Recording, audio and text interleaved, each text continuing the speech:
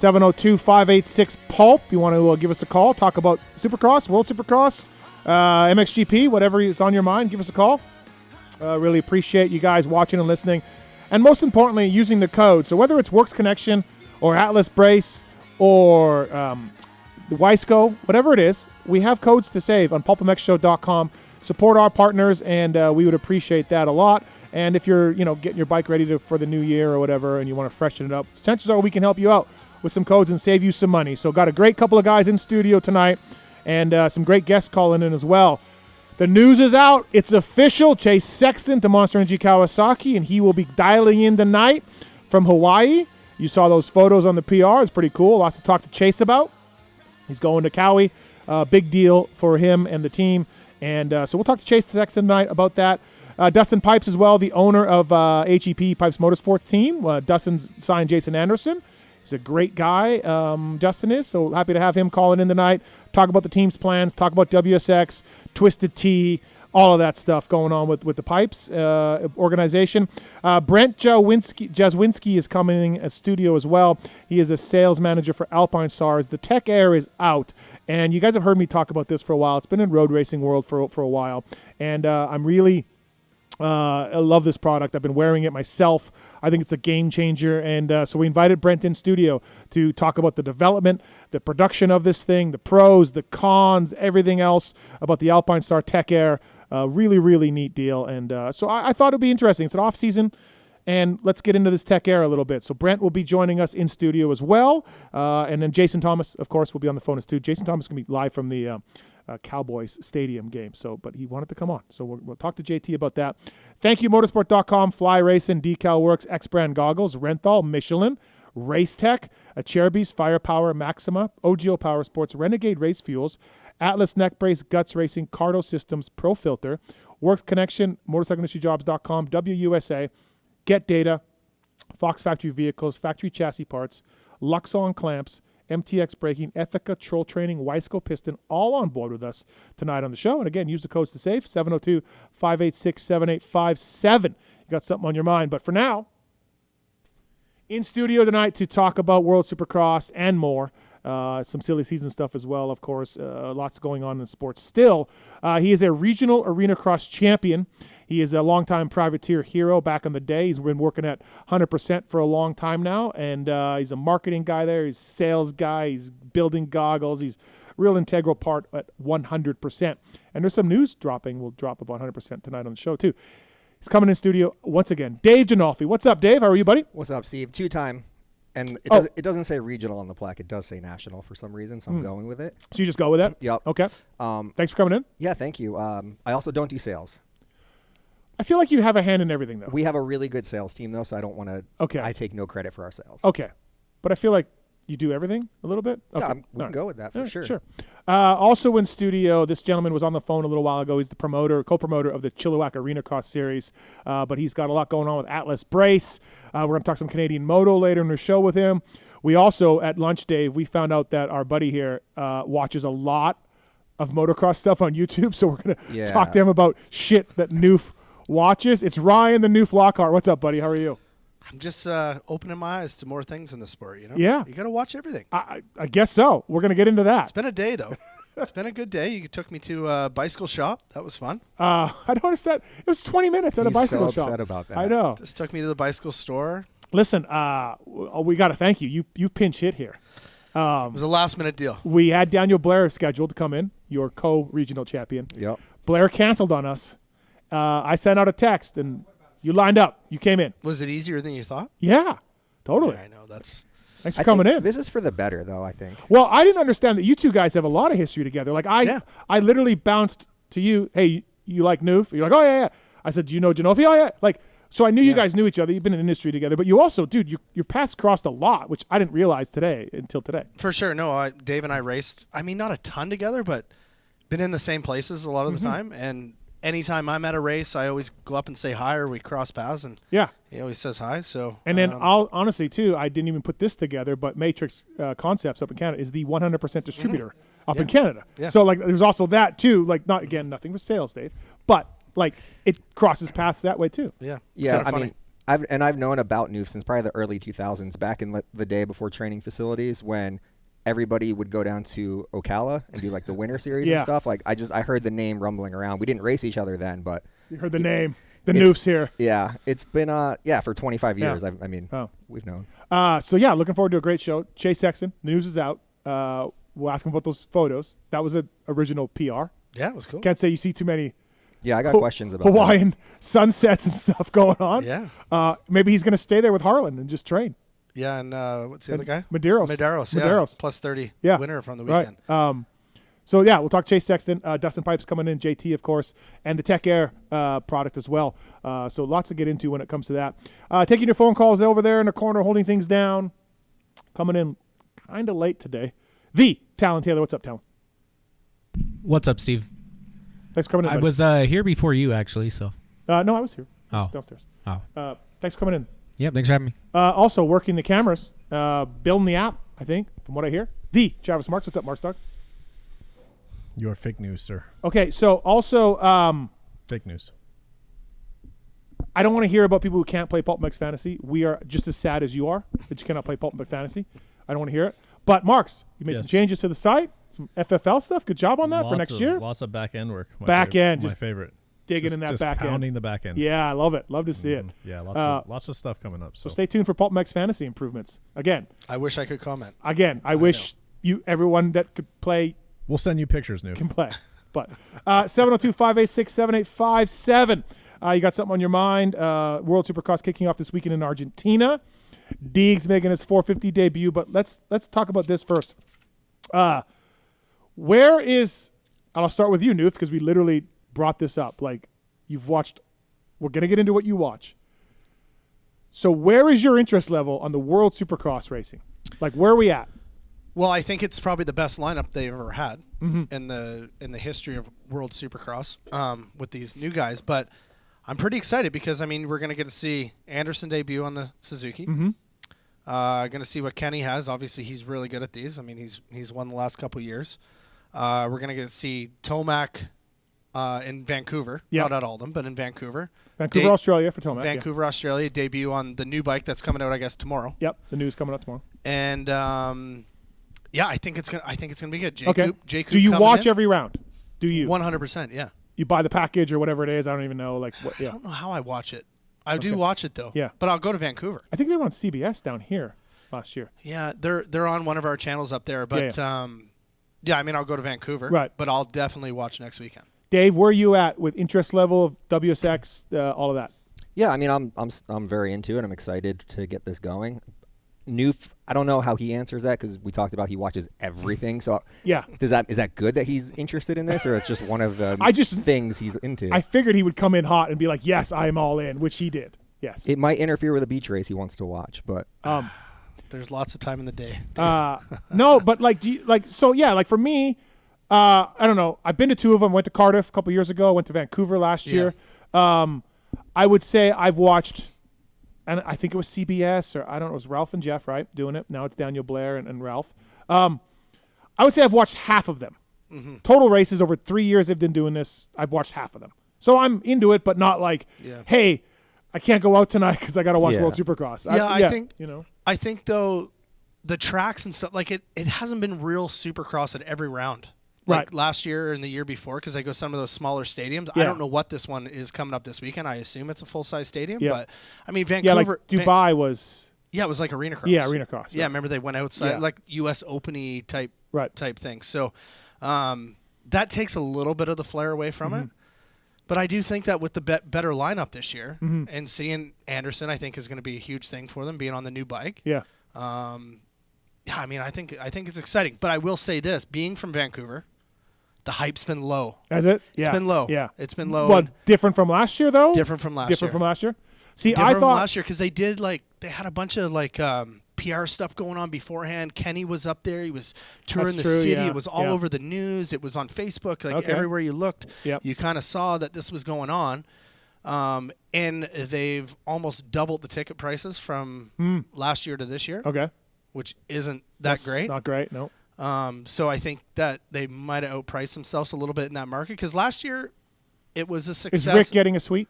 No. Oh. Too much. Because Rick did last year. Matrix did last year. Okay. Matrix. But it literally tripled in price from what it was. Right. So I think that they built some good momentum last year because the turnout was all right.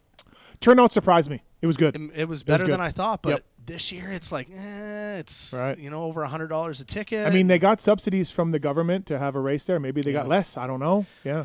Not sure, but I kind of thought that, it's better to have 17,000 people in there at $50 a ticket than 12,000 at $100 a ticket, right? So, either way, I'll be there. Yeah. You know that. Oh yeah, yeah. No, I listen. I've been impressed by the racing, impressed by the formats and all of that. The cardboard tough blocks are great for entertainment purposes. At the 2 rounds I've been to, Dave, obviously with Deegs jumping in and Tomac jumping in and all that, but it really looks like it's Anderson, Savacci, or Craig, right? Yeah, and I want to add. Yeah, I want to add. Or Roxon. Sorry, Roxon. But I don't know if Roxon's doing them all. We gotta ask Pipes. So the other thing I want to add to Newf, like not only is the lineup good, there's a lot of news in the lineup. Like Craig's on a new bike, Jason's on a new bike, Vince is on a Stark, Deegs on the 450, Tomac on a new bike. So it's like a great lineup with new variations too, which I think is exciting.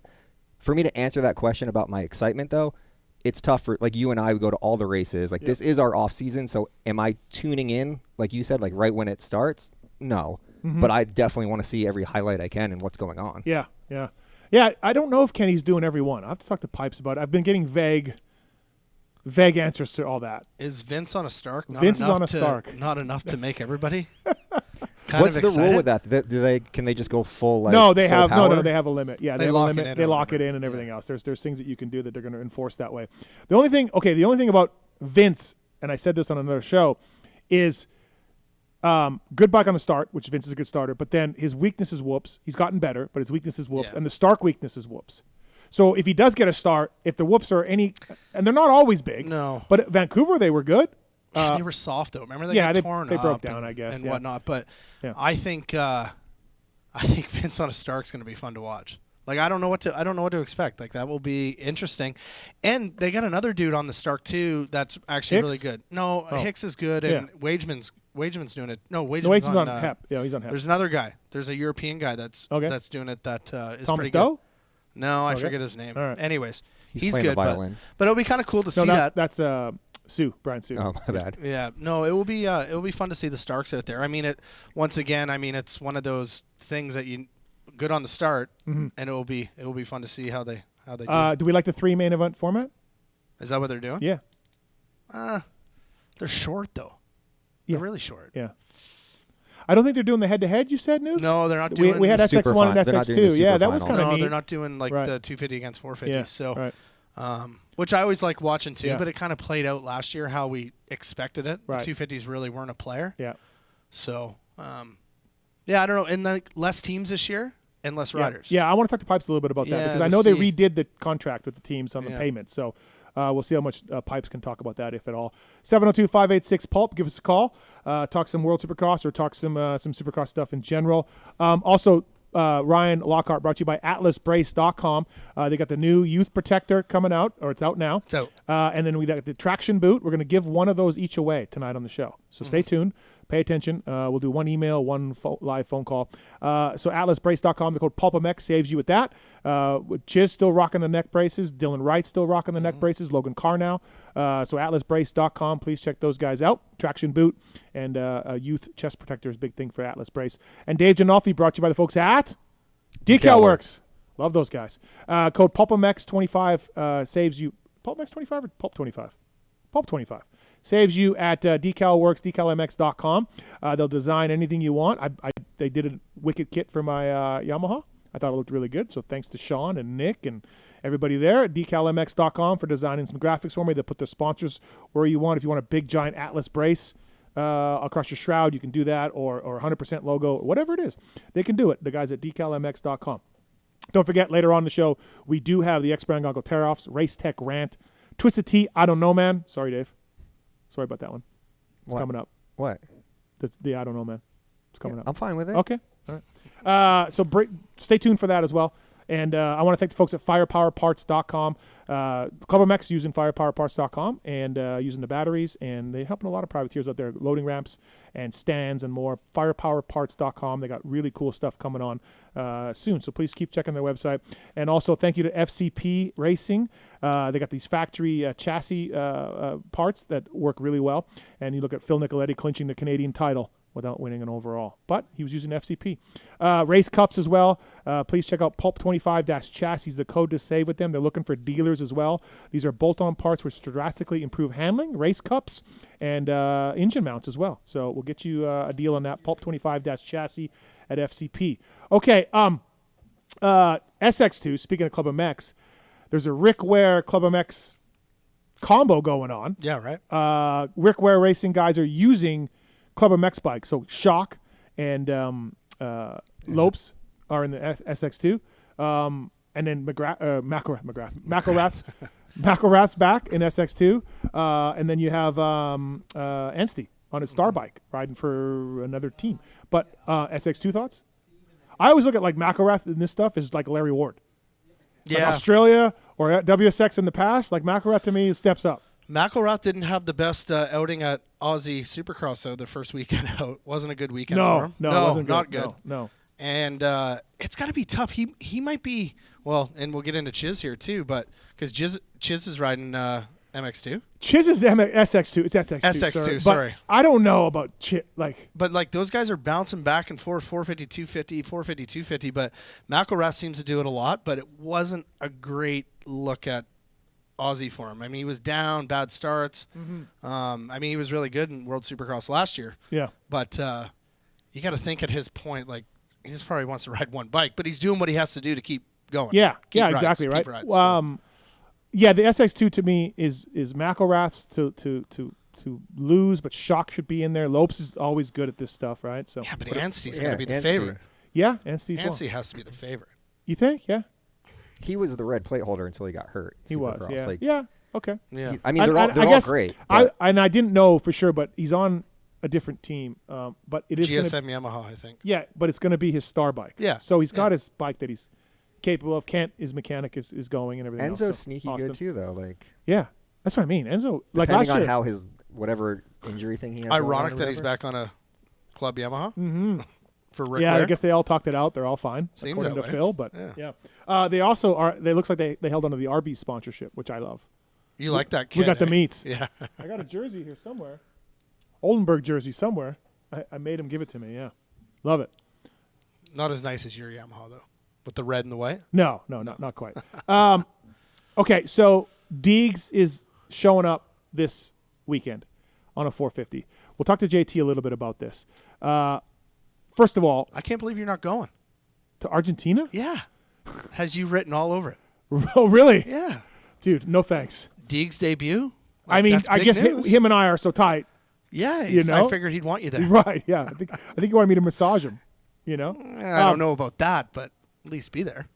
What do you guys think? Sounds gay. Like, I'll let Dave go first. Okay. I mean, go ahead.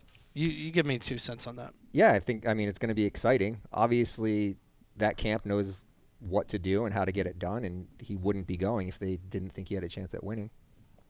Do you think he can win? I don't see why he couldn't win. So wow. yeah, I guess. I don't think they would go if they didn't think they could win. Yeah, just that mentality. I'm so far removed from it. Right. But watching the vlogs. Of course, I watch his vlogs. Oh yeah. Of course, I watch his vlogs. I don't have it on my list here because it's not one of my favorite. But listening to Brian talk, we're just easing our way into this thing, and it's a learning thing. He's going to be good. Right. He's going to be good, and I think coming in there like that. But so what you're saying is he's going to beat Ken Roxon. It wouldn't surprise me. Or Justin Cooper. It wouldn't surprise me. Really? Yeah. Oh, that would surprise me. If Deegs won, I would be surprised. Really? You'd be sitting there like, oh my God, how did he do it? I would be surprised. Yes, absolutely. Yeah. I wouldn't. I mean, he's great rider, but. Yeah, but if RJ won, what would you think? If RJ was there, I'd be surprised if RJ won. Well, I would too. Okay, but I think, Kenny, obviously fast, good starter. I mean, they all are, all of that. Yeah. But so is Deegan. Anderson. It sets up for Deegan so perfectly to make his debut here, in my opinion, because it's like, yes, it's a series, it's the World Supercross, but these other guys and Deeks too have this big picture of, obviously Anaheim's and coming up, but it's a no pressure situation. The other guys, are they really gonna die trying to beat them? They're set. It sets up to be perfect for them to come in, be fast right off the get go, get the start, and run away with this thing. I could see him winning like clear as day. Yeah, I think so too. Steve, what do you think would be more surprising? Tomac winning right off the bat in the KTM or Deegan winning here? Deegan. Would be more surprising? Yeah. Tomac's, yeah. With like no time on that bike? I mean, he's got time. He's been sure, but yeah. I think there's. He's not just going to get on it tomorrow, Dave, when the press drops. Correct, but still, I don't know. Right. I think you're off on the Deegan thing. If Deegs wins, we knew we could do it. If Deegs gets 5th, we just didn't have enough time. Yeah. No. So either way. It's No. one of those. I mean, either way, they're going to play into the situation perfectly. 50% of the people don't like him, so either way, he's going to get flack or praise no matter what happens. Yeah. It's just that's the world we live in nowadays with Deegan and all that. JT's going to come up here shortly, and I want to talk to him about a little bit about Deeg staying on a 450 discussion we had last week. But Matt is on line 1. He does want to talk about Deegs. Matt, what's up, man? Hey, first-time caller, long-time listener. Me and my buddy were going to a ride this weekend, and we were actually arguing about Deegan and what category do we put him in if, hypothetically, he never wins another championship if he goes to 450 this year. Like, is he Jeremy Martin? Is he Colt Nichols? Because, they were all one-time Supercross champs. Like, what category do we put him in then at the end? Well, look, he's got 2 national titles, so he's above the Nichols Craig guys, because I've been on the record many times as saying a national title is infinitely more harder to win than a 250 Supercross title. So he's in Steve Lamson's category and J Mart in that kind of category. But but don't you feel like, okay, so Matt, you got a lot of background noise, Matt. We got to go. Let's say he doesn't win. Could you compare him to a Pastrana even? Well, with the hype around him? Sure. I was going to say let's remove the hype and just go off results. But here's the thing. Like, J-Mart and Lamson, 2 guys that won multinational titles, never a Supercross title, but close. They never won 450 races. Mm-hmm. I mean, all 3 of us think that Hayden Deegan will win 450 races. He may not win a title, but he will win 450 races, right? Like, we're all on board with that. So, like... Well, there's no ever guarantee of winning a title, but it'd be hard to bet against that right now. Be hard to say he's not going to win races. Yeah, so if he wins premier class races, he's already above J-Mart, Lamson, right? Those type of guys, which and Pastrana never won a 450 race either. No. So he'd be above those guys if he wins a 450 race, which we all think he really will. Mm-hmm. So to me, he's going to be above those guys, but then below the title guys, right? Like a Yogi. Like Yogi won 450. A lot of them. But never won a championship. Yeah. So, but I mean, look, he's really good outdoors. I don't know if he'll ever win a 450 Supercross title, Hayden. I'd go on record as saying, like, that's probably 50-50. But an outdoor title, man, that dude digs outdoors. Like, you're always lower on the Supercross side for him. And, I mean, of course, the success hasn't been there on the Supercross side. But I just think that he... When you say I'm always lower, but then you just said, you're right, success hasn't been there on this. He's working it out in his head. But you watch him ride Supercross, and you're like, how does anybody beat that guy? But then he always seems to put himself in mistakes. He puts himself in that situation. Yeah, he really does. Bad start. The tighter Supercross tracks, he doesn't allow him to go everywhere he wants to go. But even a lot of time outdoors this year, like, he got eaten up a few times on the first 10 minutes of the moto, and he drops back, but he has that time to come through. He figures it out. He finds the flow, and he goes. And Supercross, you don't have that time, right? But even outdoors, I don't think he can do that with Chase, Hunter, Jet. Like, no, he can't make those mistakes. You can't let those guys get away. Up his game. Yeah. Almost near perfect. I just think, like, again, I would say to me right now, 50-50 that he wins a 450 Supercross title, like literally 50-50. Yeah. And to me, outdoors is like 75-25. Like, he's going to win an outdoor title. Yeah, I would agree. Yeah. Would you? Am I low? High? Dave, you're looking at me. You're shaking your head a little bit. It's hard for me to. I guess I don't know yet. Not enough. Evidence. Well, he has there. a guy named Jet Lawrence that he has to race against. So yeah, but how long? That's a hard part. But how long does Jet stick around? Okay, we're talking like I'm talking like when Jet's still racing and the Lawrences and And those guys, you're talking like he's the next guy after they're not there. I think he's with those guys. And then when they're gone, he's the guy. I mean, it all depends on injury. I mean, there's so much hypothetical here, but I don't think Jet sticks around like till 30. I don't either, but I don't think Hayden does either. Okay, yeah, maybe He might be out the same time. right. How old's Jet? 21, 22? 22? Yeah. Hayden's what, 20? Probably. Yeah. One thing I am looking forward to, and Dave, you probably don't want to say, but it would be great if you did, but you probably won't. But okay. But Quiet down. there is so much animosity between the Lawrences and the Deegans. That seemed like a statement. Was that a question? That's a statement. Okay. Yeah, Can you back that up? Staring into Dave's eyes here when you're saying that. Well, because I'm waiting for him. We're gonna see it. It's coming. I don't think there's any more than Deegan and anybody. Like Really? Yeah. I mean, obviously, he's the kid coming up. You have the Lawrences who are 1 and 2 in the championship, so automatically there's going to be tension there. More from but was there Sexton was the kid coming up versus Eli Tomac, who was the man, and they're fine. Yeah, but Eli's like, I feel like he doesn't count. He's Okay. He's pounding fences in Right. his own world. Okay, literally pounding fences, getting Yeah. arm pump. Right. Yeah. I think it's extra. You're just not saying it. I think Deegan is good at making himself annoying toward the Lawrences, like press conference stuff and that kind of stuff. Yeah. So is there tension from the Lawrences side? I don't think obviously they acknowledge it, but they're not thinking about him. Like it's not like they're really letting him bother them. No, I'm not saying that. They're not bothering him, but there's like, I don't like you and I don't like you. Oh, for sure. But that's 100%. Yeah. But again, like I said, but that wasn't Chase Sexton and Eli Tomac were not like, hey, I don't like you. I don't like you. They were not like that. Neither was Ricky with Chad. Like there was rivalry, but yeah, this is beyond that. And this is part of the times we live in, social media, all that shit, right? It's also part of that. The Deegan bed bugs can be really annoying. So there's probably a lot of those attacking the Lawrences over time, right? And that builds up. So I am thinking this is, going to be good that way. When he gets there, it's going to be good, man. Right. Like the people that are in the pits walking up, asking Jet, "Oh, what do you like?"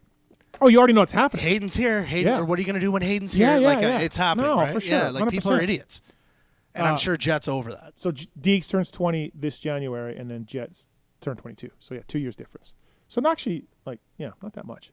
But they could be around the whole time together. Again, I think Deeks has a lot of work to do in Supercross to get to Jets level. Like Jets, unreal. But I mean, look, he put his knee down and tore his ACL, like a stupid, injury. So that can happen. But even outdoors, again, with as good as Deegan is and his style of outdoors, like you said, he has a lot of work to do in Supercross. I still feel like he has a lot of work to do in outdoors. Do you really? Yeah, I think he's a badass for sure. But Jet, Hunter, like they're almost mistake free. Yeah, but dude, Hunter just won the 250 motocross class. Just won the 250 motocross class.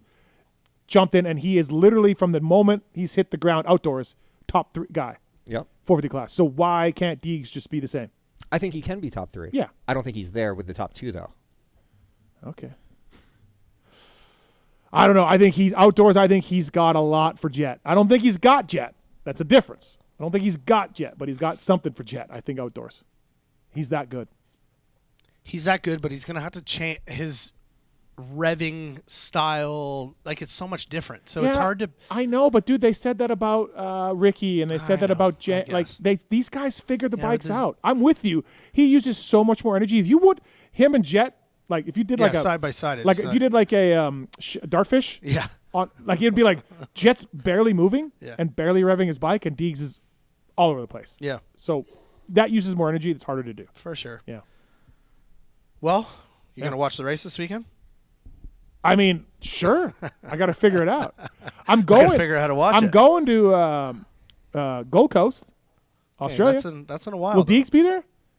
Is that one he's doing? He's doing Australia. Yeah, so I'll talk to him there. I think. Don't quote me. I think. No, I think he is. I think it was that one. Yeah, he is. I'll talk to him. Something that he's out for that one. No, he's in. No, he's doing 2 of them. He was missing the. What if he wins this weekend and just does the whole series? I don't think he can as a wild card, can you? Yeah, I don't know. I'm sure they're gonna fucking let him. Okay, so yeah, Dave. You're gonna say, hey, I man, don't know what. sorry, dude, you're a wild card, man. You can only do one.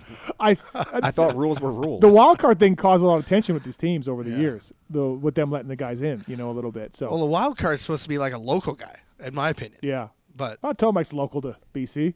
Yeah, I guess these guys are wild cards. But do you think that the wild card guys, so Justin Cooper, Tomac, and Deegs, do you think the wild card guys, like if you're Savachi or Craig, are you even like caring if they beat you? Are you trying? Are you just like, hey, look, man, I want to win this series? Like, no, they're in it for the series, right? Yeah. I feel like that. Yeah. Like, look, I'm not saying, like, let's face it, Tomac is faster than Savachi or Craig, like.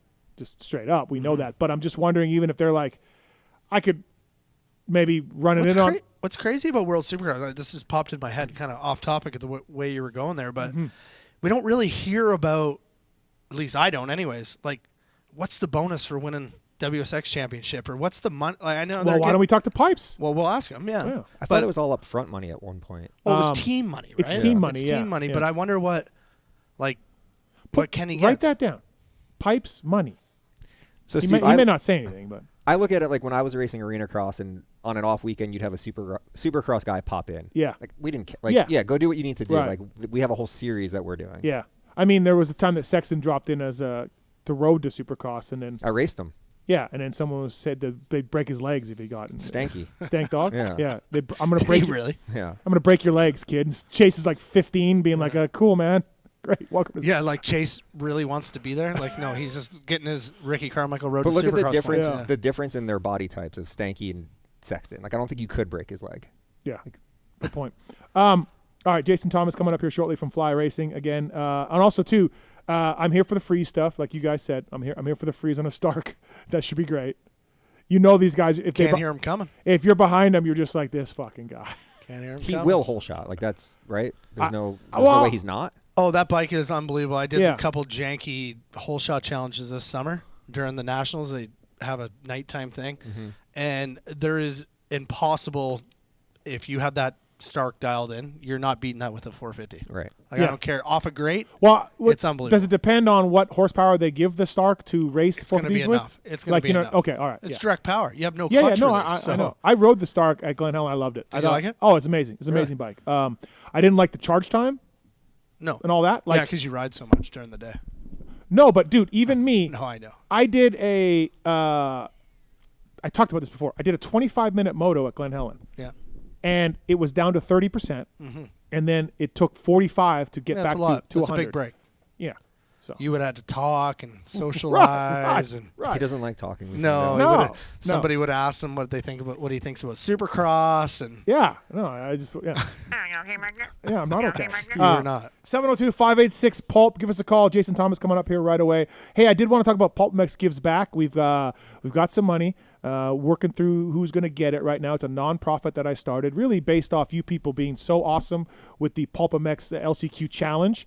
Really awesome that you guys support that thing with the privateers. And so we started a 501c nonprofit to help injured riders. Yamaha OAI program kicked in a bunch of money as well.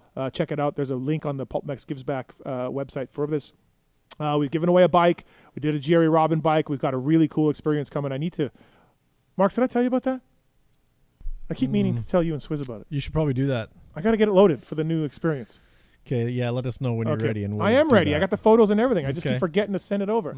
So the next up for bid, and all the money goes to injured riders, will be a really, really cool experience. Dave's going to be part of it. He doesn't know it yet, but he's going to be part of it. So please check it out, pulpmxgivesback.com, a 501 nonprofit organization to help some people out who need it, man. Hey, Tallon, let's try to get JT on the line if we can and see if we get him early. He's at the Cowboy game. I think kickoff's already happened. I don't know. You won't put it on the TV. Well, I might. The way this hockey game's going, I might do that. More WSX talks, and we'll talk to JT about the Deegan thing too, about staying on this as well. Also, hey, Cardo Systems. I love the Cardo stuff.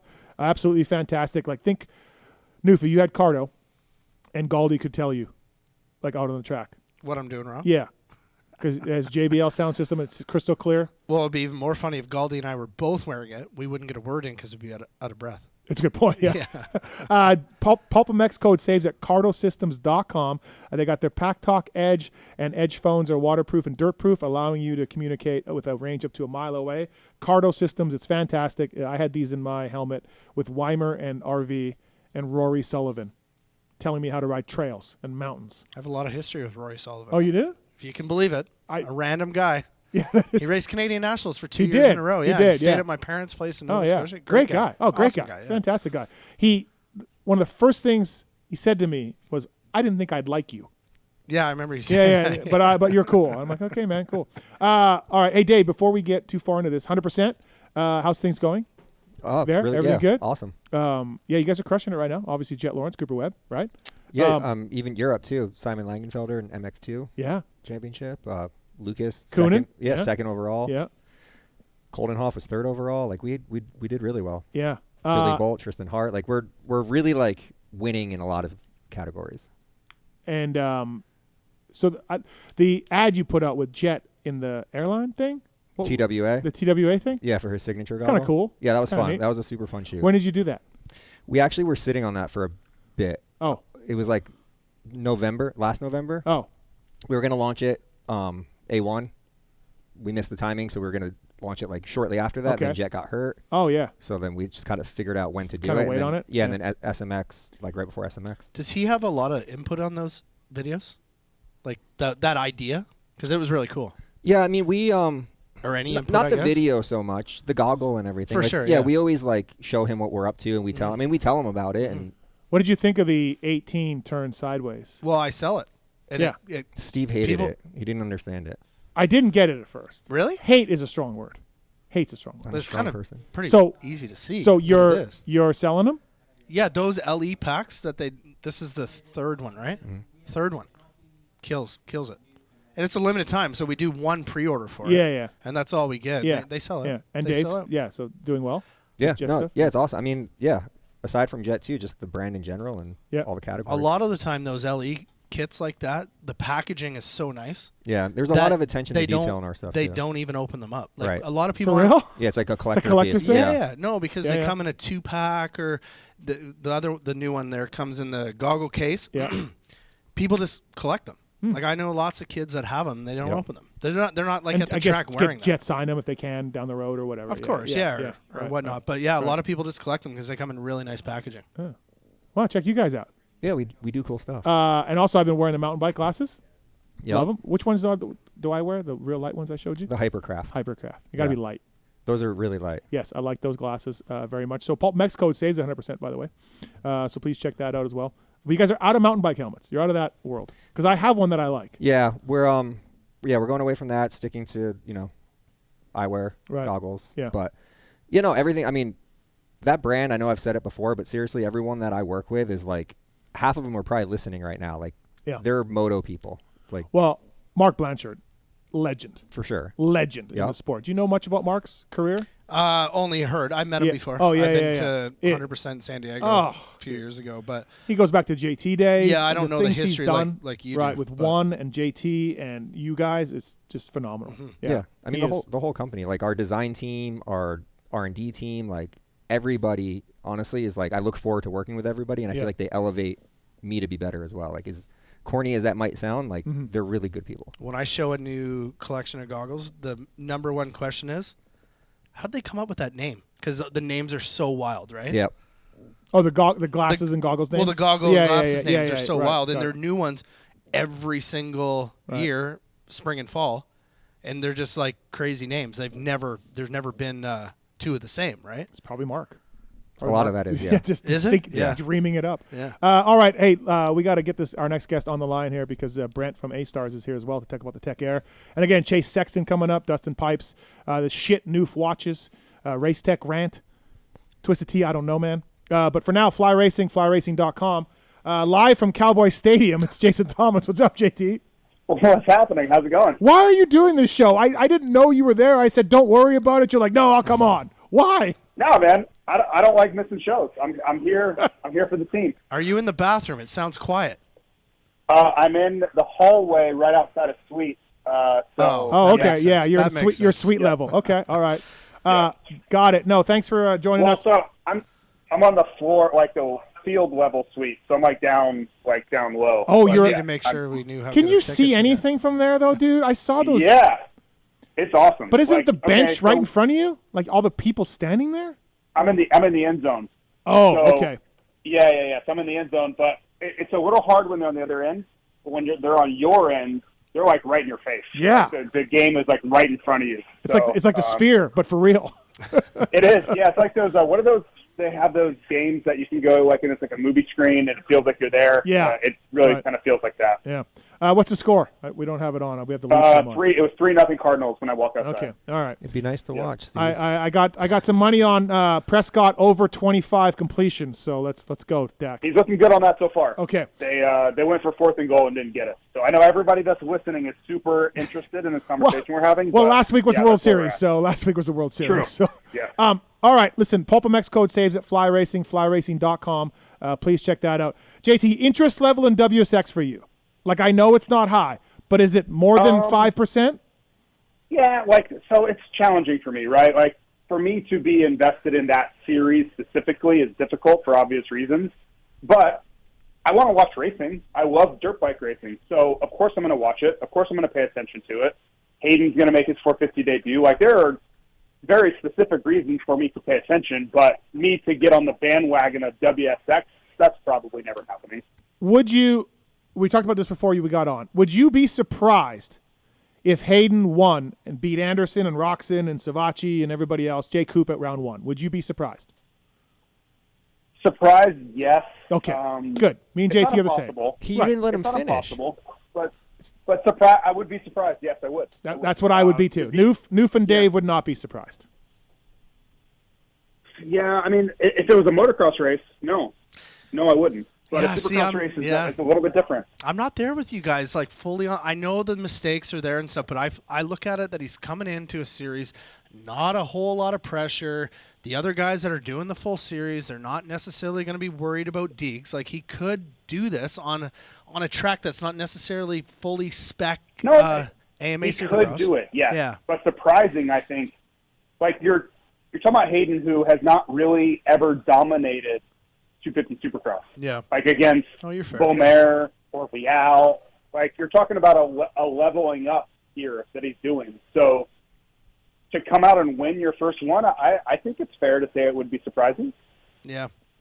I guess watching his vlogs have me swayed because they make him look so good, right? Stay away from the Insta bangers. Like, you're getting misled. So let me ask you this, JT. So let's say he does win, then what happens? Where do we move on from here? Well, I think the conversation right now is about, does he race the West Coast 450 rounds or not? That, to me, that is the biggest conversation piece surrounding Hayden Deegan right now. Mm-hmm.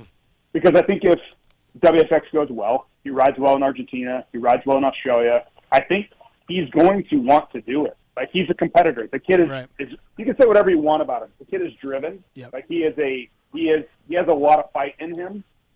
And I think he's going to want to show up and go against those guys if things are going really well. Okay. And they're going to have to make a hard decision about, do they sign him up? Because I do think they want to win every 250 title, so they want to race 250 East Coast. But there is an opportunity for him to go race these 450 West Coast races, but it also comes with risk. If he's not prepared, if it doesn't go well, there's going to be a lot of noise around his program if it doesn't go well. So that is the risk that they take. So to me, that is the conversation. Is he going to be good enough to avoid all the backlash if A1 doesn't go well? And that's a judgment call that they're going to have to make sometime in December. So we literally discussed that with Kellen and Lewis last week. You weren't on, but I just think, and Weege is on my side a little bit too. I think unless he, like, if he goes 1-1 in the 2 rounds of World Supercross, then sure. But to me, he's racing 250s. I think he's got another year to dominate. I think he's racing 250s also, but the question is, does he dip his toe in the water in the West Coast at some point before that? I think Brian, with the way Brian thinks and everything else, they can't get in and dip your toe in. Like back in the day, Chad could jump in and get 5th at A1 or 6th, and everybody was like, that's awesome, you're amazing. And then Chad went east and dominated. Or Michael Byrne or all these guys that jumped in and rode West Well, they're not Coast. Hayden. That's what I mean. They are not Hayden. And they don't have the media circus surrounding him. He can't dip his toe in. He can't. No, he can't. I agree with you 100%. But this is the forbidden fruit that is they're dangling.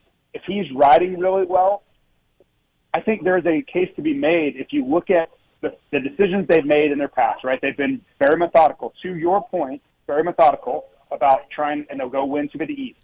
But there is also an argument to be made that they really enjoy having every headline being about Hayden Deegan. And every headline will be about Hayden Deegan if he decides to race Anaheim 1 on a 450. Every single one.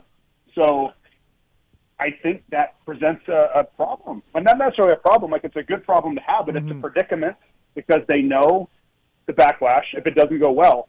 But also the temptation of having the entire SMX, Monster Energy Supercross world talking about you going into A1 and stealing that away from Jet and Tomac and Eli and Sexton and everybody.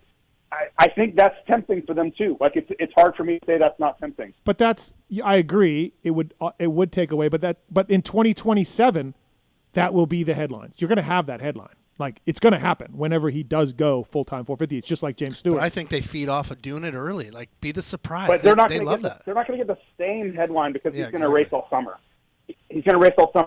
Okay, true. True. Yeah. So it's not going to be the same. Okay, true. I'm not saying which side he does, right? I'm presenting the case for each decision, and I think there's merit to both of them. So it's going to be I really think these WSX rounds, that's the most interesting aspect of it for me, right, is to then determine the narrative for what Hayden does in 2026. Dave, what do you think?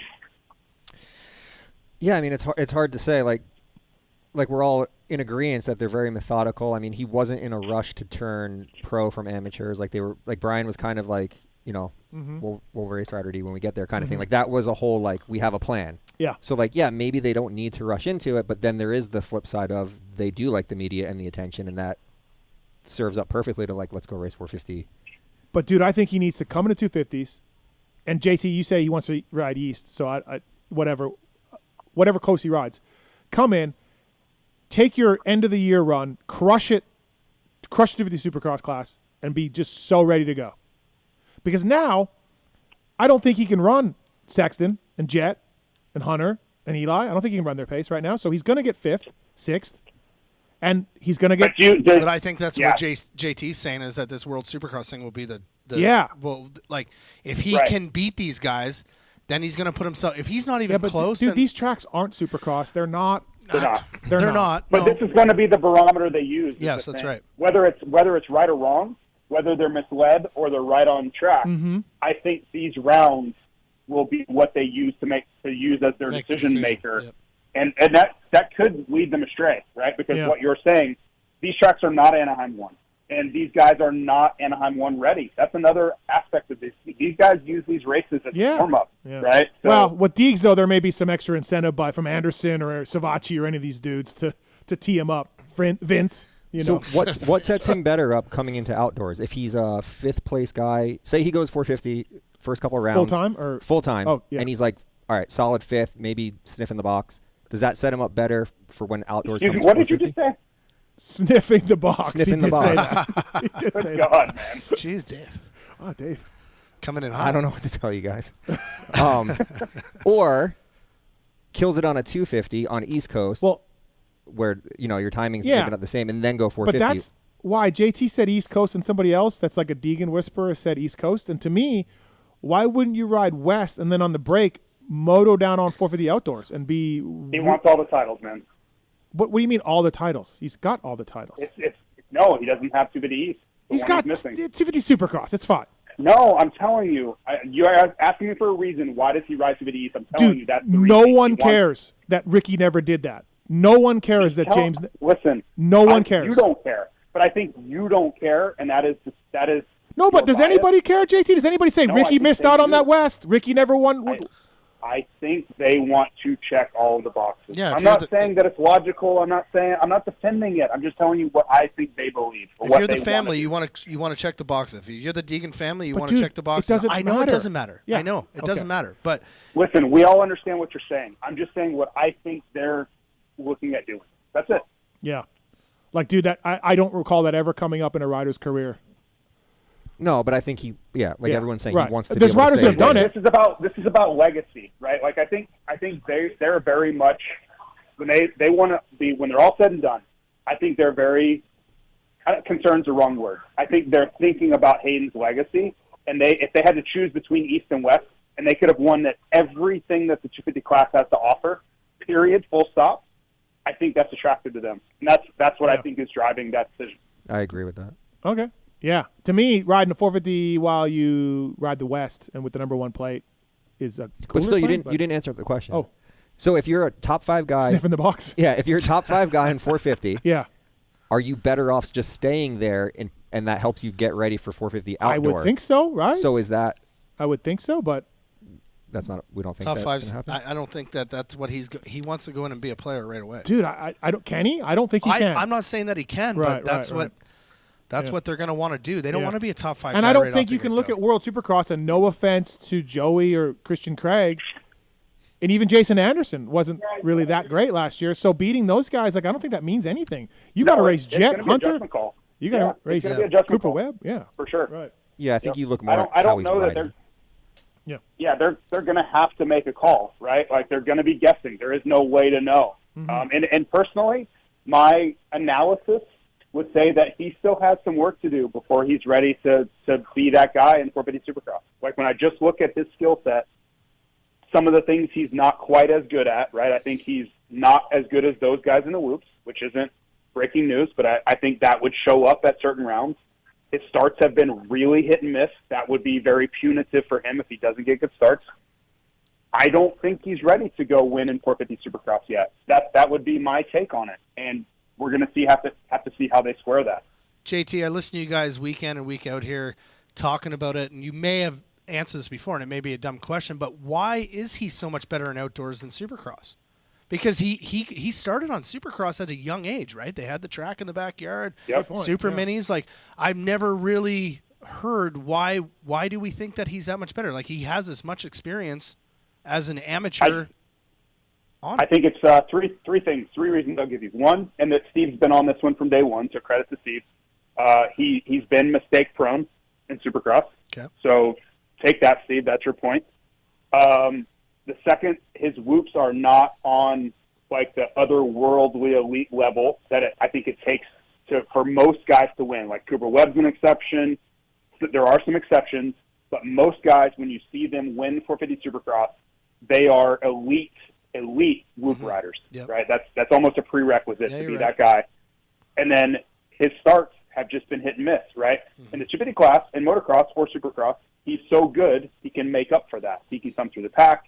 He can erase that start, inconsistency. In the 450 class, it's so hard to do that. You're just in a different level of competition. So I think, in motocross, he's got 35 minutes to clean up a bad start. Yeah. You don't have whoops to contend with. And he's fitter than most riders are in motocross, right? So he has all these edges that kind of clean up those little things that maybe would show up more in the 450 class. So, I don't know. I just think it's the little things that he's able to overcome in 250 class, whether Supercross or motocross.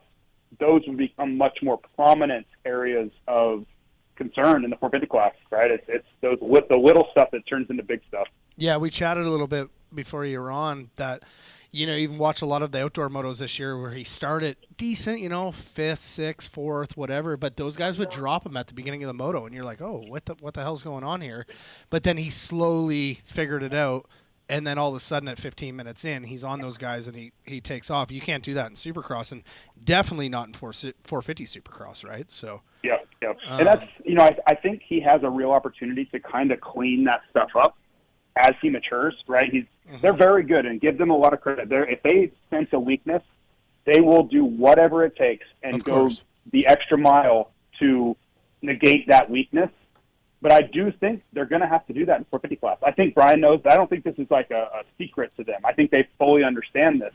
But that's what I worry about if he goes to the 450 class early, is those things they're going to show up on Saturday nights, and he's not going to like it because the level is simply different, right? Where he can clean it up and like get second or third to Beaumare and Davies, that's going to be a 7th in the 450 class or worse. Yeah, which that's just how that class works. And that's a lot heavier than Okay, that could pile up. That could pile up for Code sure. PulpMX to save at flyracing.com. Cooper Webb, RJ Hampshire, Chance Hymas, JT. I've been seeing Hymas out at Mesquite riding some Supercross. Training partner, right? Yeah, training partner of mine. Yeah. He's going to be doing West, by the way. Shimoda's East. So breaking news there. I don't know if you guys knew that, but so Deegan Shimoda battle then.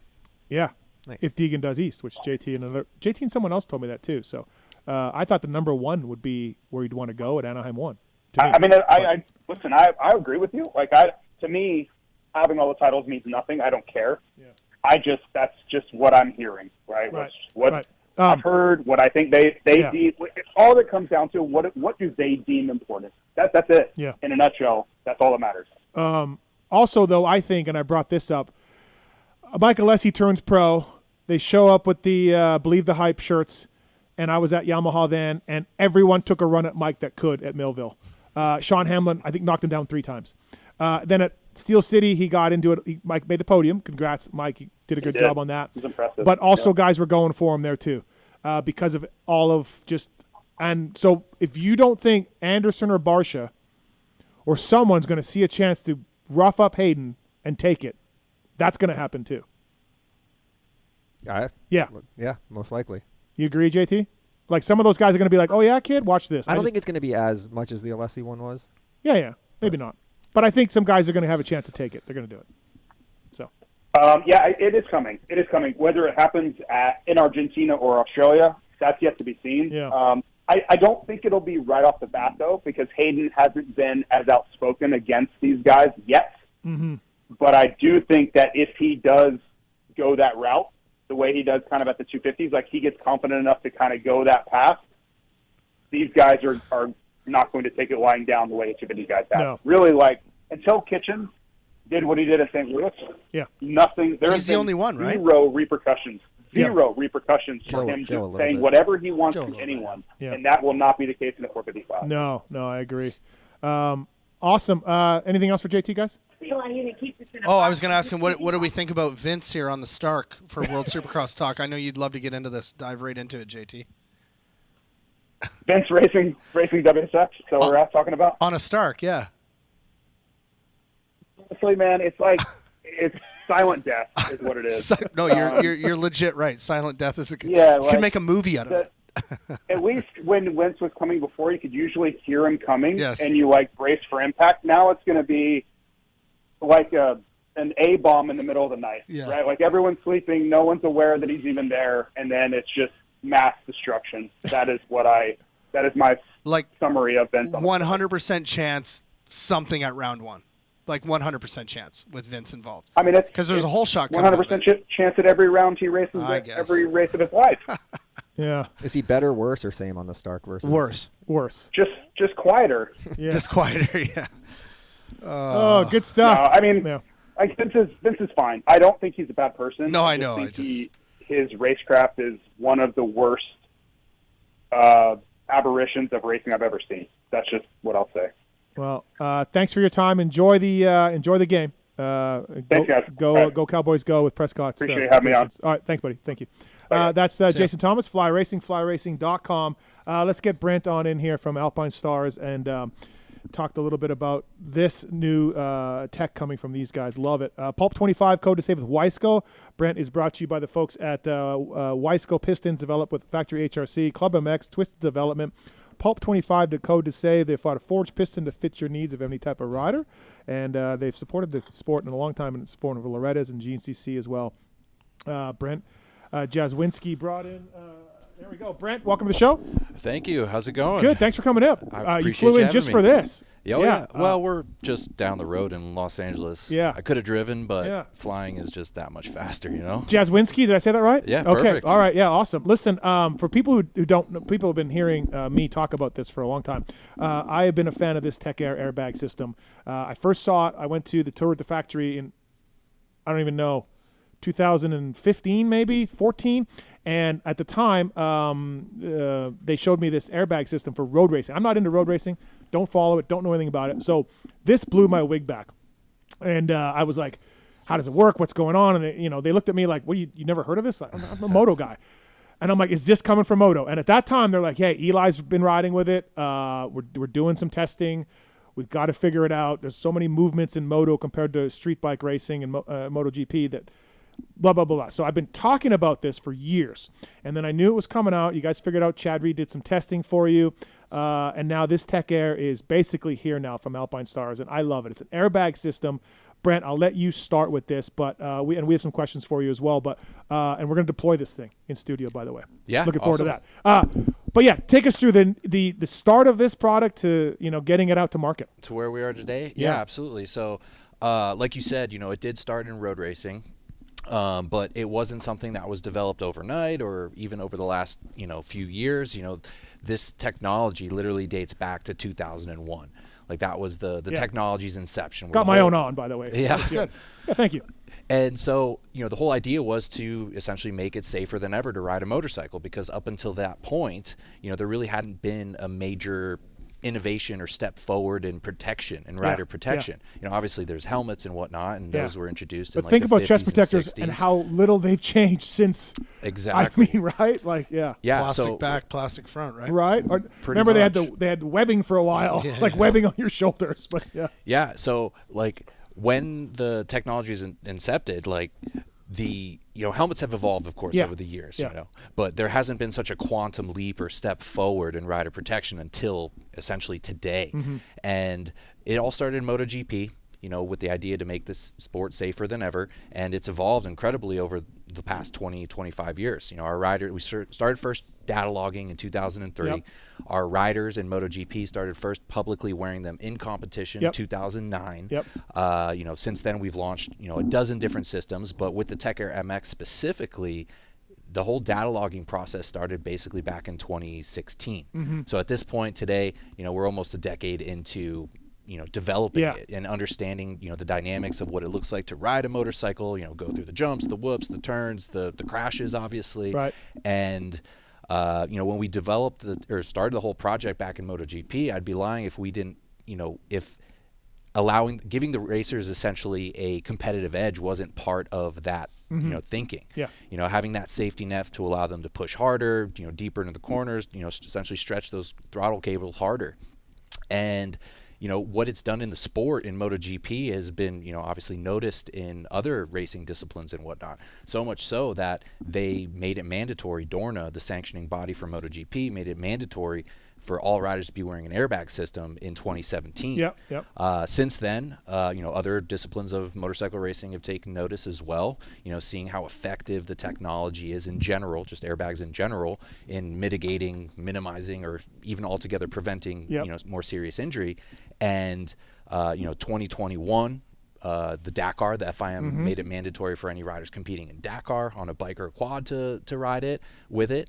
And American Flat Track did as well. So it's only growing, and Moto America, the U.S. Road Racing Series made it mandatory this year. Oh wow, I didn't know that. Okay, I mean, they did that. The vast majority of riders were already all wearing airbag systems, but they made it a proper rule. Right. So yeah, like you said, it's a fully integrated airbag system. It basically looks just like a regular old chest protector. Yeah, so I'm a fan of the A1. I wore the A1 Plasma before this, so I love it. It's really the best underprotector that I found. So that's what it's kind of based on, right? The A1. Exactly. Well, the A4 technically, but the front is the same as the A1. So yes, it's kind of a little hybrid construction there with the back protector. But yeah, the only real difference is that there's an electronic module in there, plus a battery and an argon canister that inflates the bladder. Safe to say the Moto and Supercross has been the hardest thing to figure out for you guys, right? With the movements, like I said. I would say so, yes, definitely. I mean, considering the technology and the way in which it's evolved over time, it started in road racing, right? In MotoGP, where you can argue and say that, these are the smoothest surfaces you'll be riding on. And then, transition to street, and then to off-road, like with rally, Dakar and all that. And, finally now into motocross and supercross, which, supercross is arguably the most chaotic, form of motorcycling in terms of what people, the G's, forces and whatnot, and just the things they do on the bike. And poor Jordan Smith, who wasn't wearing it when he crashed out in, was it Glendale or Dallas? When was that? One of the one where he broke his ribs and stuff, that was Arlington. So Jordan, we love Jordan, but he does have a tendency to go down. Wasn't wearing it there and has worn it at other times. And during your demo at the MXDN, you're like, oh, here's Jordan. Here's Jordan not wearing it. Here's Jordan wearing it. Here's Jordan wearing it. Poor Jordan Smith. He had a big one in Vegas, too, where he wasn't wearing it either. Unfortunately, Jordan has been really good to watch for this system. Faulkner's been wearing a little bit here and there, too, right? Faulkner's been the primary athlete wearing it for sure. Right. I mean, for obvious reasons. You know, he's had kind of the biggest offs and kind of season-ending injuries and whatnot. So one of his biggest feedback for the wearing the system is just staying out of the hospital, staying off the ground. Yeah, you look at his crash in Dallas, his crash on the concrete. I mean, you had one of these on, he's probably racing the next week, you know. You know what's the crazy thing about that, though, is if it wasn't for, and I could be wrong about this, but my understanding of it was that, you know, had that not happened, you know, and he went to the doctor and the hospital and all that, like they wouldn't have found what was going on with his brain. That's is right. Is That's that right. true? Yeah. So it's kind of almost like a Yeah. blessing in disguise, if you want to call it that. How long did you have riders wearing G-force sensors, even without this on? Like just because you were collecting data, right? Yep. You were trying to figure it out. So how long did that process go? So since 2016. So 2016, basically any rider that Alpinestars works with, whether that's here in the U.S. for, you know, motocross, supercross, or overseas and MXGP. So pretty much any rider that Alpinestars works with has had a data logger strapped to their back at some point. So you've just been collecting forces and everything else. Yeah, it's more the forces for sure, but it's more so like the rider movements and motions, like the dynamics of riding and what it looks like to be in a crash is kind of where all that data comes from, or where it plays into, right? You know, and then finding that super fine line of, you know, determining what is a crash and what isn't, or at least what's a crash because I guess like a not. sudden movement could essentially at the beginning stages set it off, like a real quick. Yeah, movement. I think Chad was telling me that like early on, just him going like this in a corner, it went off, and he's like, no, we got to work on that. Like maybe not that, but Chad said it was real simple in the beginning on some of the movements where it would go off, but that's been. It was more so like how sensitive it was to certain smaller crashes and tip overs. Maybe not so much the tip overs, but like the lower speed stuff where, you know, most of us would say, I don't think I needed it to go off in that particular instance. But and so one of the things Newf was asking when I was showing him my own today was like, so it won't go off on a small tip over. It won't inflate. No, I mean, and what's cool about it too is that there are multiple different ride modes where you can essentially tailor the sensitivity of the system or the algorithm to deploy or not deploy in those smaller crashes. And that's really what we were witnessing this year in Supercross with, you know, Barsha, Faulkner, Jordan, Chance, Hymas as well. You know, wearing the system, we were essentially witnessing like the final, you know, fine tuning of that algorithm to determine, all right, like, is this too much or is this not enough, you know, so on and so forth. So it's rare that you get to actually witness that kind of thing. You know, most of that testing and stuff, as you guys know, with the bikes and everything happens behind closed doors, where, you know, the only way to really test it and prove it is in real life competition. And that's what happened. So what's been, it's not out yet, right? It's coming out soon? Well, it actually launched today. Which is a coincidence of, you know, not what the reason why I'm sitting here right now, but yeah, no, it's basically available now. Okay, and then what's been the feedback? Because you know, I've had it. A few other media guys have had it. So what's been the feedback you've been hearing? Generally, the feedback is all super positive. I mean, like, you know, the technology, the way it's going, it's almost unimaginable. You know, at least from a understanding perspective, where it's like, how does this work? You know, like, how could it possibly know? But as far as like the, you know, the fit, the ergonomics, the comfort, all that, you know, everybody seems to be very positive about that. They say, a lot of them say that when you put it on, you know, you do feel a little bit of an extra weight there to it because of the components within it. But the way it like wraps around and, you know, just sits on your body feels super comfortable. You know, breathability is also another thing where, you know, people will, you know, question it or have feedback on it. I mean, at the end of the day, you are wearing a little bit extra there, you know, to have you that much more protected, but generally speaking, you know, everybody's been super positive with like when it deploys and when it doesn't. You know, knowing what it is, you know, designed to do essentially, and that's really just the biggest thing is putting one on and riding with it. You know, once you put it on, for sure, for the first 30 seconds or a minute, you're going to be thinking about it, and you're going to be like, "Oh, is this thing going to, you know, deploy on me? What is it going to do?" And then I guarantee you, within after a minute, 60 seconds, you're pretty much forgetting altogether that it's on. What? What's wrong? Can't even hear anything. Oh, your thing's unplugged underneath there. You got the little No. Underneath the floor. Here we go. Is it like a male plug-in? Yeah. There we go. Great radio, bros. Okay. I forgot. I got to tape that up. It happened last week too. I forget. It's amateur. What is going on here? There's 2 plugs there, buddy. It's like way up. Yeah, you gotta get down there. I'm not that agile. There you go. Back in business. You see what I'm talking about? You get it? Like, it's such a loose connection. That's not even funny. Okay. Well, don't touch it with your foot. Holy. Okay, All right. anyways, Good. We're back. Okay, we're back. $700. Right? Yep. Retails for $700. Yep, Just shy of that. $689, Right? just shy. And then 2 inflations, 2 puffs, 2 poofs. So you get 1 inflation. Oh, so I thought you got 2. Okay. Well, okay.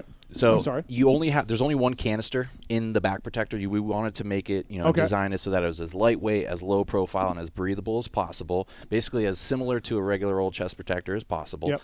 And so to keep weight down, pound for pound, the heaviest component of the system is the canister. It's an argon canister, and but you could deploy it up to 6 times before. Oh, okay. So that's what I guess I meant. Oh, yeah. so it has like charges in it or whatever. Yeah, so you'll have to crashes. Yeah, you'll have to change out the canister after each deployment because once it's blown, it's blown. Oh. And after 6 deployments, it'll basically tell you that you've reached 6 deployments. You should consider sending it in for service. For new bags. Yeah, you'll put a new bladder in, a new canister. We'll go through the whole system, clean it. We'll also update it to the latest software if it's not already running that. Yep.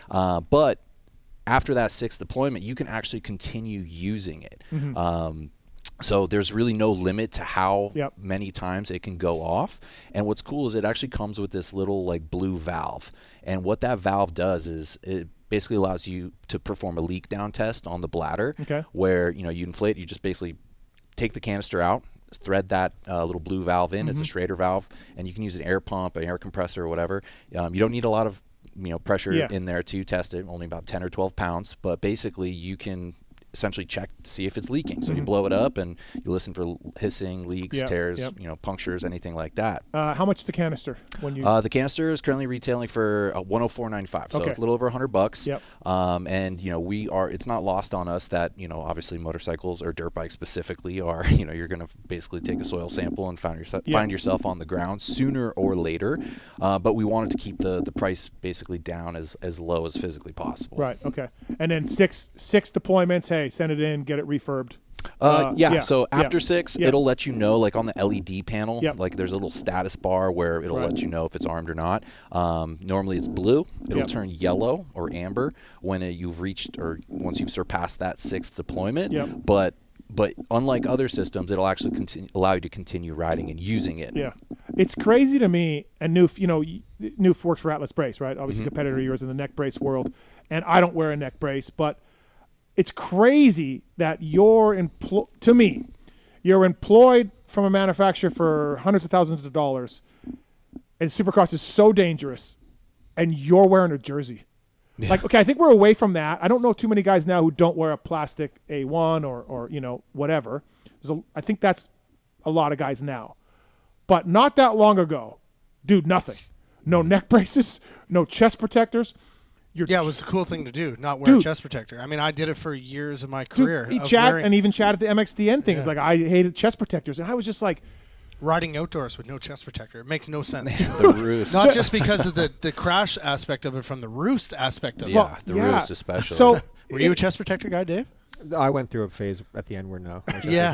It just looks so much better with nothing on. It does. But, dude, like, you're paid all this money to not get hurt, to race and make money. It's your livelihood. Why you wouldn't wear full front and back? I'm not talking Tech Air right now. I'm just talking full front and back. Why you wouldn't wear front and back is insane to me. Especially Supercross. It's not hot. Like, it's not. Calm down. You get used to it so quick. And then to me now, Tech Air is another level where, again, if I'm making $500,000, $1 million a year, and I got to stay safe to make money. Protect your investment. I'm wearing this. But these guys, though, at the end of the day, we've had this conversation so many times. Yeah, because you're braced. If they can feel 1% better wearing nothing or wearing something else, they're going to do it at that level. The weekend warrior is not that guy. Or your average racer is not that guy. But at that highest level, these guys are willing to, if they can feel 1% better, right? It's the whole knee brace, knee pad thing. But do you think a front and back chest pro hold you back from doing anything on a motorcycle? Scrubbing, moving? Mentally, probably. When you first put it on, just like he just said, you put it on, you feel like you... Yeah, but you get used to it very quickly. Yeah. Because like we just talked about, Jordan wasn't wearing this when he crashed in Arlington. Barsha took it on and off. So what do you hear from these guys, from the race guys, about why they're taking it on and off and putting it on and off? What do you hear? The biggest thing is definitely the temperature and the heat. So Supercross, obviously indoors over the course of the winter. You know, some rounds are cooler than others. Not a big deal.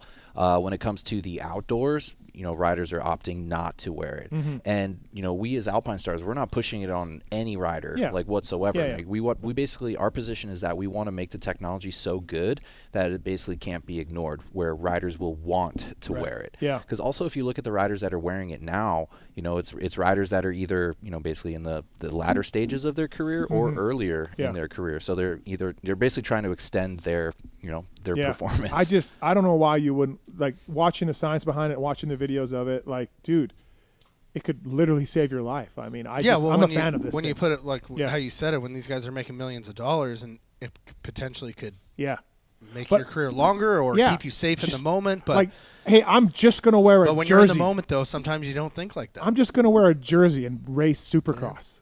Nuts. I mean, these riders are so sensitive and in tune with not just their bodies, obviously, but the bikes as well. Like to the point where like a millimeter height difference in their the trees with the tubes, like they can feel that. And so when you put something like this on them, that is something that they can feel. But like I said before, it's something that you kind of forget about really quickly. So how long have you been hearing Gabrielle and the engineers guy talk about this thing for motocross and getting it working and how's it going and what are we doing and what's the sensors at? Like, how from long the is that? jump. Yeah. I mean, I've been with the company now for 7 years, and Tech Air has been basically a major focus of mine as a whole. And to see where it's gone or where it started and where it's gone and where it is today is pretty insane. Because I mean, it's Alpinestars is truly like the tip of the spear when it comes to pioneering certain technologies, and Tech Air or airbag technology in general is probably the best example, obviously. But it's almost to the point where when people refer to airbag systems for motorcycles, they just call them Tech Airs. Right. It's rather like Kleenex, or jet ski with Kawasaki. Right. So it's to see where it's gone and see where it started and where it's gone to where we are today is honestly mind-boggling. So I've been wearing mine. I wore it 4 or 5 times already. No deployments. No deployments. No. Vet B speed. So far we've been safe. But I will say, it is hot. It is hot. Like the last few times I've been riding here up north, weather's been great. Haven't felt it. Haven't even noticed it. But the first couple times I wore it was Glen Helen when it first came out. So whenever we first got them in the media guy, and it was hot. Like, definitely. Now it is heavy when you put it on. I don't notice the weight once you get there out on the bike. The weight's fine. Putting it on before you go out there, you're like, oh, it's kind of heavy. That I didn't notice it. But yes, it is hotter. For sure. There's no way around that point. I mean, there's going to be, no matter what you do, there's going to be compromises of sorts. You can't have always the lightest, the most protective, the most ventilated, like something's got to give. And, we're talking about airbags here. And we have taken as many measures as we, could, or at least at this stage, with anything technology-wise, it's only going to get better. But like in the front, as far as the breathability things go, like the chest protector, that polyhedron kind of open, basically full airflow through the chest. And the bladder actually, like there's basically that big of a slot in the center of the chest there where there's no airbag bladder. So you are getting direct ventilation. But again, there's give and take. Look, like I'm still wearing it. But yes, it's and the other thing that my other comment would be, due to the back bladder airbag, putting a jersey on sometimes gets hung up on the little hump. Oh, really? Yeah, like the other day I'm like, hey, pull my jersey down. I can't reach it. Like, He's so specific, eh? What? User error. No, it probably is. No, because the next time after my moto, time I put my jersey on, no problem. It slid right on. Yeah, it's a you thing then. It's a you thing? Yeah. Okay. Well, like with anything, you got to get used to, wearing or using something. I mean, I don't think I will. I think I heard you. You said you normally wear the A1, right? Yes, the A1 Plasma is what I normally run. I love that. And it's a great protector. It's a great protector. So it's normally what I run. The Fly Revel, I have a Fly Revel also, which actually they just looked. Looking at the Fly Revel, they just looked at the A-Star one and went, let's rip that off. Yeah. It does seem like that way. But so I think, again, I got to wear it in the heat of the summer up here in Vegas, but I don't see myself taking it off. Like I love it. Like I just love the comfort that, hey, this thing, I don't want to get hurt, man. I'm old. Yeah, and what will really kind of change your mind about it eventually is once it finally does go off. Yeah. It's not a matter of if, but when. Yep. And I've had mine go off twice. It was actually the Tech Air off-road system. Yep. I've got about 10 hours in this one now so far, no crashes, Yep. fortunately. But once you do experience one, it's kind of a trippy experience because your mind isn't, you're not thinking about it. You're not crashing thinking, I hope my airbag goes off. Yep. It just happens in, basically the blink of an eye, actually way faster. But it happens and you hit the ground and I don't want to say it's necessarily like landing on a pillow, but boy, does it take the edge off. I bet. Big time. And then after that though, like once that happens and you experience it, riding without one almost feels like, if you were riding without a helmet, it's like, whoa, okay. Yeah. Like knowing that I had that before and not having it now kind of sketches you out. As a parent, do you make these in youth size? Like, I would think for kids, that would be like for any kind of parent getting into moto, that would be like a definitely let's get this thing. Yeah, absolutely. I mean, the youth stuff, we get questions, we are designing it. So short answer is we are making youth sizes and smaller sizes, but it's not going to come until probably sometime later in 26 because the system that the gas cartridge that inflates the bladder is argon, and argon is an inert gas, and an inert gas requires a pyrotechnic to deploy. So essentially, it's a controlled explosion that's which we're going to inflating the demonstrate here bladder. on Newf right away. Okay. Yeah. And so it is classified as a pyrotechnic device. Okay. And an ipso age? facto, Wow, you that's weird. can't market pyrotechnic devices to children. That sounds odd. So when we you have say to, it. Yeah, totally, right? It doesn't. So we How you have gonna- to figure out Yeah, how you gonna essentially dance how we're going to around make that? that Okay. make that happen. And then so faster than a blink of an eye, it comes out. Yep. And then how long to deploy? So from the moment of imminent crash detection to full inflation, so from when the system knows that a crash is happening to full inflation is on average about 40 milliseconds or faster. Okay. But 40 milliseconds is 1/25th of a second. So if you can imagine that, you could have 25 of those things deploy back to back to back to back to back, all within the span of 1 second. And it all goes back to the idea of deploying ahead of the first impact of a crash. That's what the technology is all about, from the get-go. So again, you get up from that, it goes back, it deflates.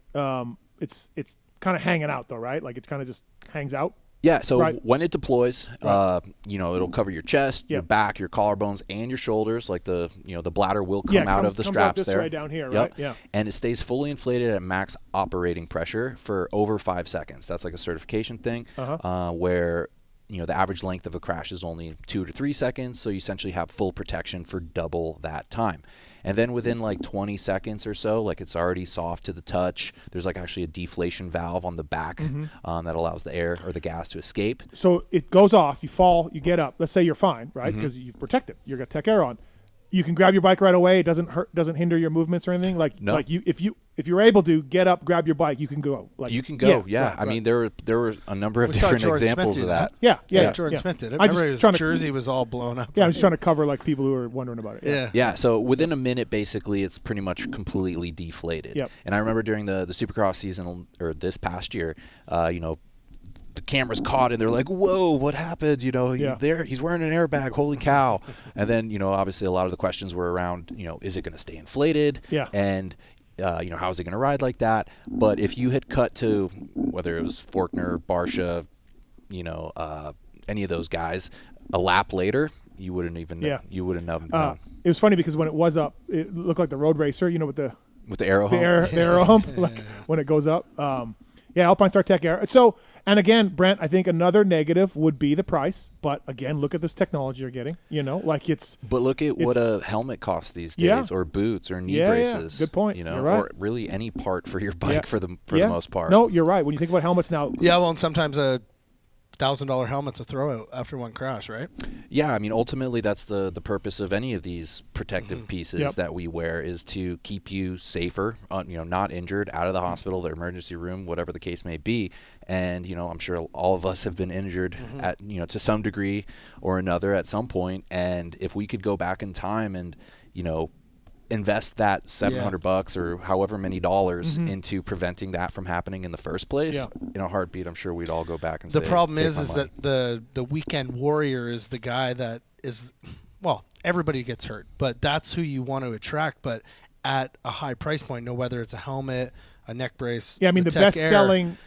Well, the majority is the Weekend Warrior, and that's who you want to get. But they are not willing. They're the ones that get hurt the most, but not willing to invest the most. You'd be surprised, I think. Yeah. I mean, there's a lot of. I think the two demographics that we've had the most interest for these systems from are.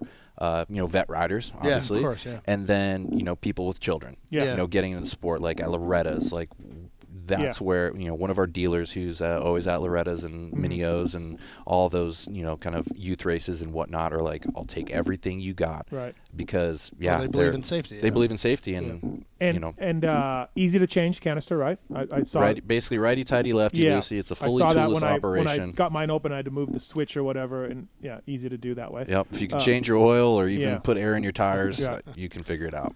What's turnaround time for people when you do have to send it in for you guys to do what you do? So it depends, but basically no more than 2 weeks. That really just depends on how busy we are with other systems. That's what I was wondering. Once these are out in the wild, is it going to be like? Do you expect it to be a lot of? No, I don't think so, because we're as a company investing in that infrastructure and the personnel to be able to handle all that stuff. And but yeah, max 2 weeks, I would say. Yeah. Less if you're closer. And really, what it depends on, like the time frame wise, more than anything, is just where you live and shipping. Mm-hmm. Yeah, the transit time for it to get back and forth. So talking to Chad at MXDN, I think I worn it once or something at that point, and he told me, in his opinion, to put it on the second mode, the MX Race. MX Race mode. Yep. He thought that one would be a little bit better for say I'm a B rider. So he's just like, it goes, if you're a C rider or beginner, he's like, I would put it on the first one. He goes, if you're going to go faster, you're going to move more and you're going to be all right. Sure. That's kind of his thinking. I don't know. What do you? Yeah. No, I totally get what you're saying. Yeah. And what other 4 modes? Go through that, I guess. Yeah, so the 4 modes that it comes pre-programmed with, or at least your options that you can select from, are MX, MX Race, Enduro, and Rally. So MX is going to be your general motocross riding algorithm for the average amateur rider. So whether you're a beginner, a novice, a intermediate, a vet, anywhere in between, if you're not lining up at A1, the regular MX mode will be just fine. I've been riding in that, and if you don't crash and it doesn't go off, I mean, the system did its job, right? Yeah. Yep. The MX Race is basically the desensitized version of that. It's exactly what all the pros are currently wearing. And what's cool about the algorithms and your ability to essentially fine-tune the sensitivity of it, you can't fine-tune the the individual algorithms, but you can swap between them. Yeah, between the modes. And if you go out there and you crash, or if you go out there and you ride and you don't crash, and the system didn't deploy, the system did its job, right? Yeah. If you go out there and do crash and the system deployed, it's like, again, it did its job. Yep. But it's up to you based on your own personal kind of level of risk you're willing to take on. You can swap it and put it into the MX Race mode to desensitize it. But yeah, you really don't know until you've found that line. Would Rally be because you're going farther, like you're crashing at higher speeds? Yeah, so you're going like you're flying through the air, like longer, maybe? I don't know. No, because what would Rally be? Yeah. Yeah, so Rally is basically any type of high speed off road action. Yeah. So think Dakar, think Baja, Hare and Hound, that kind of stuff. Right. Basically, if you're riding at speeds averaging over 50 miles an hour, 50, then Rally is the ride mode you'd want to be in. It's exactly what Skylar Howes, Ricky Brabeck, Sam Sunderland, all the Rally guys are running. Yeah, I can see that. And then Enduro is basically any type of trail riding, dual slower sport, speed, slower. If you're averaging under single 50 track. miles an hour, that's track what that algorithm would be for. Interesting. Alpinestar Tech Air available Steve, you now. think you hit 50 miles an hour on the track? Oh, that's a great question. It feels like it, but then you said he was. You said he was in 5th gear, going nowhere. It does. It was bogging. It feels like I also would have bet I went higher than 78%. I think on those Hunter glasses Lawrence's that bike. he was wearing are delusional though for him. I have no comment. I thought I was going more than 78% on Hunter Lawrence's bike on at the whole shot contest. So what was it? It was 78. Oh, you thought you were going more. I would have bet a lot of money. I went higher than 78. So I think that's the biggest. That was the time you put your foot in your mouth the most over that ordeal, eh? Did I though? Kind of. You were pretty cocky coming in. I'll tell you what. I've said this before. No one was more happy than Trey Kennard. He was ecstatic. Well, nobody would have been more mad if they lost than JT. Yeah. Like, but you would have never had JT back on the show. No, but the fact I lost made Trey Kennard yes. unbelievably happy. That's really funny. So what's been the reception from dealers on the sales side of things like? Well, I mean, literally it launched today, so I can't really say, but the dealers have been they're chomping at the bit to get them in stock because they're, people are asking for them. They see the content, they've watched Supercross, and we're really looking forward to getting this in the market to see how it does, and we're confident that it'll do really well. Yep. It's really going to change the game of the safety of the sport because it is at the end of the day a pretty sketchy sport. Yeah, speaking from like a safety side of things, obviously with Atlas with neck braces, there's a lot more technicality to it. With something like this on a dealer side, like you gotta obviously educate the dealer to be able to sell to the customer. It's pretty straightforward. It's an airbag. Yes. There's a lot more to it, but for the dealer to sell to the consumer, it's like, hey, when it makes sense. Yeah, I mean, you don't need to break it really far down the line. There's a lot to wrap your head around for sure. I mean, it's probably the biggest innovation in dirt bikes since fuel injection or electric start even, and the concept is obviously pretty easy to understand, but it is. Well, I guess that's where I was going with the concept of it.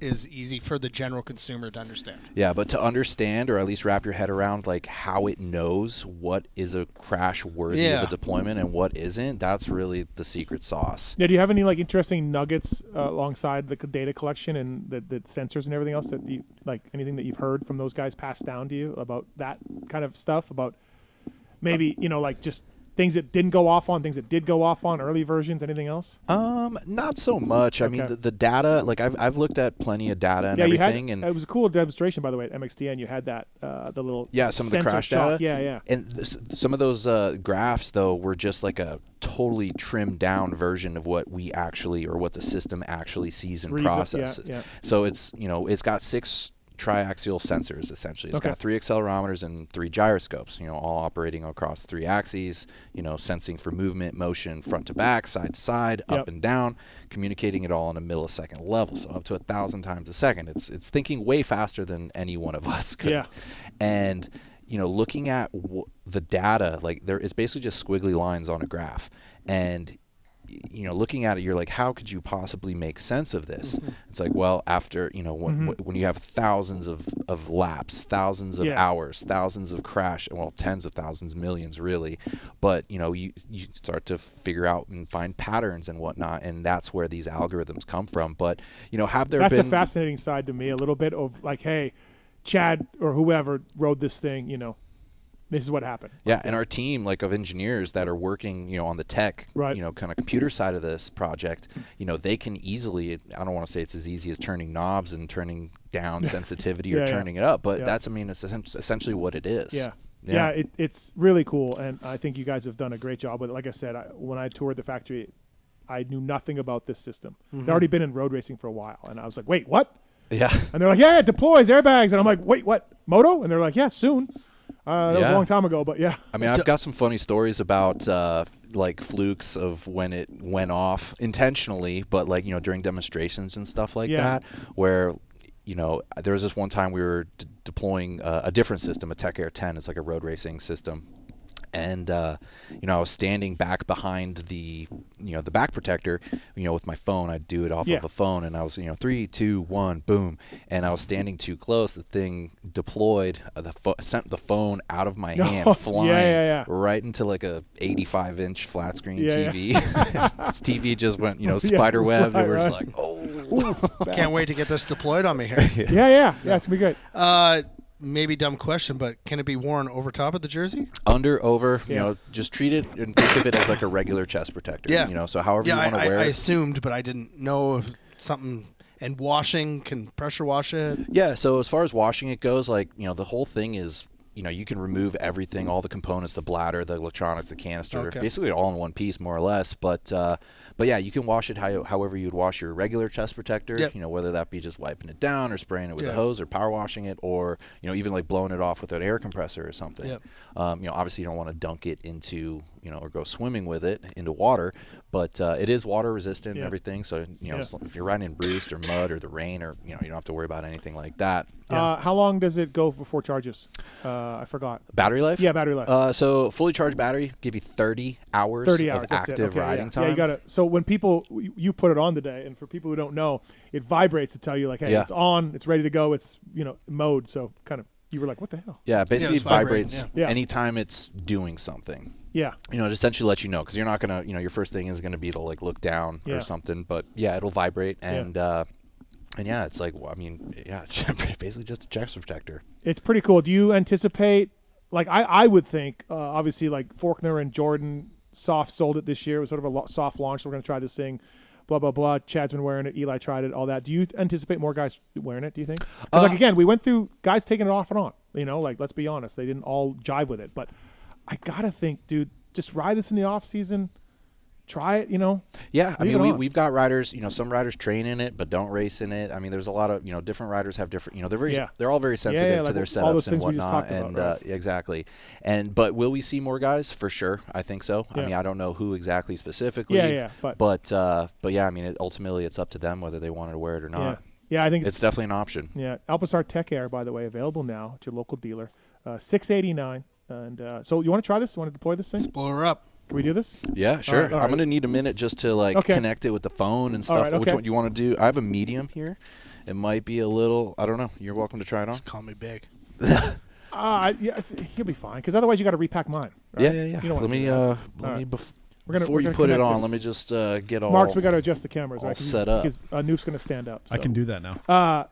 Dave, Tech Air thoughts? Yeah, clearly I'm not a medium. You might be. We'll find out. I think it's awesome. I mean, any kind of innovation that's going to help safety, I'm all for it. Yeah, I agree. I think I'm hoping it's again when the price is high, but actually again you guys kind of open my eyes. You look at a 5 Formula helmet. You look at it's a good way to put it against a helmet. Against the helmet, like it's got extra sensing, extra safety features that weren't available, say, 5 years ago. 6D, Formula, all that stuff. So you're paying for it. Well, I sell 6D, and we can rebuild them. Yeah. Like, it's a $1,200 helmet, Canadian. Yeah. Canadian dollars. Yeah, Canadian dollars. Right. And we can rebuild them. Yeah. So it's kind of very similar to something like this if you want the top-of-the-line protection, right? Yeah. So it's very unique. I think it's I think it's awesome. And again, like I've been wearing it. I love it. I'm a fan of everything you guys make. So it's really good stuff. So speaking of Canada, I was with Billy Van Vute and Jolene plus 80 this past weekend. Plus 80 champion. Yeah. He won plus 80. Plus 80 Bill's 80. Yep, he won the World Vets. Oh, nice. In the plus 80 class. That's awesome. No, that's cool. Newf watched the live stream. Yeah, I watched the live stream. Yeah, we got to get into this later It's on the on show. my list. Shit, Newf watches. Okay, so we're gonna deploy this thing. We're gonna make a big bang here, Newf. You want me to take this off? Yeah, take those off. I think. And then it should be. Yeah, I told Pookie there's gonna be a loud noise. So the cats and the dog will probably be a bit scared, but. Alpinestars Tech Air demo. Marks, do you need him? Let me know if he's standing in the right spot. Or perfect. He's perfect there? Okay. New cameras. It's great. All right. Okay. So we got a Tech Air deployment. And Brent, you can lead us here. All right. Let me just got How you feeling, Newf? Yeah, I'll do a countdown. Are we feeling all right? Or what? Oh, you ready? Okay, he's ready. Yeah, so you won't feel it. Like, again, it happens in milliseconds. The only thing any of us will hear or feel is pretty much just a loud pop. Yeah. So, all right, here we go. 8-star Tech Air countdown. Right, 3, 2, 1. Oh, boom! Didn't hurt. Oh yeah. Loud in the ear. Loud in the ear. Yeah. You would have a helmet on typically. You'd have a helmet on. Plus, your brain, if you were crashing, would be thinking, "Oh no, I'm crashing." Yeah, it's thinking other things. But like, look, feel it. Like it's already basically down. Yeah. It was intense, like being right next to it. Okay. Oh, now it's vibrating. Yep. Now it's just vibrating, basically to tell you it deployed. Okay. So at this point, you're picking yourself up, you're dusting yourself off. Yeah. But yeah, like it's already deflated. We got to clip that for social right there. That was a great social. Yeah, we'll do that. Yeah. It didn't hurt. Yeah. No, it doesn't hurt. That's the idea. That's the idea. I don't think Alpinestars is going to make a chest pro that hurts when it deploys. I know, but when you hear airbag, you still feel. Okay, put your headset on. Yeah. I watched a video of somebody else getting one done, and they really jumped. Yeah. Well, no, you were a fantastic model. Well, he's hit the ground a bunch, so he's used to it. Yeah, I mean, it could be startling, whether it's from just like the. Did Oops. you unplug your thing? Ooh, that might have been me. Oh. I got you. Okay. Well, put the thing on. You can still talk. It's okay. There we go. Okay. But yeah, it can be startling if you don't know what to expect, or just. But from in the a loud riding noise. situation, you would never even know that it went off because you would have other shit going on. Yeah, when it goes off when you're riding, as you know, I can Yeah, speak like from Brent said, when experience. It's like a muffled like, you know. Yeah. Yeah. Interesting. Yeah, I love it. I think it's great. I've been talking about this thing for months. I feel like, anyways, because I knew it was coming from Jeff and everybody else, and I was just like, man, I can't wait to get it. So how long you been wearing it? I've worn it 4 or 5 times. You're not going fast enough. Oh, okay. Because you haven't made it go off. You're not. If you're crashing, you're trying. So it's time. Yeah, to I step haven't up. raced. I've been practicing, and I practice, at a lower level. So I mean, A lower level. no, but honestly, like, and this is totally like not true, but I would think if you've seen it go off, Brent, like you have, you mentioned this earlier, and I think there's something to this. You saw it go off. Say you had a big one and nothing happened. If Jordan had been wearing this in Arlington, he'd been fine because exactly what happened. Sure. He landed on his chest, collapsed lungs, ribs, all of that. He's wearing that thing. I don't think it happens. You never know for sure, but in my opinion, anyways. Yeah, and I had an interesting thought at your before MXON with Deegan, for example. Mm-hmm. Like, we all know that he went down in Vegas at the final round, and we were thinking, it's like, what if he was wearing a Tech Air in that because it's scenario? collarbone protection. Yeah. Right. Yep. Was that too slow of a crash? Well, though? that's the thing. Is so imagine if it went off and it saved his collarbone and he did race MXON. That would have been awesome. Mm-hmm. But on the flip side of that coin, it could have been like, oh well, it went off. It wouldn't. That wasn't a big enough a crash to really warrant a deployment. Like, this technology isn't there yet. Yeah. And obviously we can never. And then you got all the bed bug fans yelling at speculation and Alpinestars. everything. Yeah. But it could have totally changed. Donations. Well, one of the potentially, most common injuries in motocross is collarbones. Exactly. And there is literally no way to protect a collarbone besides having something there, which a lot of riders don't want to wear. Yeah, and you're not wearing shoulder protection, right? And for a collarbone, HRP. like, it actually only takes about 8 pounds of pressure applied in the right way for it to break. If you're hitting the ground at 20 miles an hour or 220 miles an hour, you're gonna feel a lot more than 8 pounds of pressure. Yeah. No, but a lot of them are from side impact, right? High side down. So that you get that from that. That's my point. You guys distracted me. So mine hasn't gone off yet. But if I do have a big one, like Brent said, and it goes off, and I just bounce and and I get up and I go home, maybe the next time, and seriously, like on a real level, maybe I will push harder because you're more confident. A little bit. Yeah. I mean, I don't know. Like, there is something to that, I think. Yeah. No, like I said in the beginning, like, one of the kind of ideas behind the technology, aside from obviously rider protection, was to give riders essentially a competitive edge to push harder and ride faster and all that. And look what it's done in MotoGP.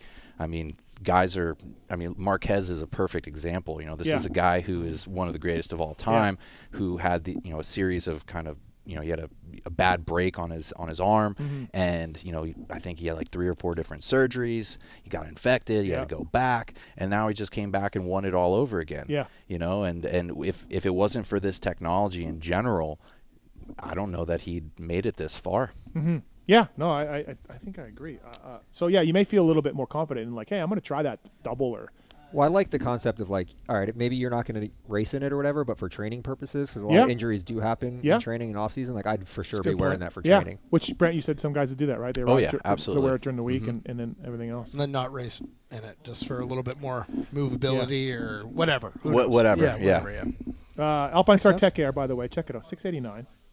And then you can rebuild it yourself after it goes off once. Canister. You could do it up to really as many times as you want. Yeah. It's just at that sixth after that sixth deployment, like that's when you're like you should start considering sending it in. You got to think every time it blows up, it's stretching, right, the bags or whatever, right? Yeah, pretty much. That's kind of. I mean, the material of the bladder itself is super, super strong. In fact, I don't know that I've ever seen one fail. Even in like street riding and stuff, where some guys have just only been wearing a Tech Air system and like nothing on top of it or anything like that. So it holds up to abrasion, to impact, and all that. Is there any difference between the road race one and this? Like, what do they look like, or any difference? Or like the material? Or yeah, just anything. I mean, well, the big difference is, I mean, some of the coverage areas are a little bit different, but pretty much, or like the outer chassis that the airbag and everything is integrated into is a little bit different. Like this does have the passive protection, like on the front and back, so you're going to get that regardless. Whereas like certain street systems, or basically any of the street systems, don't really have that extra passive protection built into them, because the whole idea is that you'd be wearing it underneath a jacket or a suit or whatever. Yeah. So the street bike one for non-racers is a little different. It's basically it's almost like a compression T-shirt with a back protector. Oh, okay. Yeah, so it's super thin. Yep. Like I said before, we're trying to design these so that they're as lightweight, low profile, as breathable as possible. Basically, not taking away from your ride or your experience whatsoever. Essentially, the whole idea is the opposite, obviously, to only enrich that experience, to let you know that you're safer and so that you can enjoy yourself that much more. But there's a variety of different options, from vests, over systems, under systems, stuff like that. So there's pretty much a flavor for every type of rider. And kid stuff coming later. Kid stuff coming. Yep, that's just a matter of navigating the legalities of marketing pyrotechnics to kids. Blowing somebody up. We have somebody on here besides Newf who's had theirs deploy on them. He's an HRC rally racer. He's a pretty good guy from what I know in my world of rally knowledge. Skylar Howes is on the line, HRC Honda. What's up, Skylar? How are you, man? Yo, what's up? How's it going? Good. Thanks for jumping on real quick. Wanted to get some real-world testing of this thing at high speeds, which I'm sure you've had this thing go off a few times. Yeah, it's not really my proudest achievement, but I feel like I've contributed a lot to the data logging. So, I've had that thing go off quite a number of times for sure. How long did they use you for as a test dummy? A little bit. Well, it was regulation for the Dakar to wear the airbag for a few years before it was even available to the public. Okay, so I've been wearing this thing for a number of years now. So like Brent said, he's had his go off a couple times, and you just feel a little safer knowing that. Do you feel the same way? Well, at first, honestly, if you're cruising around and you just have a little tip over, or if you're in the sand dunes or whatever, and it goes off, sometimes it can be a little bit frustrating because you're like, oh man, this thing just deployed. Now I'm walking around like the Michelin Man or anything like that. And so the first few times it went off and I just fell over or whatever, I was a little bit annoyed with it. And then I've had some pretty serious crashes. I would consider them career-altering crashes. Okay. And when they go off and I'm flying through the air like Ricky Bobby and the thing deploys before I hit the ground, I'm like, all right, this thing. I will credit the airbag to saving my career, let alone probably a lot of my quality of life. It's not even a joke either. For real, really, yeah. I say this a lot too. Before the airbag came out, I bet you a lot of my serious injuries would have been prevented or at least drastically reduced if the airbag was the technology was available sooner. Wow, that's pretty good. Pretty good. Yeah, what's up, Skylar? I was talking about some of my deployments. One of them was actually on a ride with you out there in those dunes, and I don't know, what was that, outside of Pahrump or something in the Vegas or the Nevada, California border there? Is this where Shorty's been going Death out? Valley, yeah. Shorty was going out there with Jimmy Lewis for a while. Is that where he was going out there? Yeah. Yep.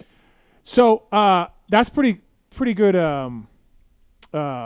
Proof of this thing that you think you would have had life-altering injuries without that's real-life testing. Yeah, right? Damn, Skylar. Yeah, Yeah, my most recent one was at Vegas to Reno, and I crashed doing 90 miles an hour, and I had no injuries to my upper body at all.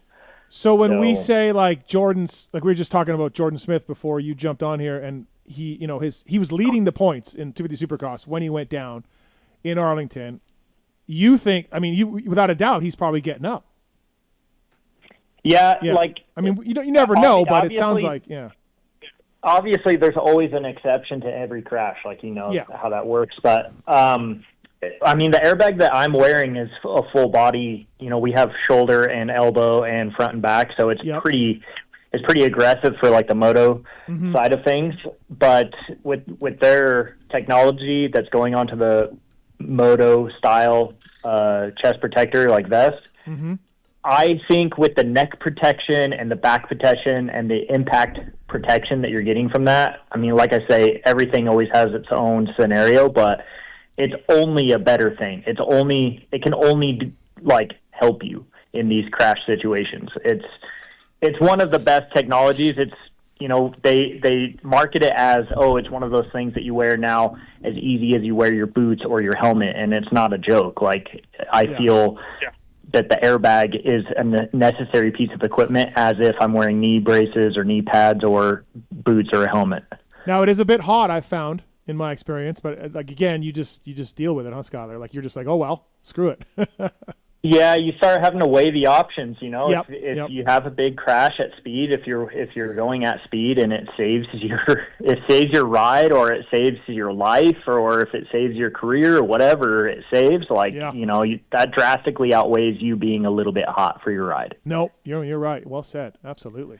Skylar, was that Vegas to Reno crash you're talking about? Was that the one like through the whoops where you swapped and it like, you know, cut hard to the left and you essentially lawn darted?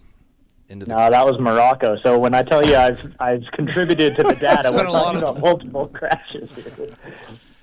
And the one in Morocco was pretty aggressive. That one I lawn darted straight to my head, so that one was like a pretty big factor for like the neck stabilization and the neck protection that the airbag provides. The one in Vegas to Reno, I just G'd out. I hit a big compression and unmarked danger with a full rally bike, and it just ejected me over the bar. So the way I like to describe it is drive 90 miles an hour on your car and then just jump off the top of your car. Yeah, just essentially what I did. Now, we just deployed it here in studio, and it was really loud. But obviously, like Brent said, when your helmet's on and you're flying through the air, you're not noticing the noise. You got other things to worry about.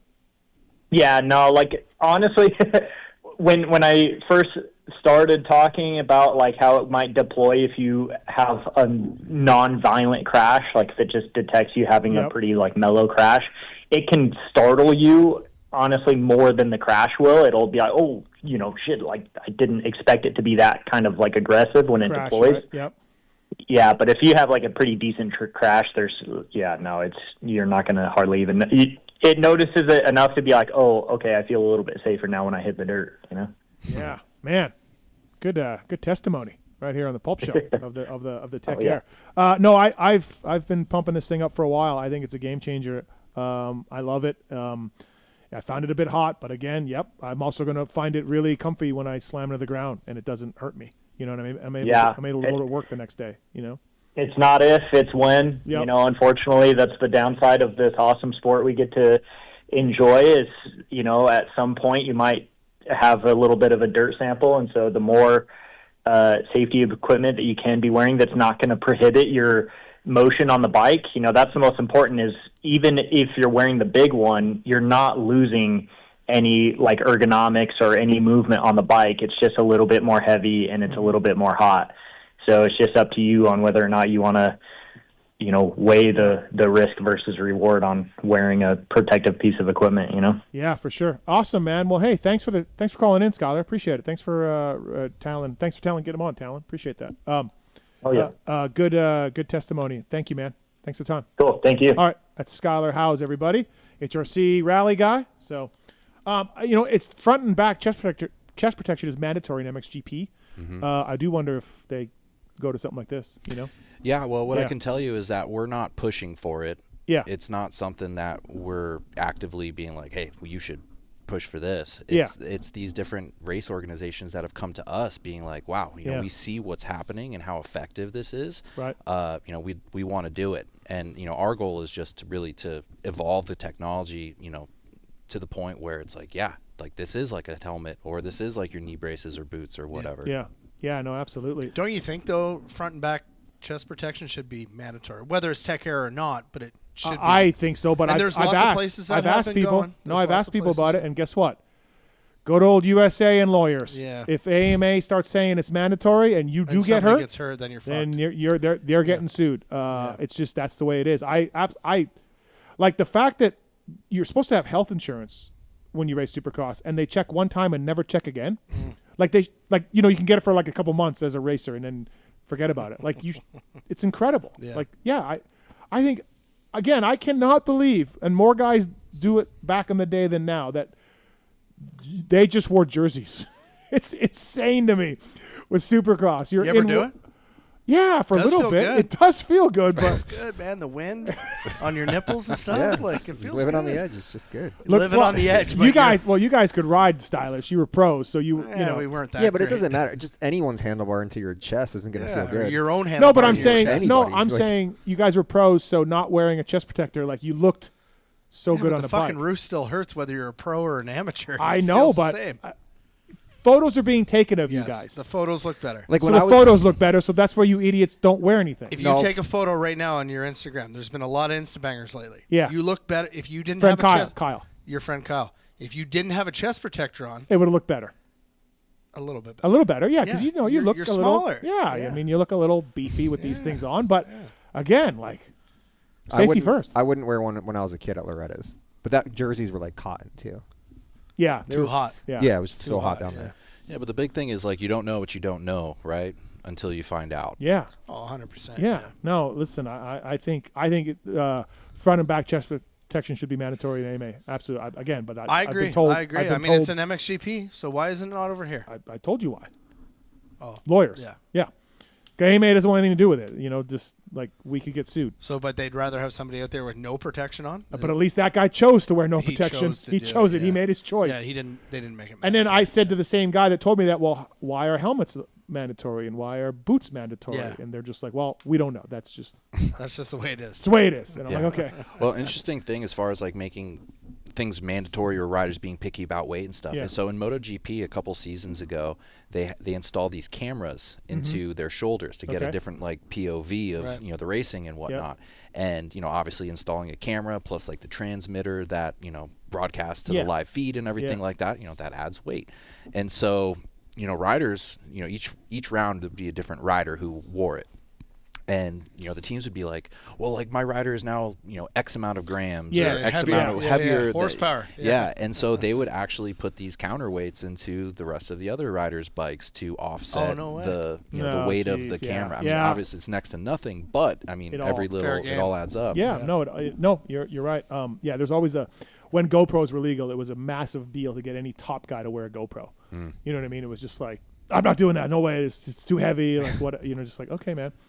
But then yeah, I mean, getting onto that, Stewart's footage of Toronto 14 with a GoPro on it is like just next level. So you just get great stuff, right? That was the best thing we've seen. Yeah. Brent, before we let you go here, how everything else in the Alpinestars world doing? How's everything going? Good. Yeah, I mean we're on the gas Yeah. always, and across multiple different disciplines. Anything with wheels, 2 wheels, 4 wheels, on road, Yeah. off road, it's we're on the gas. So it's things are good. We're gearing up for 26. Obviously A1 is right around the corner, plus a variety of other events and race series and whatnot. So I wish we were going into a the slow part of the season, but it's really just all ramping up, and I'm sure if, with you guys as well. It's not really so much an off season, but Who does Gabrielle's travel schedule? Dude, he is just like a ghost showing up.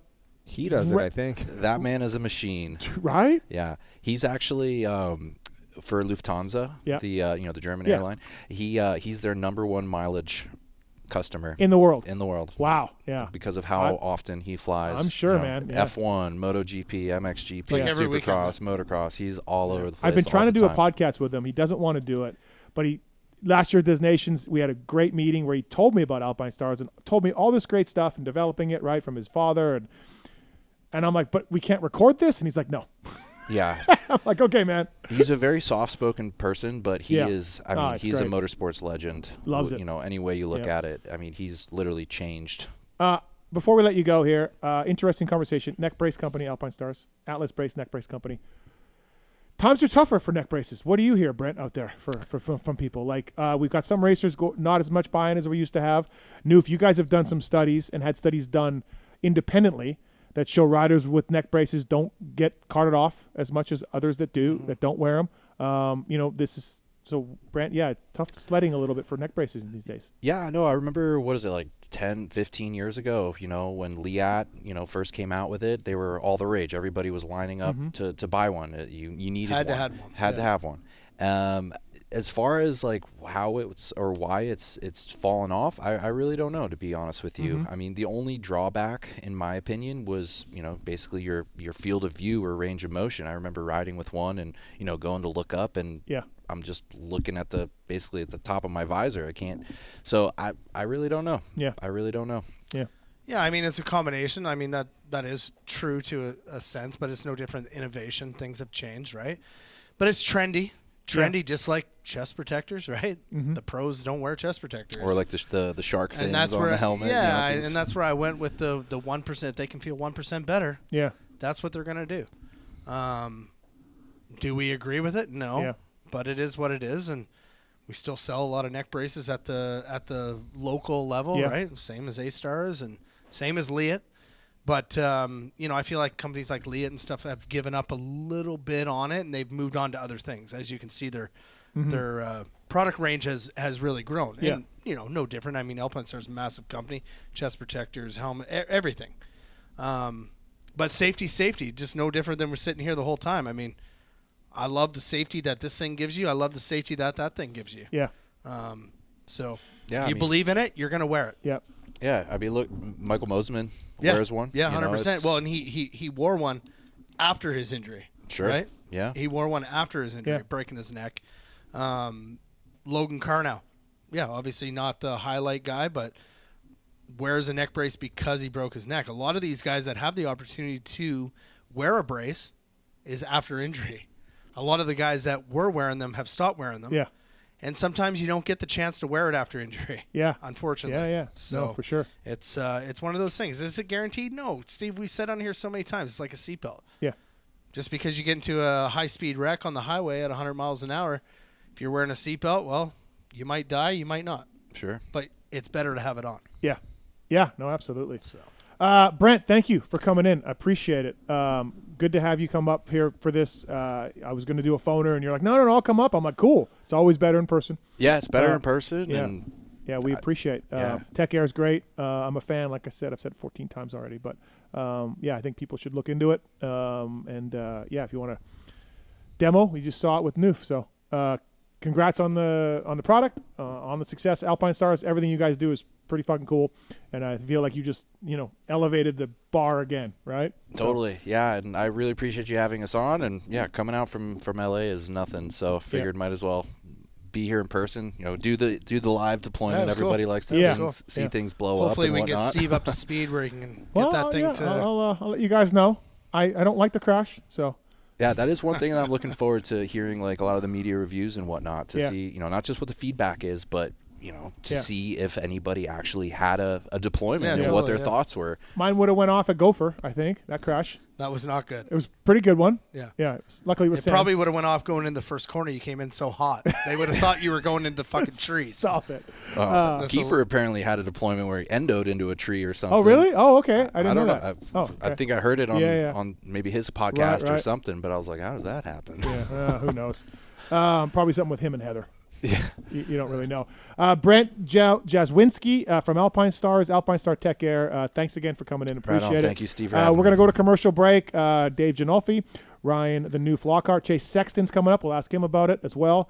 On the show, Dustin Pipes coming up. We got some segments as well. So lots more to come in here on the PulpMX show, presented by Motorsport.com, Decal Works, and Fly Racing. Be right back after this. I respect a man who gives another man a lot of meat. At Motorsport.com, we're committed to making sure you never miss a ride. No matter what you ride, where you ride, or how you ride, Motorsport.com has everything you need to fuel your adventure.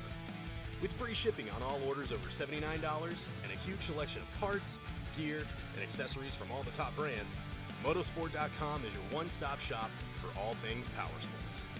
Have questions or need advice? With industry-leading and knowledgeable service, our gearheads are ready to help. Visit Motorsport.com and make your next ride your best ride.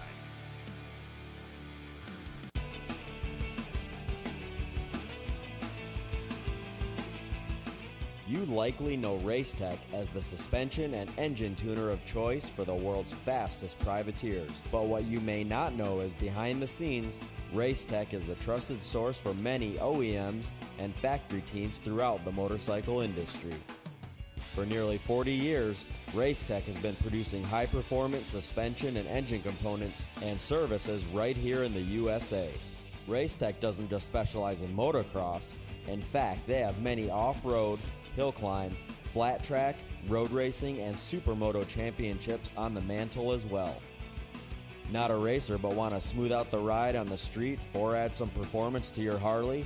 Racetech offers a full line of suspension solutions including industry-leading built-to-order G3S custom shocks. All Racetech products are 100% guaranteed to exceed your highest expectations. Don't wait. Experience the Gold Valve Advantage today by logging on to racetech.com. Don't forget to mention PulpMX when ordering for a discount.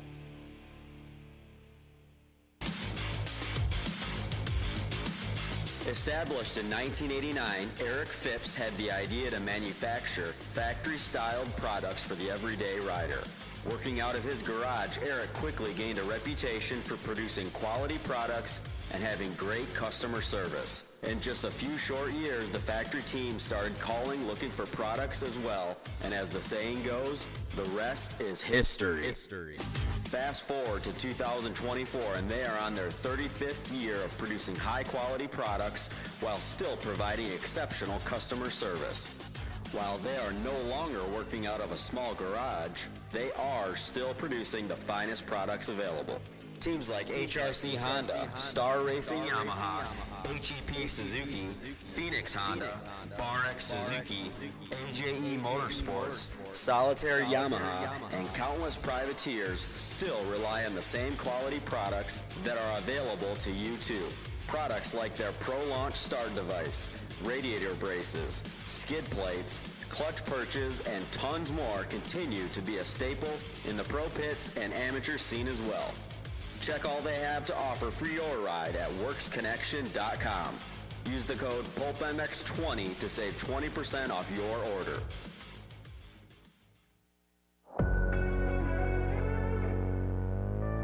Wiseco Piston has over 80 years of experience manufacturing pistons in Cleveland, Ohio, USA. Wiseco pistons are developed and proven through professional racers, teams, and engine builders, including factory Honda HRC, Club MX, DBTV, Twisted Development, and many more. Wiseco is rooted in supporting grassroots racers across the country.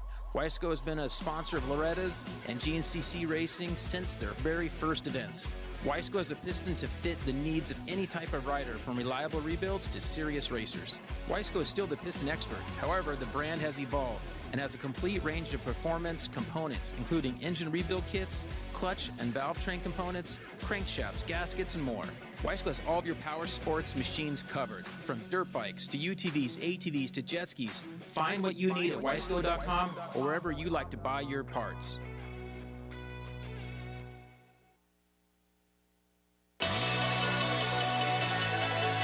Factory Chassis Parts was founded in 2018 with one goal in mind: to offer the highest quality works level upgrades to the average rider.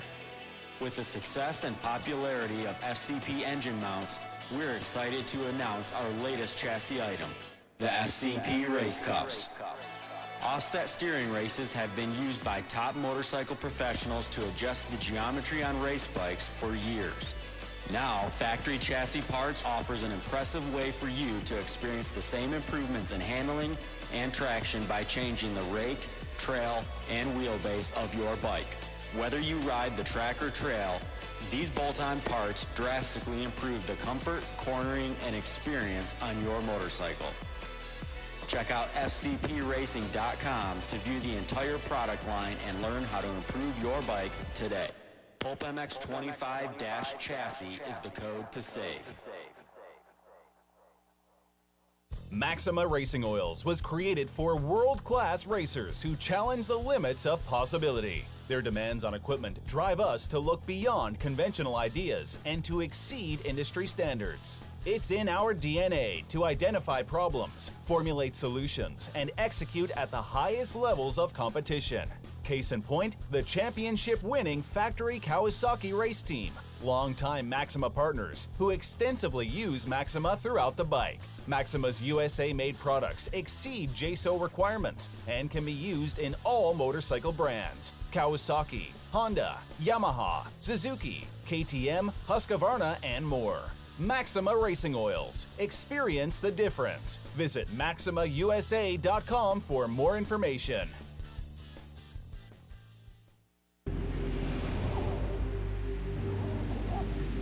I'm Cooper Webb, and I choose OGO. I'm Christian Craig. I'm Dean Wilson. I'm Aaron Plessinger. I'm Jerry Martin. I'm Nate Thrasher. I'm Shane McElrath. I'm Hunter Lawrence. My name's Jett Lawrence. I'm Jordan Smith. I'm Tal Hawkins. Stargate Hampshire. I'm Hayden Deegan. I'm Colt Nichols, and I choose OGO. And I choose OGO. And I choose OGO. I'm Tom Biala. I choose OGO. And I choose OGO. And I choose OGO. I'm Jiren Ferrandis, and I choose OGO.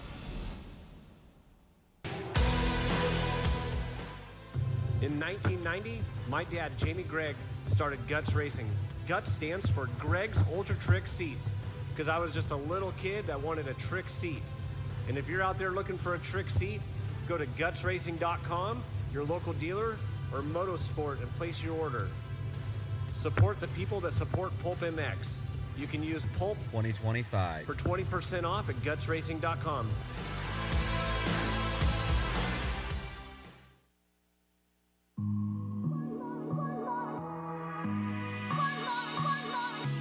As a PulpMX show listener,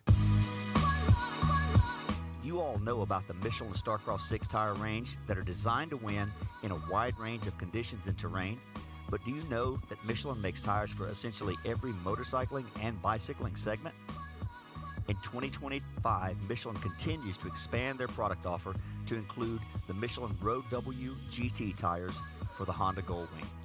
The Michelin Road W GT tires are designed to go the distance, are reliable in wet conditions, and provide easy handling on Honda Goldwing motorcycles. Michelin has multiple options for V-twin motorcycle riders, from the Michelin Scorcher range of Harley-Davidson original equipment tires that are co-developed and co-branded, to the Michelin Commander 3 Cruiser and touring tire lines that offer exceptional wet grip for cruiser bikes and class-leading mileage for touring bikes. For sport touring and sport bike riders, the Michelin Road 6 and Michelin Power 6 tires are the latest offers from Michelin, the inventors of radial motorcycle tires.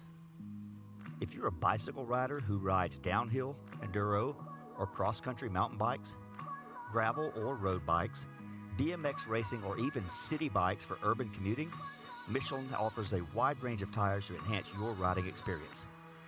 To learn more about these and all other Michelin two-wheel products, check out MichelinMan.com, visit your local dealer or online retailer, and make sure to follow at Michelin Motorcycle and at Michelin Bicycle on Instagram. Having traction problems lately? The all-new traction boots from Atlas may be just what you need. Developed as a premium entry-level boot for the masses, they are super lightweight and durable, featuring a modern Velcro-free enclosure, molded sole, and plush memory foam around the ankles for maximum comfort. An incredible value at just $199 in the United States. Atlas traction boots are available in MX and Enduro sole versions to suit the needs of all riders, racers, and weekend warriors. The addition of boots to the Atlas product line is just the start. Head to social media and follow at Atlas Brace so you don't miss all the product announcements that are still to come. To shop now, visit atlasbrace.com.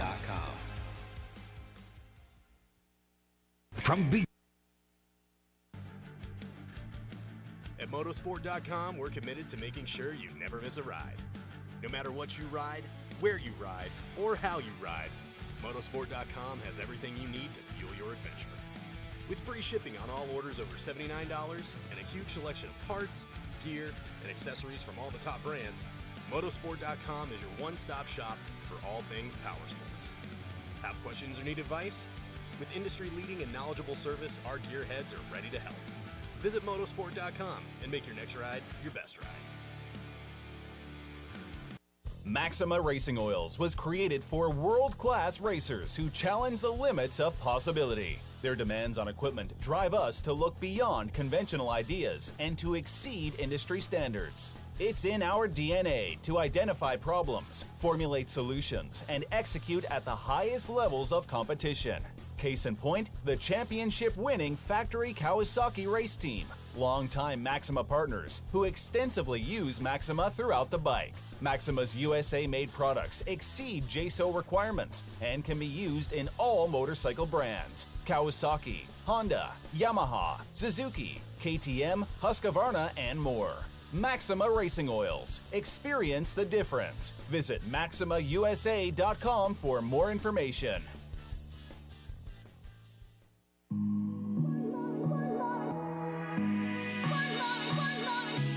As a PulpMX show listener, you all know about the Michelin Starcross 6-tire range that are designed to win in a wide range of conditions and terrain. But do you know that Michelin makes tires for essentially every motorcycling and bicycling segment? In 2025, Michelin continues to expand their product offer to include the Michelin Road W GT tires for the Honda Goldwing. The Michelin Road W GT tires are designed to go the distance, are reliable in wet conditions, and provide easy handling on Honda Goldwing motorcycles.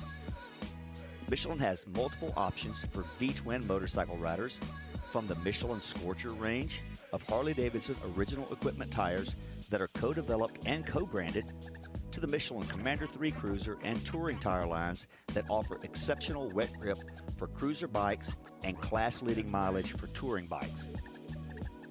For sport touring and sport bike riders, the Michelin Road 6 and Michelin Power 6 tires are the latest offers from Michelin, the inventors of radial motorcycle tires. If you're a bicycle rider who rides downhill, enduro, or cross-country mountain bikes, gravel or road bikes, BMX racing, or even city bikes for urban commuting, Michelin offers a wide range of tires to enhance your riding experience. To learn more about these and all other Michelin two-wheel products, check out MichelinMan.com, visit your local dealer or online retailer, and make sure to follow @Michelin Motorcycle and @Michelin Bicycle on Instagram.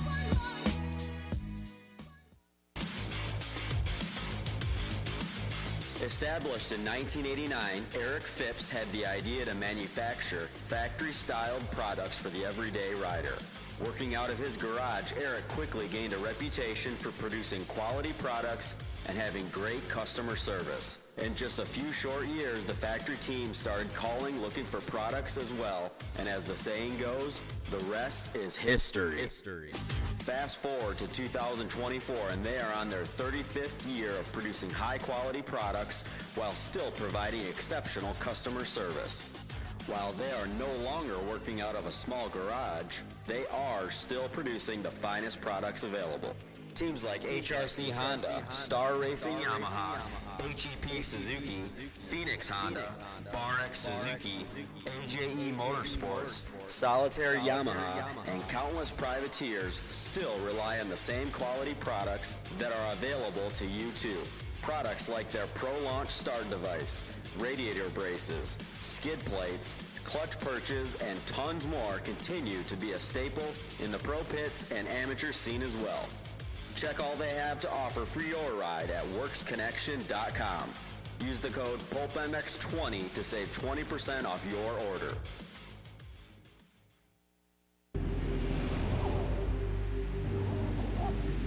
I'm Cooper Webb, and I choose OGO.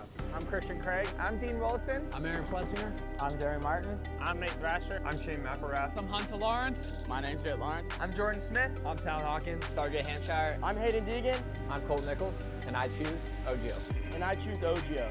And I choose OGO. I'm Tom Biala. I choose OGO. And I choose OGO. And I choose OGO. I'm Jiren Ferrangis, and I choose OGO.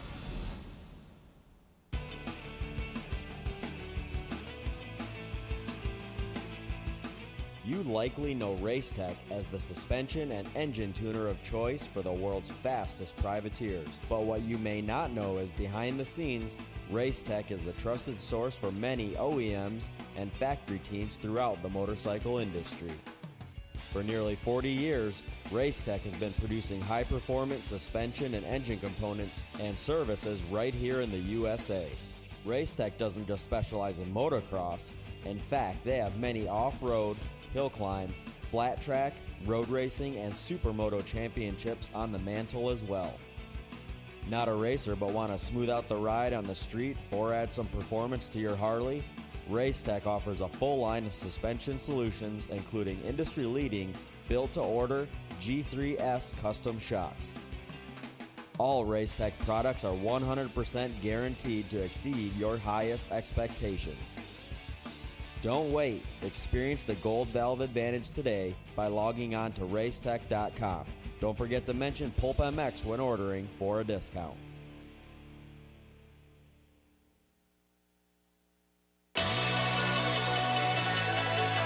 Factory Chassis Parts was founded in 2018 with one goal in mind: to offer the highest quality works level upgrades to the average rider.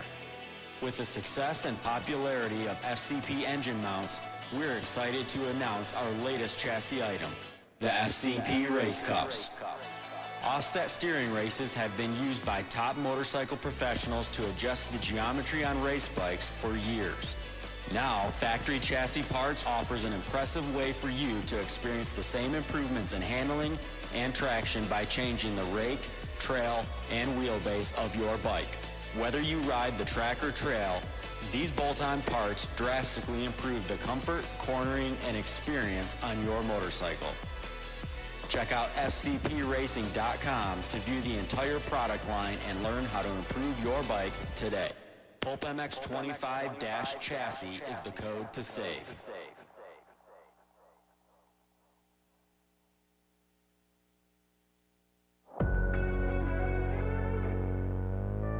Wiseco Piston has over 80 years of experience manufacturing pistons in Cleveland, Ohio, USA.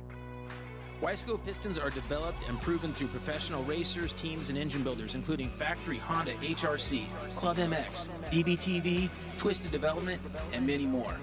Wiseco is rooted in supporting grassroots racers across the country. Wiseco has been a sponsor of Loretta's and GNCC Racing since their very first events. Wiseco has a piston to fit the needs of any type of rider, from reliable rebuilds to serious racers. Wiseco is still the piston expert. However, the brand has evolved and has a complete range of performance components, including engine rebuild kits, clutch and valve train components, crankshafts, gaskets, and more. Wiseco has all of your power sports machines covered, from dirt bikes to UTVs, ATVs to jet skis. Find what you need at wiseco.com or wherever you like to buy your parts.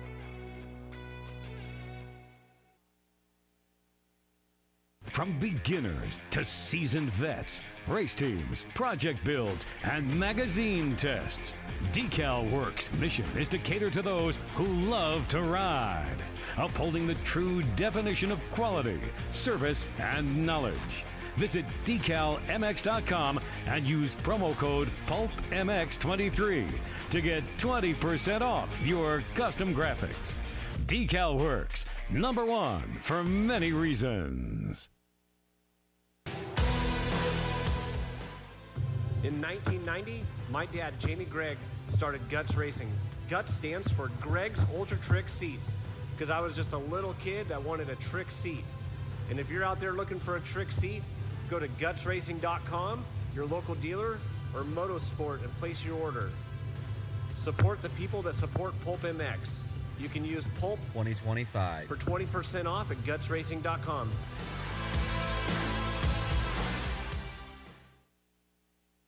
Having traction problems lately? The all-new traction boots from Atlas may be just what you need. Developed as a premium entry-level boot for the masses, they are super lightweight and durable, featuring a modern Velcro-free enclosure, molded sole, and plush memory foam around the ankles for maximum comfort. An incredible value at just $199 in the United States. Atlas traction boots are available in MX and Enduro sole versions to suit the needs of all riders, racers, and weekend warriors. The addition of boots to the Atlas product line is just the start. Head to social media and follow @AtlasBrace so you don't miss all the product announcements that are still to come. To shop now, visit atlasbrace.com. Yeah, welcome back, everybody. Thank you for watching and listening to the PulpMX show presented by Motorsport.com. Decal Works, Fly Racing, Ryan the Newf Lockhart. How's the Twisteds going down? They're a little sugary. Sugary? Yeah. Okay. Wish you had something else, but. Well, we got other stuff. Well, today wasn't about me. It was about you and Dave. Okay. Barely about me. You got a bike out of it. Dave Ginolfi. We know the story. I was said, let's just go waiting. for a run. Hey, when Buddy asked, like, hey, do you want to measure this thing up? I was just waiting for that to happen. I was You think I'm that guy? You think I'm that guy? Here, I need to measure it. I need to get on the spinner thing. No. And His power meter. He's going to do his power meter. Need a laser. What do you think of the Tech Air? What do you guys think of it? Is that the first time you've seen it? Like First time in life, yeah. Yeah, first Real time. life, yeah. Yeah. Dave, same thing? I mean, I've seen it at the races and stuff, but that was up close for the first time. I like it. Like I said, it's a little hot. There's no doubt. One of the drawbacks is it's a little hot. But, I mean, again. It will only get better, though. I would think so. But, I mean, it's not. But it's it not comes like to a point, though, where how much better can you make it? It's not horrible. I'm not saying that. I'm just saying, like, I think the benefits of it being a little hotter outweigh that, the venting. How long of a moto do you do? Exactly. Average. 20 minutes. Yeah. Right. You're all right. I'm fine. Right. What if they could just put it, and I kind of asked them about it, but like if they could just put it in a jersey material, like no protection, like no shell part, unless they need that for room. Yeah. But if you could just build it into a jersey somehow for the guys that don't want to wear the jersey. Could you? What did he say? I felt like you could. I felt like he said like it was like, endless options. Okay. All right. By the way, the 7 o'clock hour is brought to you by the folks at Cherby's USA. They got a whole cool website where you can punch in your bike, look at the different colors, the different plastics. I love a Cherby's plastic. Cherby's USA for more information. Used by Monster Energy Kawasaki, which our next guest, Chase Sexton, signed up with. Looking forward to talking to Chase here right away. But 7 o'clock hour brought to you by Cherby's. Newf, let's do the traction boot, Atlas traction boot giveaway, and then the Atlas Youth chest protector as well. Let's do this contest at PulpMXshow.com for the Youth Chest Pro, and we need a photo of your youngin'. Yeah. Does that work? Yeah. So, okay, contest at PulpMXshow.com. Send us a photo of your youngin' riding and gear, anything. With a chest protector that probably doesn't work for them. Okay. Because that's the problem with youth stuff. And that pull your microphone up a little bit if you can. There you Sorry. go. Yep. That's the problem with a lot of this youth stuff. It's hard to fit. As having two kids, I have a 10-year-old and a 5-year-old. Yep. Especially on the 5-year-old, finding a chest protector that fits properly, that doesn't look ridiculous or something like that. Like there's the vests out there and stuff, which my kids did use. The rodeo vest? The rodeo vest, yeah. The best protection you can get.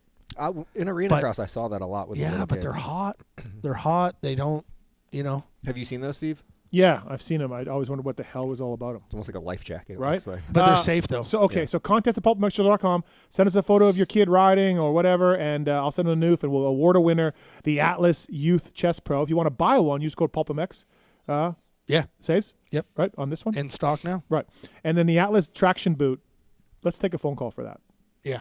Tell us about this boot a little bit.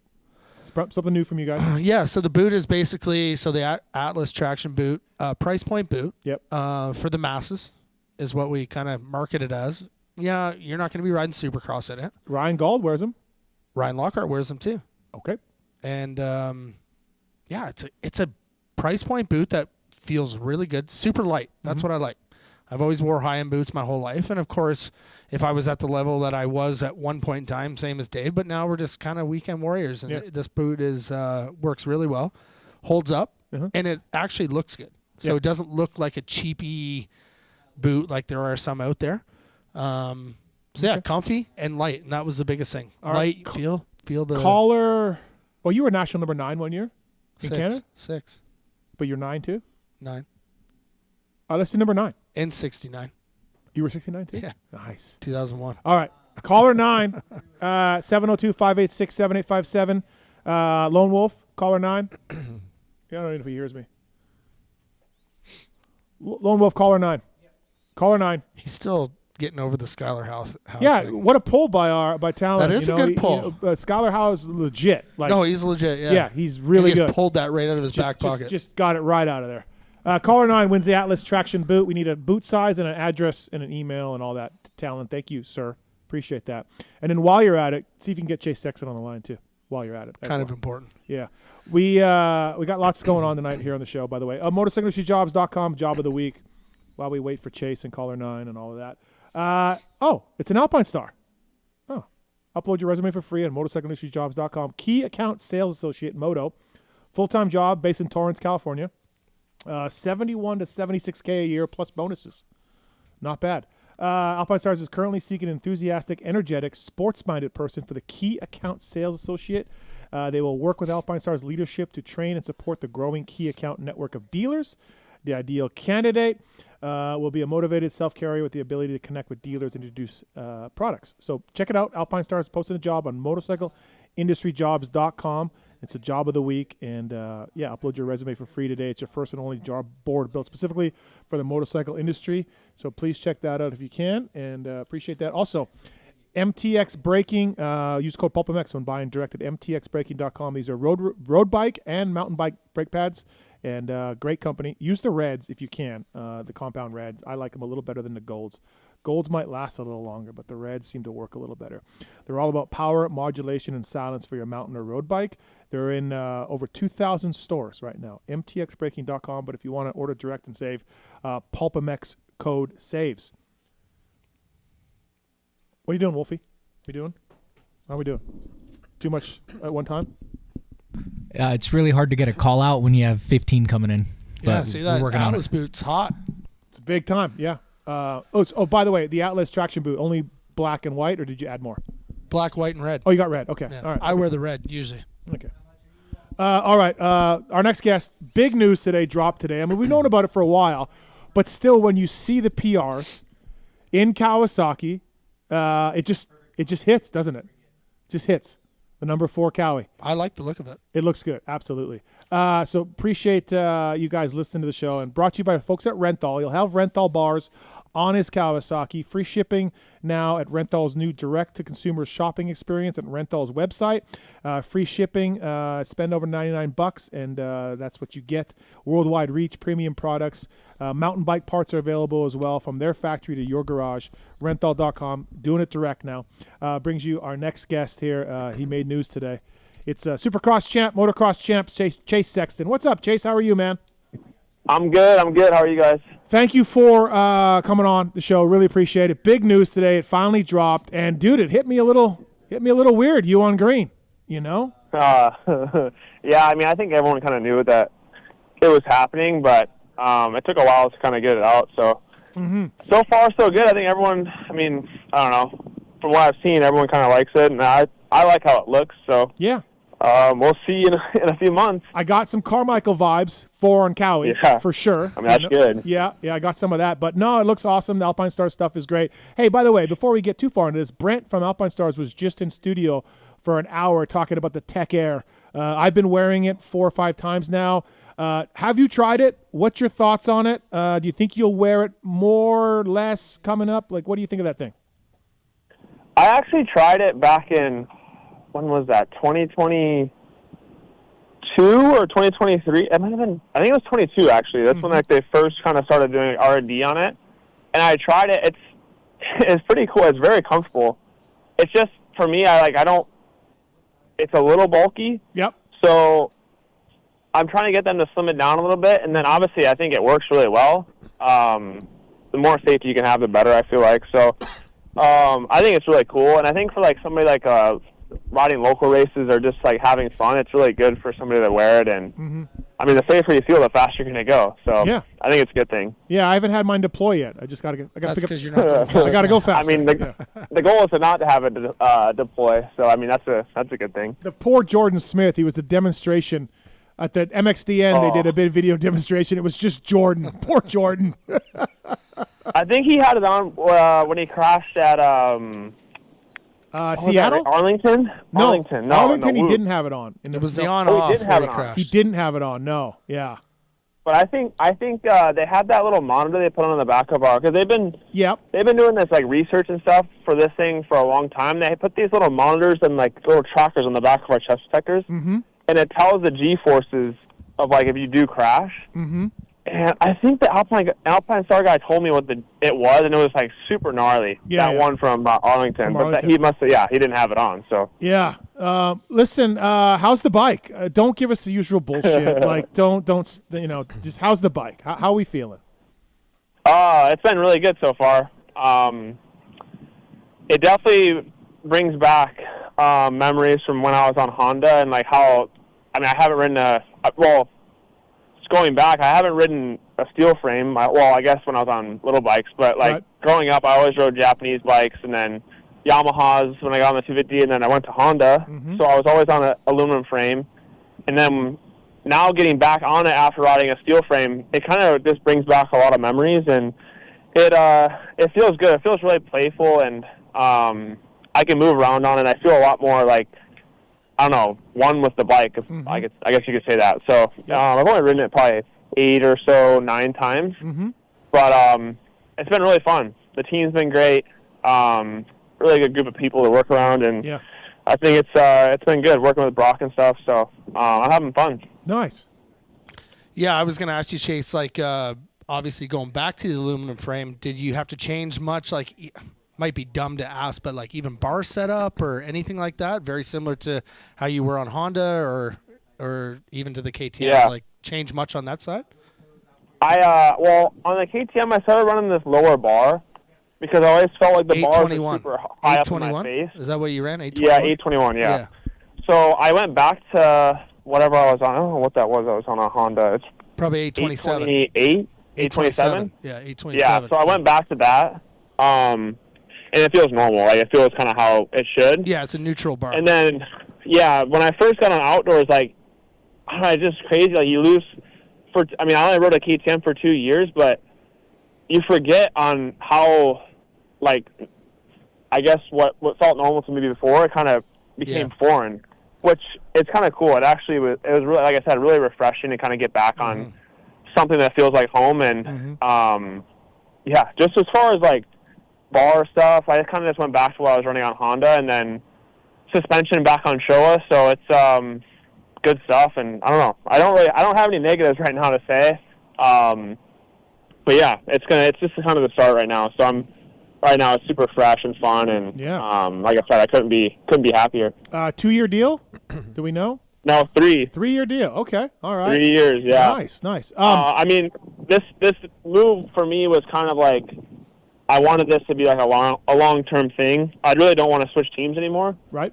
So I wanted to be confident in my decision, and so I went with 3. And I'm excited. I think I've moved teams so much, and not so much, but the last couple of years I went from Honda to KTM and now here. So I like to really find a home, and like I said, it's been good working with these guys. No, for sure. Now the Hawaii thing, like. Okay, so we know you love Hawaii. How did this did Cowie just fly a bike there or ship how did this thing come together? There's a Supercross track on the island. I don't know if you're going to base yourself out of there during Supercross. What's going on? How did this thing come together? Because it's really cool. Yeah, it was super cool. So I got to test right before I came here, and then so they shipped a bike over here prior to that. Yep. But it wasn't like.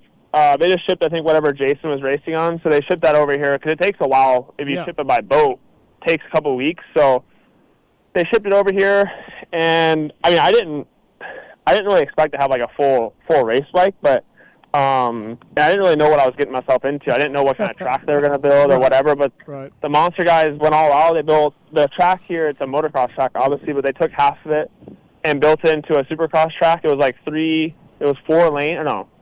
lanes, 1 triple rhythm section, and then a whoop section, and then another rhythm section. So it was really cool, and I think it all kind of tied together really well, and I think everyone's pretty stoked on it, which was the goal, obviously. But, we got some really cool shots, and you guys haven't even seen all of it yet. There's still some more to come. And did some locals come out of the woods and see this? Like, what the people knew you were there?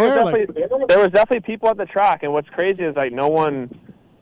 I'm really thankful that there's been no like leaked pictures, because there's been a lot of people see me ride it that could have easily taken a picture and posted it, but everyone was super cool, And I had one of my friends here that kind of set up the whole deal with the Monster guys and told them, like, all right, this is what we're going to do, and got the track thing all sorted. So it all came together really well, and I'm really happy about it. It's a special place, and I always come here, so it was like a perfect, like, I got to work for 2 days, and then I've just been here. I'm still here, just hanging out. So listen, I'm not in your tax bracket, but I just got back from Hawaii. I'd been there for the first time since COVID.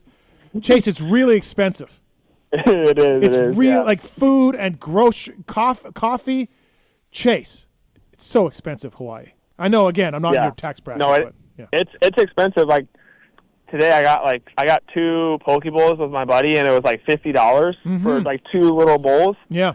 It's expensive, but I mean, it's how they make their money here too, because you got so many tourists coming and people coming to like their land, so they got to make their money and keep it afloat somehow. So Newf. I don't mind it, but it is expensive. It's American. Newf. So we stayed at the Four Seasons. It's America, but it's not at the same time. Yeah, we stayed at the Four Seasons. 2 coffees every morning, my wife and I. $28. I couldn't do it. $28 for 2 coffees. Well, think about the amount of travel he's going to have to do if he's basing himself out of there. Crazy. It's crazy. If I could live and train here, I would. But the problem is if all the races are on the West Coast, that's a big it wouldn't be that bad. It'd be 5 hours. 5 hours, yeah. Going to the East Coast is like 13, 14 hour, 12, 13-hour flights. So that's not going to work. Could you set up like a little boot camp there, or no? Is it still not practical? You could, but thankfully that monster flipped the bill on the track and stuff like that, because that would be super expensive. But just getting a track and like the bike and like being able to test over here, like it would be doable, but very, very like hard to do. So I just started training actually. Today was my first day kind of back training. Like that stuff's easy because you can train and do whatever you want here, but like the riding aspect is a little bit tough with the team and getting stuff sent over here. It was hard enough sending one bike, and Theo and Rango came out, so it's not easy, but you could definitely pull it off. I think my goal is 1 year before like I'm done racing, like my last year, I would like to do it over here and just build a little track and try it out. But until then, I'll just keep it in California and Florida.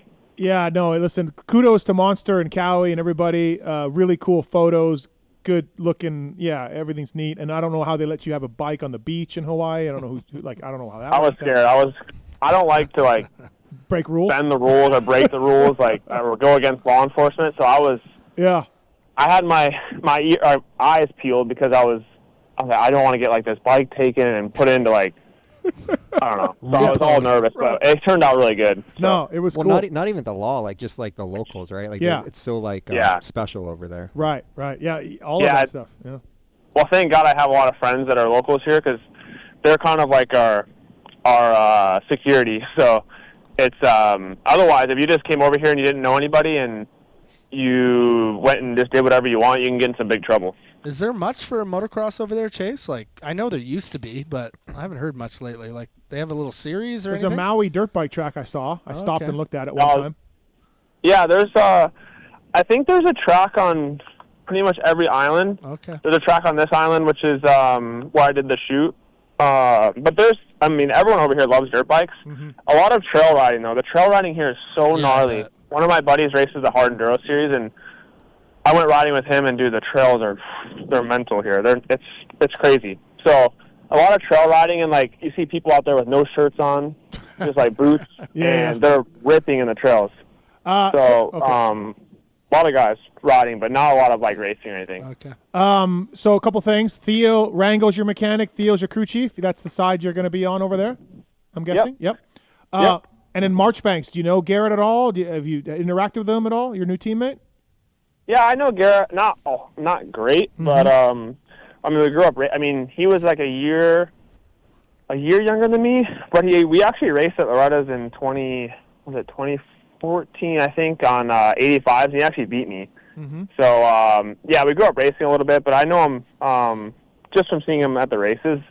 But nothing too crazy. But I'm happy to have a good teammate, and he's awesome. So I'm glad they got a guy and somebody we can kind of go back and forth on settings, stuff like that. So it's better than just being by yourself. Yeah, absolutely. No, for sure. It looked like it was going to, that's interesting. And I think Garrett's got a lot of potential. He's a really good rider. I think he can do really good, especially on, I mean, he's so big on the 250. Like, I mean, I know that from experience. It's really hard, especially outdoors, to make that work. And I think him on the 450 is going to be really good. I mean, he's raced the 450 a little bit already, but having a factory ride and a team to kind of have behind you, I think he's going to be really good. I think so too. Like, he passed, 140 riders or something this summer because he just couldn't get starts, right? He just his starts weren't ideal, but I don't think that's all him. It's more just how big he is. Yeah, no, exactly, right, for sure. Chase Sexton, the new Monster Energy Kawasaki rider here on the Pulp Show, brought to you by Renthal. Please check out renthal.com. Shop direct with them now. Free shipping as well. Orders over $99. Okay, so MXDN, have you talked to them about MXDN, Cowie? Is that something they want to do?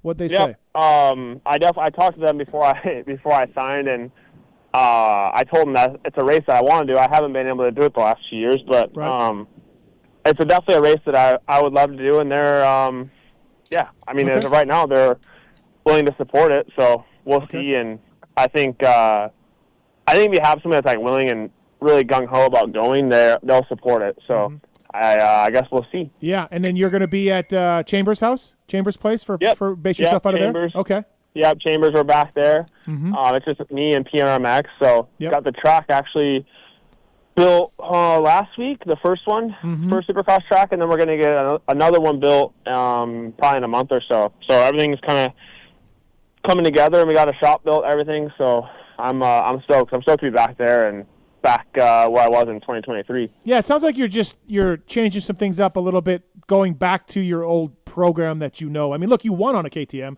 You almost won the damn Supercross title. You won an outdoor title. So no one can look at your KTM thing and be success and be like, oh, it didn't work. But it does sound like you want to get back to where you were. Yeah, I'd like to get back to where I was in 23 and around there. I just felt like I was more comfortable. Not that I wasn't comfortable at KTM, but I felt like I was happier, and I was just able to kind of do more what I wanted back then. So that's kind of where I'm at now, and kind of my mindset, and get back to like having some freedom and being able to do what I want, and just it's kind of my mindset. So it's falling together good, and I'm happy to be back at Chambers and just kind of doing my own thing. Yeah, let's talk KTM a little bit. Obviously, you did that thing with Troy Adamitis a little bit. For people who didn't watch it or whatever, you got into a little bit there. But, I mean, like you mentioned, it wasn't even like, you were back with Jade, so you knew him well, and Ian Harrison means well, but they're a different company, aren't they, than sort of what you were used to at Honda and maybe even the FC days? Is it right to say, Chase, that as nothing personal, but you maybe didn't gel with the people around KTM? Yeah, I mean, you could say that. I don't really want to get into it. I'm kind of moved my and changed my mindset forward. But yeah, I feel like I didn't really just fit in well there. Nothing bad. Just our personalities, I don't think really meshed that well. So that's kind of all I'm going to say. I don't really want to get into it, and I'm just happy to be moving on and on to new things. Did you have any relationship with Dan Fahey at all before you started talking to Cowie? Okay. No, I didn't. Honestly, I hadn't really talked to them a lot until like this whole thing went down, and Bruce and Dan and all those guys are really cool. And it's funny because when I was on 65s, I always wanted to ride for Team Green. Yeah. And I was always kind of on the bubble between being like just average and not the standout guy, not the guy that was winning championships in the amateurs. So I could never get Ryan Holiday to give me a ride. And like ever since I was little, I always wanted to be on Team Green. They had the best like amateur setup and everything. So it's kind of funny now to come full circle and be on the main team, and it's pretty cool. So I'm excited to work with them and get to know a new group of people. Right. Yeah, I was going to ask. Obviously, this summer wasn't great. A few injuries here and there, and this Cowie deal. I mean, of course, today was day one of the announcement, but I think it's been out there in the kind of public eye that that's the direction that you were going. How does somebody at your level keep focused? How do you keep the drive going? I mean, even when you came back, it was still good. How do you keep focused knowing that the direction is going a completely different way with new people, new everything for 2026? Yeah, it's not easy, but when I go racing, like, my goal is to win, and at the end of the day, it's an individual sport, and, like, stats stay with you forever. Right. So when you go racing, you want to go out there and win and put your best foot forward, no matter who you're racing for and what the future holds. So that was kind of my mindset. I just wanted to go out there, and I owe it to myself to, if I work this hard, to go out there and try and win, and that's kind of just what my mindset was. Yeah. So not that I was, like, looking to the future or dwelling in the past. I kind of just wanted to stay present and go out there and try and win. And I won one outdoor race, came close to two. But yeah, it was definitely a trying outdoor year in SMX, obviously. But every time I line up, I just want to win. Yeah. So that's kind of where my head was at. You know us idiots in the media, Chase, and I don't put Jorge Prado on the same level as you, but he's a really great rider. And you know us idiots in the media are going to be watching this all year long. Just FYI. Like Chase on the Cowie, yeah, sure. Jorge back at KTM, and again, I don't put him on your level, but just results-wise, right? I do think, though, like, I know the Cowie guys pretty well. Bruce I've known well for forever, and Dan's Canadian, by the way. So we get along great. I know. But I think they feel beat up from this summer for all the things that happened and everything else. They also haven't won in a long time a title. It's been a bit of a break for those guys. Do you sense with the team, like, hey, we're hungry to also, like, erase the summer where everyone, not everyone, but say 50% of the people are saying the Kawasaki's no good, look at Prado, and then 50% of the people are, saying, like, it's the team and everything else. Do you get a sense from the team that they're eager to, sort of change public perception?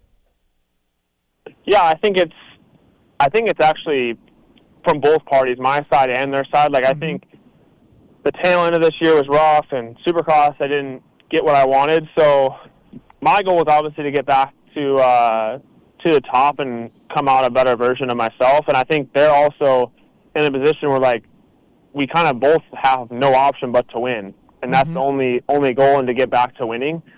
So I think it's kind of the perfect storm. I mean, that's what I'm hoping. And so far, they've been super, super open with my ideas and everything that, like, I wanted to change. They've made the changes, and it's made it better. So I think right now we kind of both have the same mindset of getting back to winning and getting back to the top. So that's my goal, is to get them back there and obviously get myself back there. And it's kind of a cool atmosphere right now. Yeah, I bet. I mean, like I said, you guys are in this together, so it's really nice to see that. Can you take anything? Now, obviously, they have different people in-house over there at Cowie working on the Showa, but it's still Showa stuff, like you mentioned. Can anything transfer over from your Honda days? Like anything at all where you're like, hey, I like this? Or did they say anything about, like, oh, hey, we can do this? Anything like that?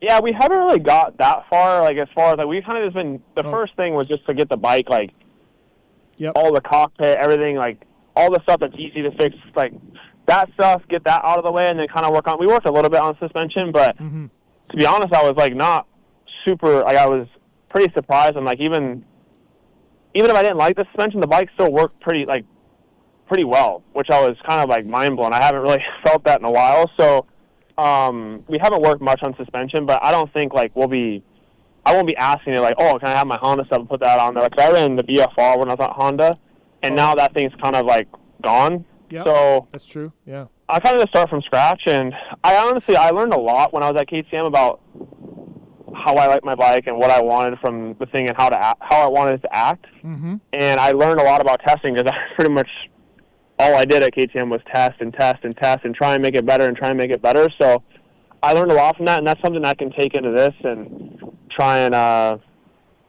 build a bike around me. And that's right. Kind of where we're at now. The cool thing is, not that I was anywhere remotely close to your level, but spent a lot of time on Cowie, Steve. You know that, right? Rode Cowies for a long time. They're so consistent, that bike. Like, it doesn't do anything, like, overly, like, oh, my God, or the other way. And then when I switched to KTM, very similar, you either fit that bike or you don't. So the Cowie is a very neutral bike to ride, which I think is easier to set up and easier to test, because it's more consistent, if that makes sense. So I Yeah. think that will be a good thing for you, because the KTM, you could make one change and it's a drastic change, where the Cowie is a little bit more, softer changes, I guess you could say. Yeah, actually, I was just talking to Brock the other day. Like, it's funny because kind of how Jason and Jorge had the bike set up, it's not really how I like my bike, and I feel like it was more old school kind of thing. And we kind of went in the opposite direction. I told Brock, like, it's cool because I feel like you can ride the bike even if you don't like it, but you can ride it in so many different. Still feels okay. Yeah, you can ride it in every. Like, if you want the rear low or rear high, like, you can ride it both ways. If you want the rebound fast, rebound slow. Like, you kind of make it and morph it into something that you like and kind of tailor it to you. And I feel like even when I was on the Honda, I always wanted my rear lower, and it never really worked. And then I went to KTM, and, like, I always put my rear high because that's how I could get it to turn that way. Yeah. So I feel like how you said, it's really, like, neutral and in the middle, at least so far. I mean, like, we're still in the honeymoon stage of this whole thing. You're gonna get into it. Yeah, so but it's that really was cool. I think you can morph the bike into what you want. Yeah. I mean, listen, I'll vouch for Chase here. Early in the KTM contract, and when he was winning and everything was going great, and Chase, you did tell me a couple of times, like, the bikes, I don't know what the bike's going to do all the time. This was legitimately something you talked about with the KTM, right? Right. Yeah. Yep. Where you were like, hey, I can hit something 10 times, and then on the 11th it goes crazy. So, yeah, maybe the Cowie will be just a better platform. How much did you want to race something before A1, or did you not? It's not on the agenda. Cowie didn't want you to do it. Did you come close to showing up at a world round or anything at all? No. I'm at the point now where I just want to, like, put all my eggs into one basket and get ready for our main series, obviously Supercross, Motocross, and SMX, and kind of just put all that effort into those series. So, like, right now in my career, I'm still in my peak and my prime, and I want to be able to, like, maximize that. So I feel like when I go race those, or if I go race those overseas races, I would lose a little bit of time in testing or training and stuff like that. So that's something that I want to do later in my career, but right now it's not really in the cards. So I never even asked or brought it up. Okay. Does that bother you as an athlete, like, at your level of seeing your competitors, like, doing these other races? Or I guess you're in your mindset of, I got to do what I got to do, or I guess. No, I mean, to be honest, I like it because I get to watch, and I'm a visual learner. Okay. And I like to watch because, I mean, during the year, you never get to, obviously, if you're healthy, you're racing, so you don't get to watch.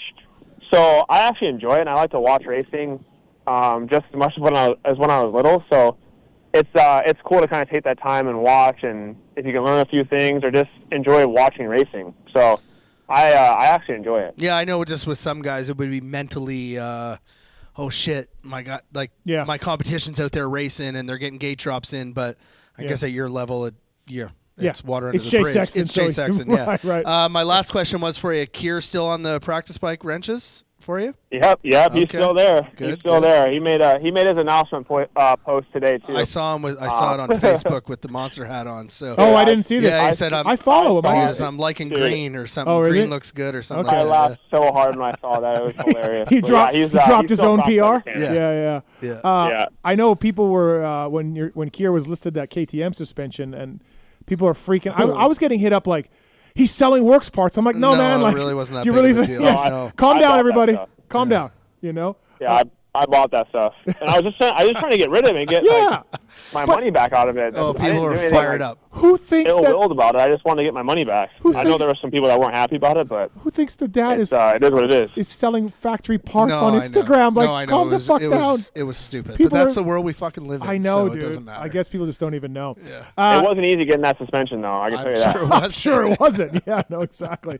I kind of know the little bit of the backstory behind it. So, hey, before we let you go, Chase, and again, thank you for the call tonight. Appreciate it, calling in from Hawaii.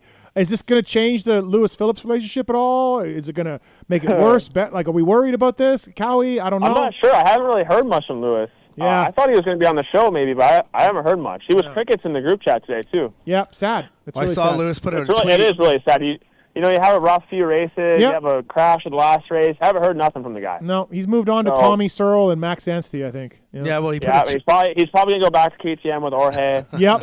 So yeah, he's a big Jorge guy. It's for sad. Sure. Yep. Nope. It's sad. We'll prove him wrong, though. Yep. All right. Anything else for Chase Sexton? Go ahead, Dave. Yeah. This is more of like a marketing question, but I know you follow other sports. I'm sure there's other athletes you're fans of. Do you ever look at them and see like what they do and feel like you want to bring that into moto? Like, I know you're transparent, you're great in interviews, but like, are you aware that you're one of those guys in our sport and want to really show your personality more? Yeah, I do love sports, and I like to even old stuff or whatever it is, or I feel like it is more open. So I feel like I push the line maybe a little bit. Like, I feel like I'm kind of like flirting with saying too much or not enough. Or no, actually, I never say not enough. I always come on the line of like saying too much or giving too much information, which I've gotten in trouble for. But I wish we could be a little bit more open and it was just more relaxed. Like, we don't always have to wear pit shirts to the press conference or, you know what I'm saying? It's just so, like, we're so in a box sometimes. I feel like it hinders us a little bit. But, I don't know, I feel like it's getting a little bit better, like with Hayden and Jed, and it's getting a little bit more open. So hopefully we can kind of keep that trend going and we can get this more honest because fans are always like, even this year when I was hurt or stuff, like, I can't really say much because I'm getting told from company side, like, don't say anything, but then the fans are saying, oh, you're not telling us anything. I'm like, dude, I'm stuck in the middle. I can't say what I want to say, so why say anything at all? And I don't know. It's a tough spot to be in, and I feel like the fans don't get to see that or hear about it because it is, when you're riding for a corporate team and stuff like that, it's just, there's only so much you can say, and then you get in trouble, like I said, with the fans. So you're in between a rock and a hard place a little bit sometimes. Do you think this will be better over Monster and Cowie? You feel like it'll be better that way? I mean, we're a little bit early into that, but yeah. I think the one thing I've seen that I've experienced so far with Cowie is that they always, whether it's a yes or a no, they're going to tell you the truth and they're going to say the truth, which I respect. Like, if it's a yes, then great. If it's a no, just tell me. I don't want to beat around the bush. So, they seem truthful so far, and I like that, and that's what I've enjoyed the most, at least at this point. Cool. Honestly, great to hear from you, Chase. Glad everything's going well. Cool PR, cool deal, again, from Monster and Cowie doing it in Hawaii and all that. So I want to thank you for giving us the interview. Thanks, Chase. You've been the breaking news for today, so appreciate that. Thanks, guys. I appreciate you having me on. All right. Thanks, Chase. Yeah, see you, boys. All right, see you, Chase. That's Chase Sexton, everybody. Monster Energy Kawasaki. Always a good interview. Always great. He is a good interview. Oh, he's always fantastic. He gets in trouble, for stuff he says. Yeah, it's kind of funny. Like, he was kind of saying that, like, about how sometimes he speaks too much of the truth. I mean, you can't compare motocross or supercross to, like, NASCAR, but you hear those guys on a bad day say the car was shit. Yeah. Yeah, our sport's unique. If Chase said the bike was shit. You know why they do that? Because you could go buy Right, Chase it's a Sexton's production bike. stuff. You can't buy a NASCAR. You can't buy, a MotoGP bike. So the OEMs freak. Like, I had. But do they not understand that these are factory motorcycles? I know. I had, when Kenny went to KYB stuff on a Suzuki, they lost their minds. And it's like, because they sold bikes with Showa. Yeah. It's like, dude, nobody cares. You put on exhaust. You put on bars. The days of winning on Saturday, selling on Sunday is over. Or I winning don't on know Sunday, if selling I on don't know Monday. if it ever happened that way, Well, that's what they used to claim back in the day. But, like, it would be a fresher breath. Like, it'd be a fresher breath. Breath of fresh air. Sorry. Twisted. Kind of getting up there, aren't I? Yeah. But anyways, what do we got, Marks? I think we're 9. Is the second one open there? No, soon. So, Anyways, yeah, good. but no, it would be like people would respect that though. But I guess at the same time though, people would be like, "Oh, he's a fucking complainer. He's never gonna win, right?" But also in our sport, and I think I do feel like this, whatever percent you want to put on winning, it's mostly on the rider. Yeah. But in NASCAR or F1 or MotoGP, if you don't have the bike, you're not winning. No. So our sport is a great rider can overcome, a bad bike. Yeah, it's like you can't do that in other motorsports. Yeah, it's like people watching Kenny win on a Suzuki. They're like, "Oh my!" Like, it's not the same motorcycle. No, but no. So, you make sense. With that, so but some of that's on that. But these guys can never say that though. No, I know. Or they're in big shit. But they should be able to. Yeah. No. I was just asking more like, all right, say he's watching basketball and he's a LeBron James fan, does he realize he is that in our sport, and from there like have the responsibility to like show more of whatever fashion he's into or like his personality more? Not so much bike stuff, just like when they're watching their sports and they're a fan, do they realize that they're also that person to somebody else? Great question. Yeah. That's what I was trying to convey. Right. Yeah, you do wonder. Like, I mean, Dungy did one time, came out and said he wants to change the sport and speak for the sport and everything else, and then really didn't do any interviews. I do. You probably get handcuffed. You probably want to do that and then realize like that's not happening. I do feel, and I will always believe this, and like I said to him, never even been remotely close to his level, but to ride that KTM, it either works or it doesn't for you. Where a lot of these other Japanese bikes, you can adapt or fix it or whatever. That KTM is very special. Are you with me, though, how interesting this is going to be with Jorge going back and him going to 100%. Cowie? Oh, for sure. Because, I've said this on other shows, and so I'm risk of repeating myself. The shine has worn off of KTM a little bit, and like they for a long time could do no wrong, and great job. And Ian and Carlos and Roger, and Jade and Frankie, they're all friends of mine, and they're all good people. But there is no doubt that with the shock problems they're having, with Vial refusing to ride and Chase having gone through, Chase told me he had to put a shock on every time he rode, a new shock. So shock problems. Chase had some weird stuff go on with the bike. Vial stuff. Well, he had some weirdo crashes too. That's what I wanted to ask him, how he thought Vial was going to do in MXGP. Oh, okay. Could have asked him because his didn't. buddies. Let's call him back. But that is, they got Tomac going over there, and they got to do some rebuilding. Do you? And I mean, that's the sport, right? Like with teams, I mean, PC was unstoppable for a while, then Star, and now Star looks like maybe. Yeah, Star without Deegs is like So we'll see how that goes. But that's just that roller coaster in motorsports. Yeah, no, and like Cowie with RV and James and Ricky could never lose. Suzuki for a minute, So now it seemed like the writing was on the wall that Chase was leaving. What, halfway through Supercross, beginning of Supercross-ish? Yeah, halfway through. Anyway. Do you think he had the option to stay there after the year that he had? Yeah, I do. So he obviously he wanted to go. Yeah, he obviously thinks the grass is greener on the other side. Right, it was time. Did you guys find it weird he really didn't want to get into KTM at all? No, I didn't find that weird. No, I find that he wants to move on. Okay, I think he just wants it. Yeah, but he's not. He's a great maybe if he interview. had 9 twisted T's into him, he'd probably tell you. Right. Because listen, I don't think it was good. I know things behind the scenes, like it was not good on both sides. I don't think it was good on the motorcycle, and I don't think it was good you're way more in tune with this than I am. But I don't think it was good with the motorcycle, and I don't think it was good behind the scenes. No. Like he never really. He did win on it, and that's what's funny. He won an outdoor title, and almost won the Supercross title. I know. That's how good he is. But I know. I really think clearly he's going to a team where Prado made that motorcycle look fucking garbage and complained and blah blah blah. And even Jason for a couple of years hasn't done as well. But that ship sailed. That relationship went on way too long, in my opinion. Yeah, Jason and Cowie. But Jason's first year, when he came out, he was run 7 races. Yeah, exactly. A lot. But I think that sailed. It's a fresh start for both parties. Yeah. 3-year deal too. And I think Marchbanks is going to be a good teammate for Chase. Yeah. Marchbanks is underrated. We did a show last week, and I said Marchbanks and Prado will be close outdoors, and I got yelled at. Now I think Prado will be a little better, but dude, I think Marchbanks will have his moments. I mean, on PulpMX, he was a 5 to 10 guy, all the time. On Factory Cowie, what do you think from this summer shows up? That's what probably better. But what do you think Marchbanks' expectations are if you're 5 to 10? 5 to 10. Don't you? And the team too? Yeah, I would think so. In Supercross and outdoors. Yeah.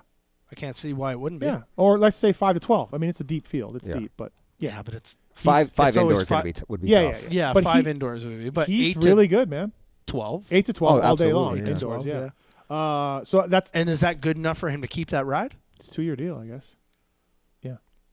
Yeah. What gear is he wearing? I didn't even notice in the. Did it show? He didn't show Garrett riding. No, they were. I saw a bunch of comments today. They spent all the money on the Sexton PR, and then somebody took a photo of him with an iPhone or something. That's what they were saying on. Well, it did come together pretty late. Garrett's deal did come together pretty late. Did you guys ever ask Chase about the hat conspiracy thing? Yeah, there really wasn't anything to it. So hat on backwards this year? We'll see. Monster hat? Yeah, we'll see. But listen, I'm stoked Chase chose our show to be the first time to talk about it. So that's awesome. Like you. He does like you, though. I think he does. Yeah. Speaking of not liking somebody, Michelin, Randy Richardson, won't send me any tires until life swap is done. Not happy about that. But listen, I don't hold Randy's antics against me or against Michelin. MichelinMan.com/motorcycle to learn more about the complete offering of Michelin motorcycle tires. Their new E-Wild mountain bike tires are great. They take the DH technology and the E-Wild technology and make them one. Starcross 6s. I mean, I went 6.6 with the Starcross 6 for the regional, so not bad. For all us new listeners here, yeah. What, life swap? Yeah. You guys are just swapping lives? Chris Kiefer and I have been saying this has been going on for a long time. Yeah, for a couple of years now. He can't do my job, and I say he can't do my job, and he says I can't do his job. Mm-hmm. So I'm gonna go to California and live with the kid and the wife. They're in the East now, though, right? They're in California right now, but we're trying to make it work. That's been part of the problem. He's leaving us. I think you got to do it in Georgia or wherever. No. Yeah, to make it You're super fucked. draft. No, absolutely not. I'm not doing that. You fucked up. You should have done it a while ago. Yeah, we should have. But the problem was you weren't in the shape that you're in now. You couldn't ride 5 days in a row like he was riding. Now you could do it. Yeah. But now he's in the East. Yeah. Just bring your glasses. We're trying to work with Michelin to get this happening, and then I get back on the tire so- bandwagon. So, So it's Randy's fault. It's Randy's fault. Yeah. By the way, we got a winner. Brent won the Atlas traction boots. Nice. Congratulations, Brent. Probably Tallon's buddy. Yeah, Vegas local actually. So Is if you it? For real? Yeah, I swear to God. Do you know him? I don't know him. Oh, but he is in he Vegas? does live in Vegas. Oh, yeah. wow. Sounds set up. Yeah, totally. Yeah. All right, let's get Pipes on the line. ship to It's the a little US? early, but let's get Dustin Pipes on the line. From Why are we speeding the show up?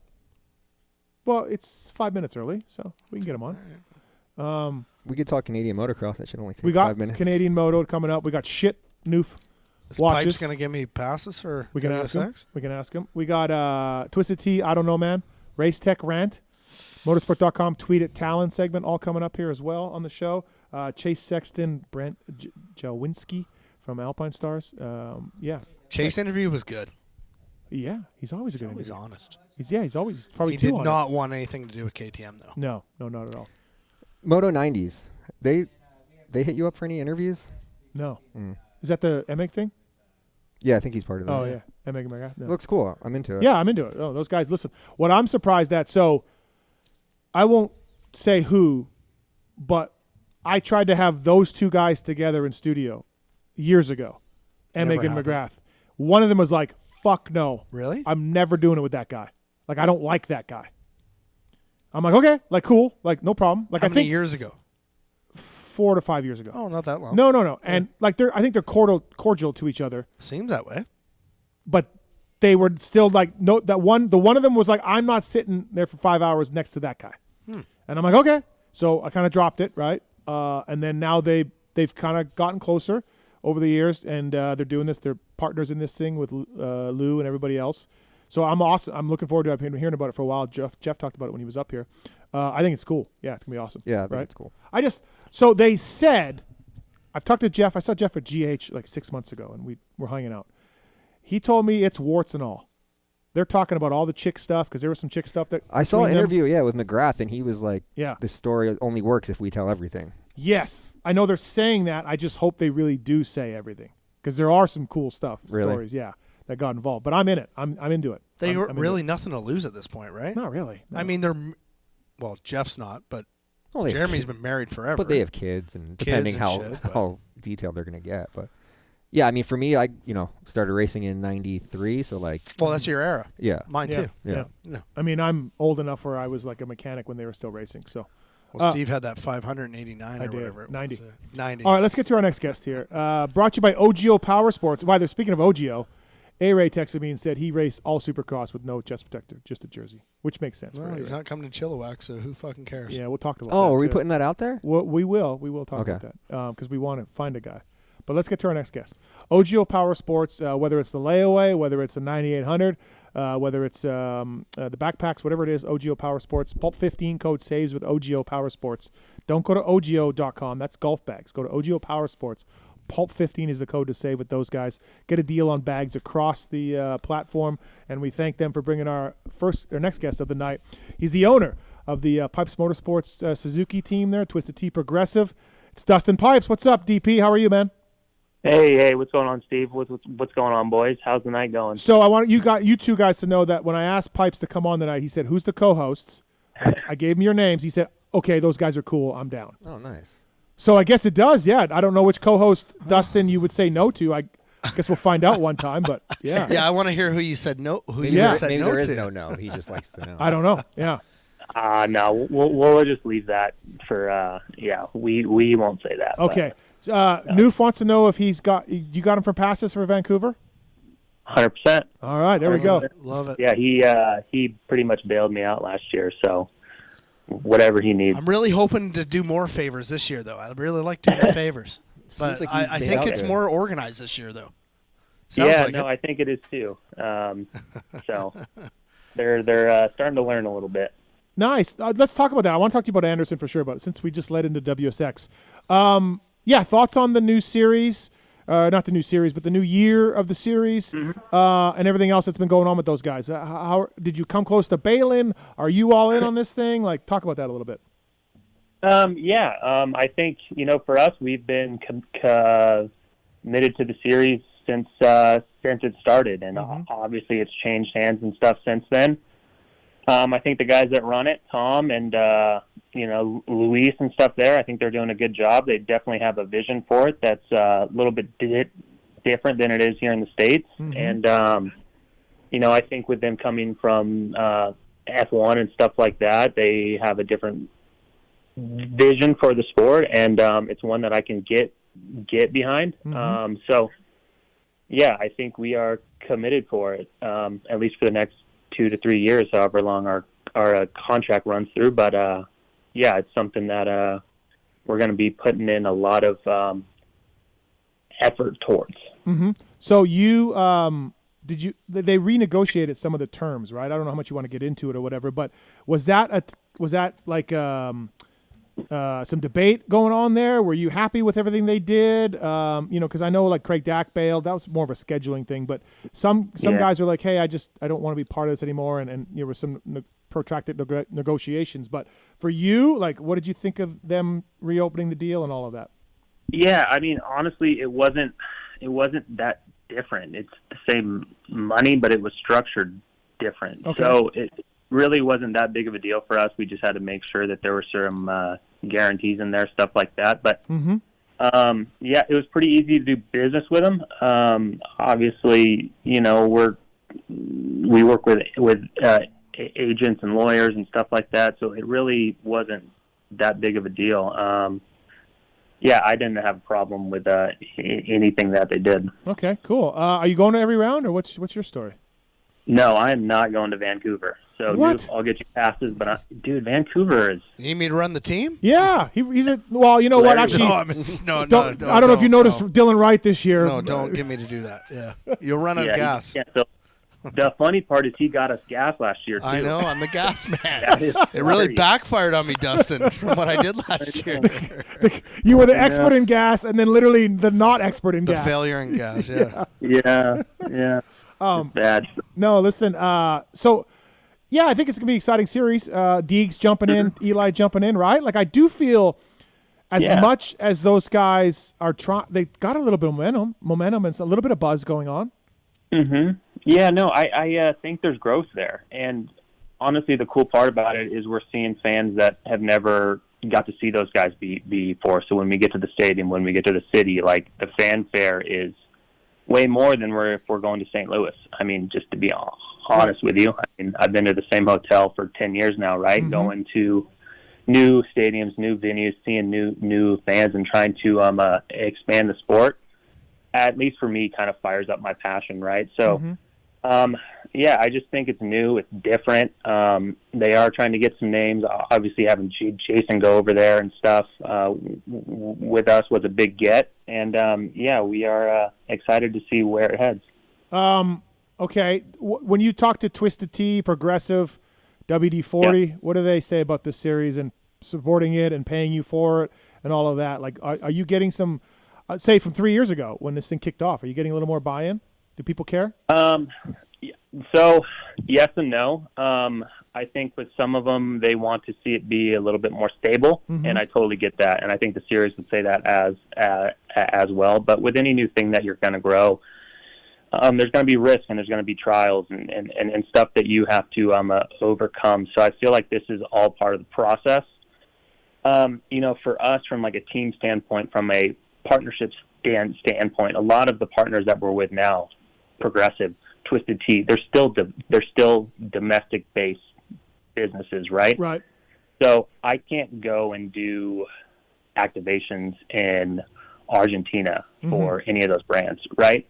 But they do get the airtime, they get the TV, stuff like that. Now with Suzuki, who is a global company and stuff like that, there's a little bit more value there for them. So, I think as this series continues to grow, one thing that as a team we wanted to look at was being able to expand our reach globally rather than domestically. And I think for us, that's kind of the next step. Is Roxon in for all the rounds? It's a great question. Okay, see? I told you guys earlier. There's like weird buzzing going on about this. Okay, we don't know. Stay tuned, everybody. You said Dustin would know, though. I did say Dustin would know. Yeah, you made me write it down. Dustin does know. Dustin's not saying. Okay. Oh, okay. Yeah. Okay. Well, obviously he's not. If he was, Dustin here would say, yeah, it's good. He's in. Okay. Question We'll mark. figure that out. Question mark. Hey, and then for the team, they pay the teams like SMX series and you cut deals with the riders. Is that still how it's going? They still doing that? Everyone's a little bit different. Okay. There's like a purse payout, there's a team payout stuff, and then we pay the riders based on that. Okay. And are you as a team making money off this thing? No. No, you still no, not? but Okay. I think we're breaking even. Okay. But for us, we're just kind of adding it to the pot, right? So it just kind of, makes sense. Do you make money at SMX? I don't know what your structure is with the riders, but the 3 rounds. No. Okay. No. Also no. Okay. He's like a classic promoter here. He makes no money. Yeah, he makes no money. You kind of stole my question because I wanted to ask him. I had it on here, Pipes money. Oh. That was literally my note. I wanted to, because we always talk about, Dustin, like the 450 Supercross champion, he gets $1 million bonus or whatever. So when these guys win, like Kenny won the last couple of years, what is the money that I know it's team-based and there's a lot of other things, but is there prize money to that championship? Like, is there a bonus from the series to the rider? Or I guess everybody's different. Yes, there is. Yeah. Is it big? What are you talking about? Are you talking about Worlds or are you talking about SMX? No, Worlds. WSX, sorry. WSX. Worlds, I don't think there's a thing to win the title. Okay. No, there's because it's all team-based and everything like that. Correct. Yeah, okay. Correct. That's fair enough, yeah. Dustin Pipes here, brought to you by the folks at OGO Power Sports. Pulp 15 is the code to save with OGO. Chiz on a 250F, huh? That's what we're doing? Yeah, it's the second year in a row he's going to do it. So, he's the old man. He's holding it down. I know he's ridden it, a little bit. I know this past week and stuff. He was out with the guys, and dude, I think the guy just likes to race. Yeah, he likes money. So, well, have you seen his kid? He's got 18 kids. He's got 2 houses. He's got a lot going on, Yeah. Florida.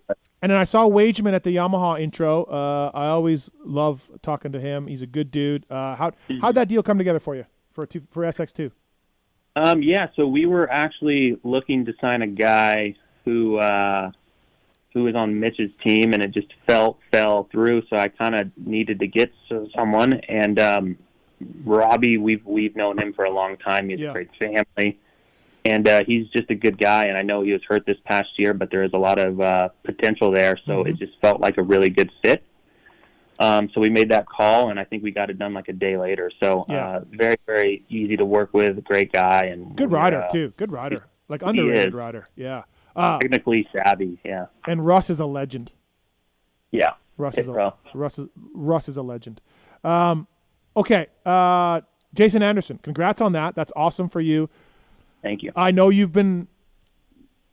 was in the tower when you were talking to a member of Cowie management right in front of me about Jason, and I'm like, Pipes, I'm in the media, but you didn't seem to care. My point. All right, okay. To be fair, Steve, like if I tell you something and you're like, and I'm like, hey, dude, do not talk about this. You've never done me wrong. No, that's the point. No, I have a lot of trust there. Right. But anyway, so my point being is this: you've been on Jason and for a long time, wanting him and talking to him and getting all this. What attracted you to getting JA21 on the team, and how's it been so far?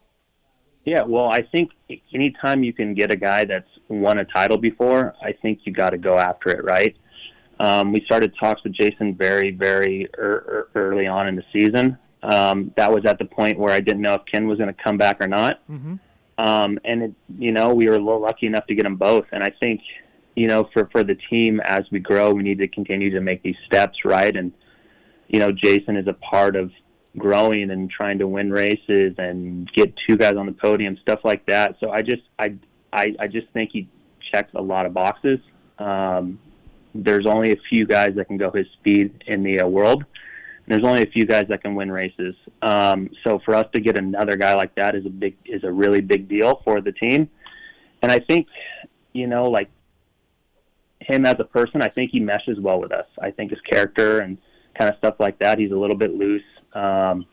Although we are growing, the team is still family ran. We're a little bit loose, right? He just meshes well. And I think we've seen that so far. So hoping for good things. Will he be on the twisted side or progressive side, or do we know? What? Twisted. Oh, Billy Grotto's going to love JA. Dave, you notice how Steve's taken all our questions? Oh, am I? On every guest. Yes. On everything. You've literally, Steve's been hogging I'm going home. Okay, all right. I'm sorry. Go ahead. Let's turn to Well, we have none left because you just ran with them all. I'm sorry. I didn't know what your guys' questions were. I was going to ask you, Dustin, how many years now with Suzuki? It's been how many years? So since we started, I think we're going on, it's either year 8 or year 9. So with the progression and everything else that's going on, like Suzuki. A-Ray Jason Anderson. Yeah, I guess. Yeah. Right. Well, they have come a long ways from A-Ray. No, who else was on there? Chiz, Entignap, and A-Ray. Brees was there at one point. Yeah. My point, I guess my question is, the bike is obviously still competitive. It still wins races. Mm-hmm. But does it come to a point with you guys growing? Are you like, okay, we gotta get something that's changing? You know what I mean? Like progression, blah blah blah. And do you see that coming with Suzuki in the future? I guess. I can't answer that for them, but I will tell you that I literally had a 2-hour meeting with Japan today. Sure. So you're in contact with them a lot then? Yeah, we literally tested all last week in Florida. Good. So there are things changing. There are things going. There are improvements coming to the bike. Mm-hmm. I don't want to leave where we're at. So listen, they got transmission. They got a taller second for gear sure. this year. I guess the Japanese guys were at the SMX races. I don't know why the transmission was that big a deal. We had it the year before, just no one liked the ratio. So we did a different ratio. So Yellow Magic, dude, they're back. I guess. I think it's so crazy to like, man. Yeah, I just asked like, oh, we got to change with the times, but that fucking motorcycle's been good for that long. Like it's still winning races. Kiefer, we just had who'd we have on? Oh, we had Colt on like 2 weeks ago. Colt Nichols, yeah. And Kiefer went into his spiel. It's a good bike. Yeah, it's a good bike. Why change it? Yeah. Does it still get in the shootouts? Do people still put it in shootouts? I don't think so. I don't think. No. Okay. No. All right, Dave. Anything else? I was just. Go ahead, Dave. Sorry. So I feel like Dustin raced not that long ago. So right. to go from racer to a team with the the guys you had to where you are now with 3 past champions, 2 of them being in the 450 class. Was this always your vision? Did it slowly get this way? Like one day were you like, okay, I want to have a team, and then I'm gonna have the best guys. Like what? Just what's the progression of that? And is it like a manifestation or dumb luck? Number 181 on a Suzuki, Dustin Pipes. Mm-hmm. Yeah. So Steve always loves this because the only reason this team even started is because I did a deal with Steve. He sent me to JGR to do the intro for this last model of bike, and that was when RCH was going away, and I was literally sitting at a table eating dinner with Wheeler, and I told him that I was going to start a team.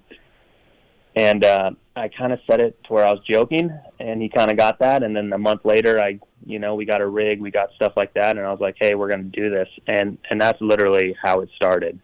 Crazy. Me sending him to JGR. So can you tell Jason that and then get the interview with me, or no? You're fucked. Yeah, I'm fucked. Yeah, no, we gotta. We're gonna have to work on that one.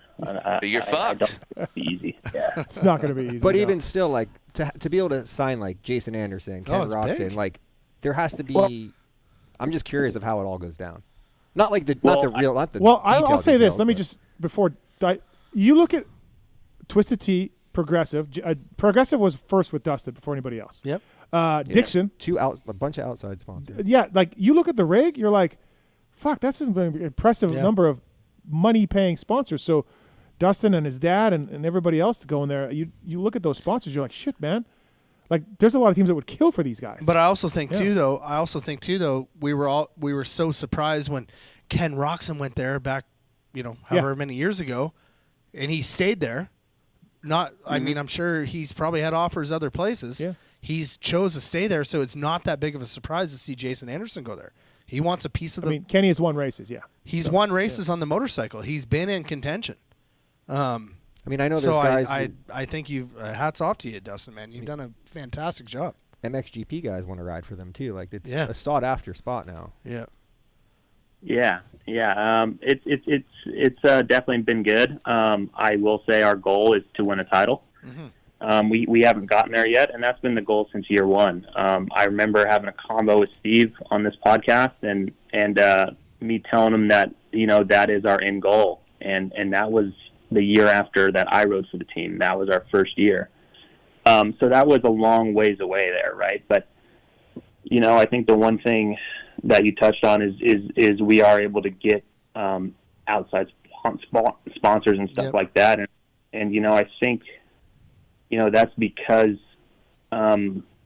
we didn't have the backing the whole time from a multi-billion-dollar corporation. We've had to find ways to win off the racetrack, right? So, we had to do the data collection. We had to do the activation, the fan zones. And I think being able to show that to your partners, that there's a value to your team other than what they get on the racetrack, I think is a big factor in our growth and in kind of what we're able to do today. So, as we grow, as we still try to get towards that goal, I think that's something that we need to not lose sight of, and just make sure that we're not only trying to win on the racetrack, but we're trying to win off of it as well. And that's something that we pride ourselves in.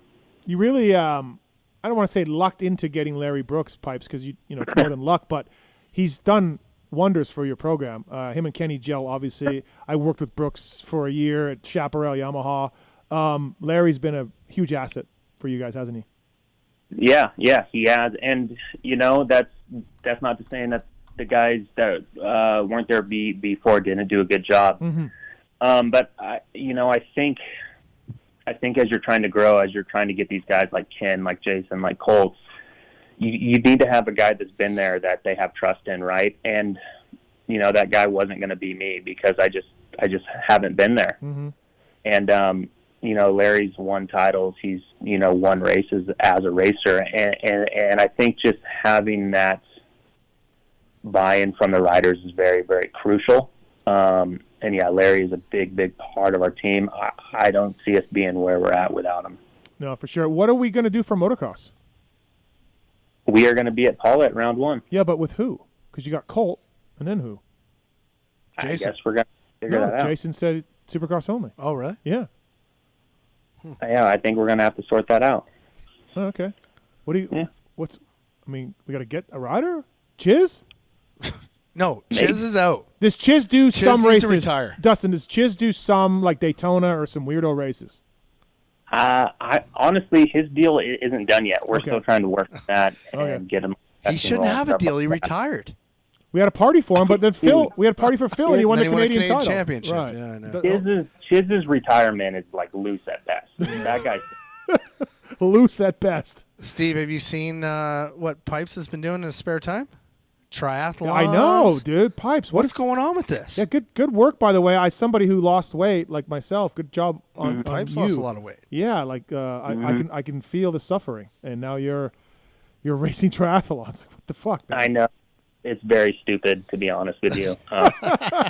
It's so stupid. Inspiring, though, a little bit. I like it. Yeah, so I did 2 of them. Did one to test out 3 or 4 months ago, and then did another one a couple weeks ago, and won my age group in that, and got second in the whole thing. And then I signed up for a half Ironman yesterday. Yeah. So, damn. Yeah, we're going to the Pain Cave. So that's why he's not going to Vancouver. The thing that was cool was that it worked out to where it's during the off weekend in March, so I'm not going to miss a race or stuff like that. So, yeah, we're going to try it out. Great way to spend the off weekend. Yeah, I can't think of a better way to spend the off weekend. Dave, have you ever done one? I don't No. know. Okay, No. but because you were a big cycle guy, so You like to think I'm into fitness. Every time I come here, you just want me to do something fitness-wise. There's a lot of fitness talk here tonight, man. I'm over it. Listen, I took Newf e-biking even. I'm fucking over it. The fitness talk. I'm done with it. Listen, it gets Dustin, you know this. Once you get into it, and you know, for myself, You get addicted. I would say I'm addicted to cycling. I really would. I love it. What's part of your routine? You put in a lot of miles, a crazy amount of miles. Yeah. Why? Do you follow Strava for me? No, I just see your pictures every day. Yeah, that's a lot. I know. I got it. I love to cycle, and now I've been running Pipes. Running sucks, but it's a real quick. It does. It does suck. I ran today. It's that's kind of my thing now. I've kind of turned into. What's your miles? How long for a mile for you? I mean, if I'm doing 2 miles, I can get down to a 5:45. Oh, fuck, that's I'm good. Comfortable, 7.5. You know, I did 26 miles last week. So, God, you and Troll Train. You and Troll Train just that 2 mile sounds like a sprint. Yeah, dude. Yeah, but he did it in one day. I did it over a week. So there's a big difference. Listen, it's a good job though. It takes a lot of dedication, a lot of self-discipline. To do what you've been doing. So good job. We're getting there. We're getting there. All right, we got a call for you here from Hayden's on one. What's up, Hayden? What's your question for Dustin Pipes? Hey, what's going on, guys? Yeah, question for Pipes would be, I'm super confused on the whole HEP Suzuki Twisted Tea thing. I mean, Anderson was announced, and he was wearing a regular black helmet, but now a few days ago saw he's wearing the monster helmet. So where is Twisted Tea come into the title, that sponsorship? Because it really just looks like he's a progressive guy. Yeah, well, that's very, very. I can see how you think that. So the branding that Jason has on right now is for World SX only. Progressive is the title of World SX. Twisted Tea isn't involved in that branding. So at A1, Jason will be in Twisted Tea branding. Oh, got it. Okay, so this is a Monster WSX thing. Yeah. Awesome. Well, that was my question. Thanks, guys. Have a good night. Thanks, Hayden. Appreciate the call. Thank you.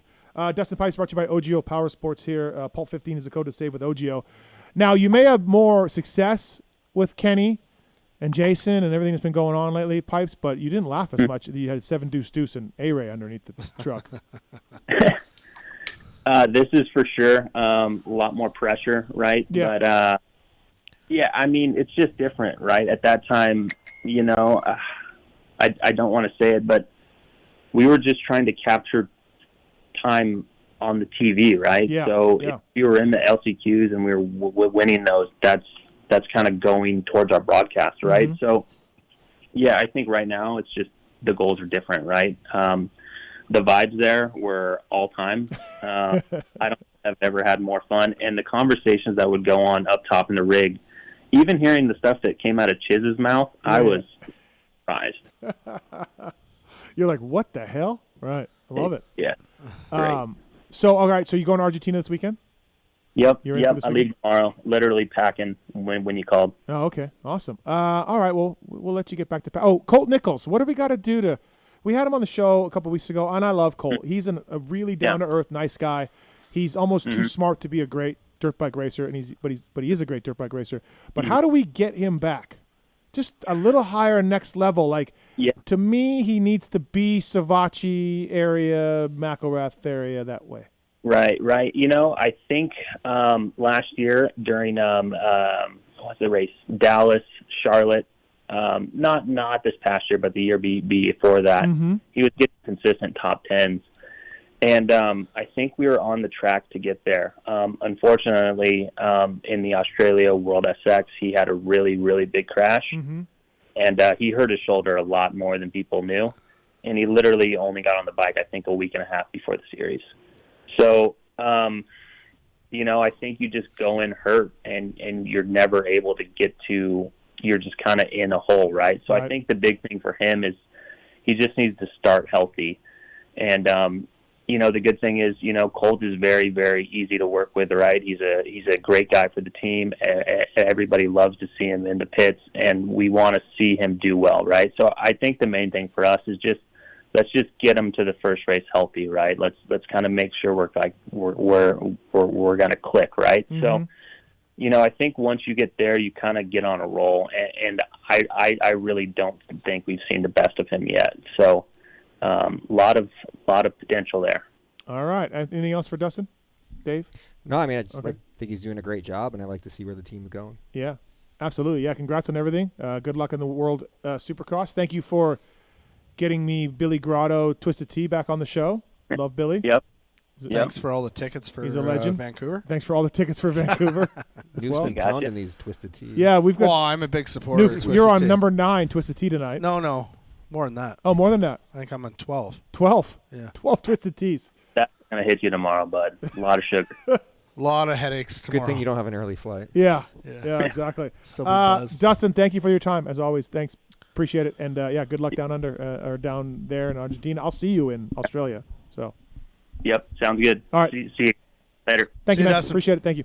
Dustin Pipes, everybody, brought to you by OGO Power Sports. By the way, as we were doing this, Kiefer sent me a photo and tweeted it out. Eli's got a cable clutch. Tweeted it? No. He tweeted out that Eli's got a cable clutch. Oh, he didn't send the photo. He didn't send the photo. Oh. But it looks like Eli's got a cable clutch on his KTM. Did not somebody say that it's impossible to have that? Yeah. Guess not. Is it that important? Must be.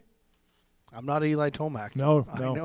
But it's just funny because I feel like most people would want a hydraulic clutch. Me too. It feels so much better. So much. It's like I know. Yeah, I don't know. I'm with you. PulpMX 20 is the code. And that's going down tomorrow. Yeah, KTM. Too bad we couldn't have done it tonight.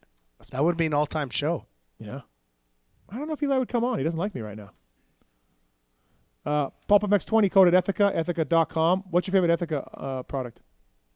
The underwear. Yeah. That I'm wearing right now. Probably Pulp underwear?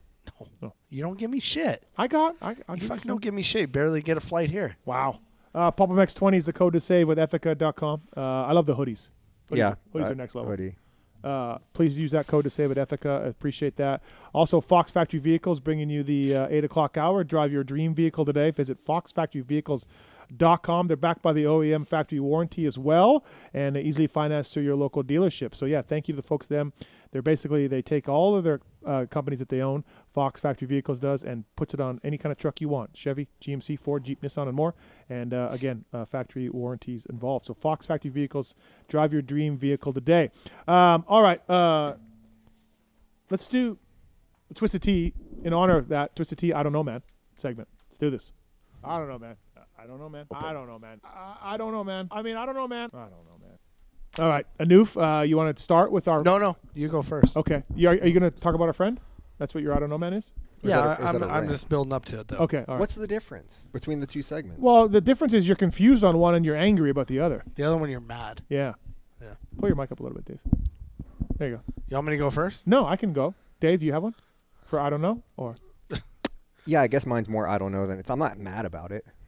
So then it wouldn't be confused. the rant. Yeah. The rant is when you're mad. Right, so I'm saying it could now be an I don't know, man, because I am not mad about it. Okay, go ahead. You want to start? No, you go first. Okay, I'll start. Twisted Tea, I don't know, man. Thank you to Twisted Tea for coming on board. Thanks for supplying the house. Tastes like real tea because it is real tea. All right, my I don't know, man, is Dave Ginolfi. Sweet. Listen, Dave, I've known you for a long time. He's a fucking nice guy. He's the greatest guy. Yeah. He's a super nice guy. Have you ever seen Dave angry? I never have. No, I have actually. Oh, He was you? mad at some guy in Quebec one time. I remember. Oh, there was a brawl. Yeah. A whole fight. Yeah, big fight. Yeah. No, I've seen him mad. Yeah. Okay, I haven't. Don't piss him off. No, he's a New Yorker, so you know it's From deep New in Jersey. There. It's New Jersey. Whatever. It's in I'm there. right next to the city, though. Yeah. Okay, so now listen, I'm old, and I'm not, super up on style and fashion, but I believe when you go to the race, and I used to say this with Beaker too, when Beeks was Fox guy. I believe if you're at a race, paid by a company, travel, you represent them, you're working for them, you're there, you need to be branded as such. Yep. And you need to be professional looking and branded for your employer. Well, my friend Dave here, I've seen him show up. He's got pillowy. We don't know where you're going to help you. He's got shirts, like a pillow shirt on. The fuck's a pillow shirt? And just like poofy. Poofy. And, It's my body type. And, Poofy. and no, it's He's not. called you Poofy. No, the That's shirt why- is. The that's shirt why he is. wants me to work out. And then the sweats. Yeah, He's got. Where's Sometimes he's got like sweats? half shorts that are It's not a sweats. style, though. He's got Half a hat that doesn't really have a full 100% visor hat. on it. I don't know what you're wearing at the races, I think Dave. he has me confused with No, someone I else. do I not. don't have a half visor. No, it's or whatever. No, you I have don't a have hat. half sweatpants. You have a hat, and I've seen it. It's like the Tour de France hats. It's got like a little small visor on it. Brother, I don't know what you're talking about. Brother. He's got, he just wears a big baggy like a sweatshirt almost, not a sweatshirt because it's got sleeves, like short sleeves, but it's that material. It's got no logo on it. It's, Yeah, because he doesn't want to look like the fucking rest of us. But he's at the races working for a company. He should be wearing. Doesn't matter. He should be I wearing know who he is. nice shorts, a nice Yeah, I shirt. can't pull that off. Okay. I'm a guy that wears the clothing, the shirt that's given to me, the underwear that's given. I wear what they gave me. Dave, you look at Dave No, and he you're like, buys his clothes. you're like, you look at Dave. You buy your clothes. Yeah. Yeah. I have my clothes. You look at Dave and you're like, great guy. What's he doing? Who's he here for? What's happening? I don't think anyone's Is he going to wondering what I'm. Is who he I'm going there to a? for. Is he going to a runway shoot? Well, Is no, he's not that good looking. Dave, did you ever think you'd be Good-looking getting fashion advice from Steve? No, but that's how I know I'm winning in life. If he doesn't understand it, I know. The fashion advice I have though is like, wear a collared shirt with 100% logo, some nice shorts. Dave, that's not our brand. listen. Listen. As So- much as I want to get on this train And with this you, isn't a rant. I'm No, not angry no. about this. I'm confused. No, but- I don't know, man. this goes back to you though. What we talked about today. Everything has to be Steve's way. Yeah. The fucking time you show up at the airport has to be Steve's way. The So- fucking time you get off the plane has to be Steve's way. Everything has to be your way. This is a you problem. I just have opinions on a lot You're of mad things. at Pookie for ordering the fucking chicken wings. It's a waste Because of chicken you don't wings. like chicken wings. No, I like chicken wings. Well, you Nobody didn't eats want them tonight? Nobody eats the wings. I'm going to eat them when I go downstairs. Well, you better fucking eat them. I'm going to have them all over Okay, my chest. all right, okay. So listen, so I'm again, Dave. Like we're great friends, and I respect you, and I like talking to you on the weekends. It's always a breath of fresh air. But I just don't know what's going on with the outfit. Like I don't know. Twisted Tea, I don't know, man. So I always have a 100% hat on. Always. Okay. The shirts and stuff, I'm in between getting some like one-off 100% stuff for me. Oh, for you're the gonna races. make one-off stuff for you. Yeah, we're gonna get it done. What about just a T-shirt? And then the shorts, they're just shorts. I don't know what I wear athletic shorts in the summer because it's you hot look like as you're going shit. for a jog or something. Maybe I am. Listen, I like what Steve wears. I'm just all right. I'll have cargo this shorts isn't a past rant. my knees. This isn't a rant. I just got tagged in the blow up thing. Not a good look. What blow up thing? The Oh. Tech Air. Oh yeah. I got tagged in a Okay, Facebook post. so that's Not all. good. That's my. I don't know, man. I know, I don't know what you're wearing at the races. You do you. You do whatever you want. And again, I'm not exactly on the tip of fashion here, but I believe in representation, presentation, and professionalism. I'm professional. I don't know what you're talking about. Professional. It's not like he has naked women on his shirt. They're blanks. Yeah, but with just with a branded professional is like the 100% logo. You know, maybe some starch in that shirt. Hat. Well, I'm sorry, Okay. you're confused on who I work for every weekend. Okay. He wants starch in your shirt. Okay. That's my I don't know, man. Go ahead, Goldie. Or go ahead, Newf. On both Goldie. Golly. It's because it's about. Well, the I don't know man is about our friend. R.I.P. Yeah. We lost him. We did, and it's sad. What is he doing? I understand it, and I have to respect this, and I will respect him for this. He's going to listen to this. He listens to every single podcast. He's more crazy than me. He watches more of this than I do, this list. But, yeah, we lost our friend Galdi out of our group chats. We have a few group chats, and all of a sudden it was Ryan Gauld is gone. And Just then left. I It just added says him. Ryan Gauld left. Yeah, and then I added him back. I figured he was mad at somebody. So I added him back and said, who you mad at, Galdi? And then he left again without saying a word. And then I texted him on the side, like, seriously, man, what's going on? Because there's another group he exited Yeah, too. like I thought he was really mad, actually. And I texted him, too. I'm like, hey, you left the group chat with me and Steve and a couple other guys. He's like, yeah, I don't see that group chat anymore. And that's all he said. And then He just told me he's trying to spend time away from his phone and not be so consumed by his phone. And I understand that. That's fine. That's fair, yeah. I could probably use some of that too. Yeah. But can you just say, hey, guys, I'm trying to spend time off my phone. My wife's saying I'm on my phone too much. I'm trying to provide example to my kids or whatever. I'm going to leave for a little bit, or I'll leave. I don't think we're that hard in there, though, are we? No, we're not. Or put it on mute. I'm in a group chat with a bunch of privateers. It's on mute. I wake up to 40 messages. I don't know why he chose to. The reason, what he's doing is fine. The way he's doing it is just, I don't know, man. Well, he's not telling. No. If he came in there and said, hey, guys, I'm going to take a break. I'm going to take a winter break. Yeah. Who cares about a winter break? We all need it once in a while. But instead, he's just exit, and then you add him back in, he exits then again. Then I'm texting Steve, what's going on? I'm texting Galdi. I'm texting Derek. What's going on? Who's he mad at? Right. Well, he's not mad at anybody. No. I admire the reason. I don't he's know. our friend. I don't know, man, why he's doing He's this. our friend. I Put it don't on know. mute. Put the group chat on mute. Marks, do you hear this about Galdi?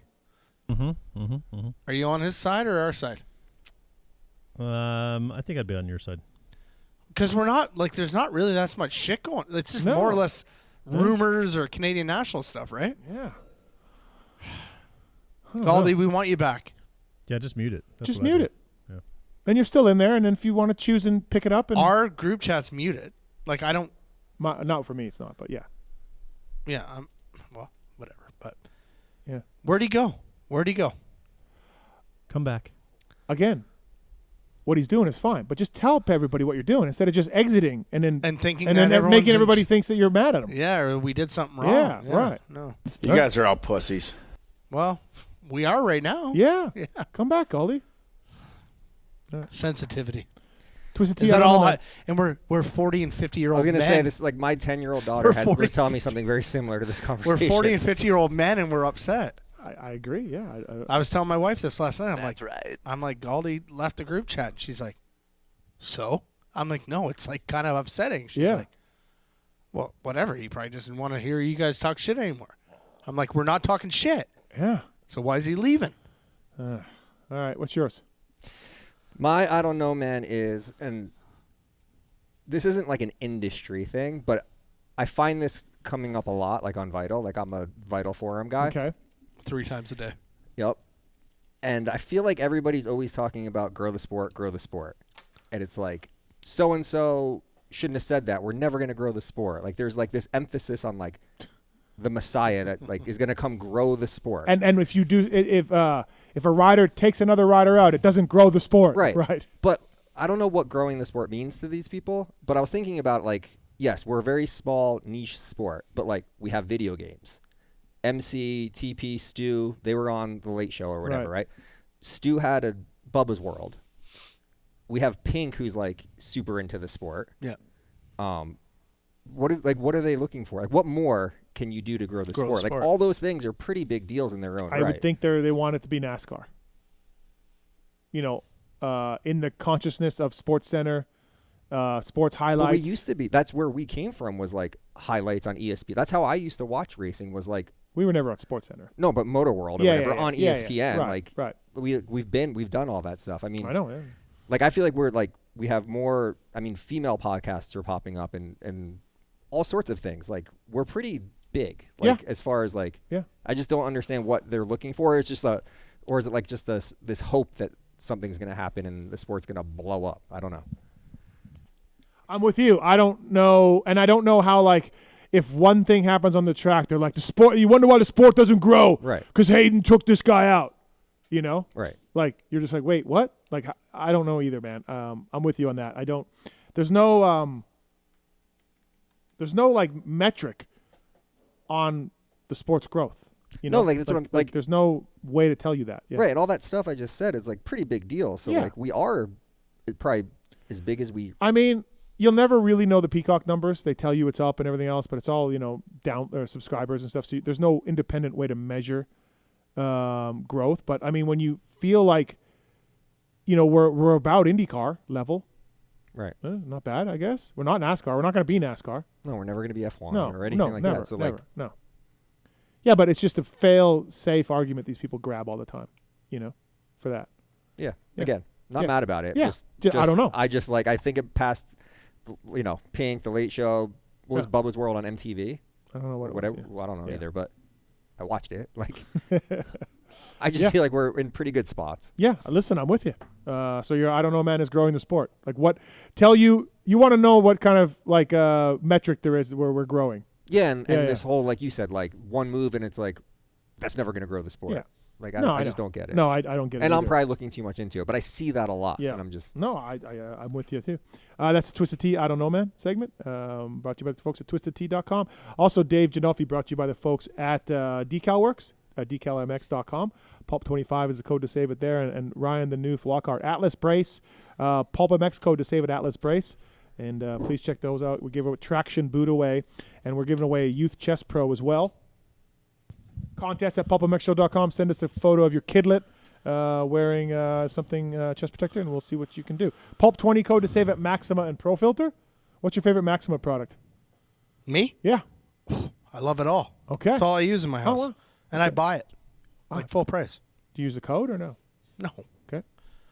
U.S. dollars. Yeah. U.S. dollar. Good Canadian. point. Love the Maxima guys. Chain guard, though. Yeah. Chain guard's my favorite. You can't beat that. It's good. The only bad thing about the chain guard is I have a can in my truck that stays in my truck, in the back door. Yeah. Because we all do. Yeah, but then when you break, the can is moving and the little rattle. Oh, you hear the thing. rattle? Well, yeah, but you're supposed to have a toolbox or something for that. Yeah, I don't have nothing like that.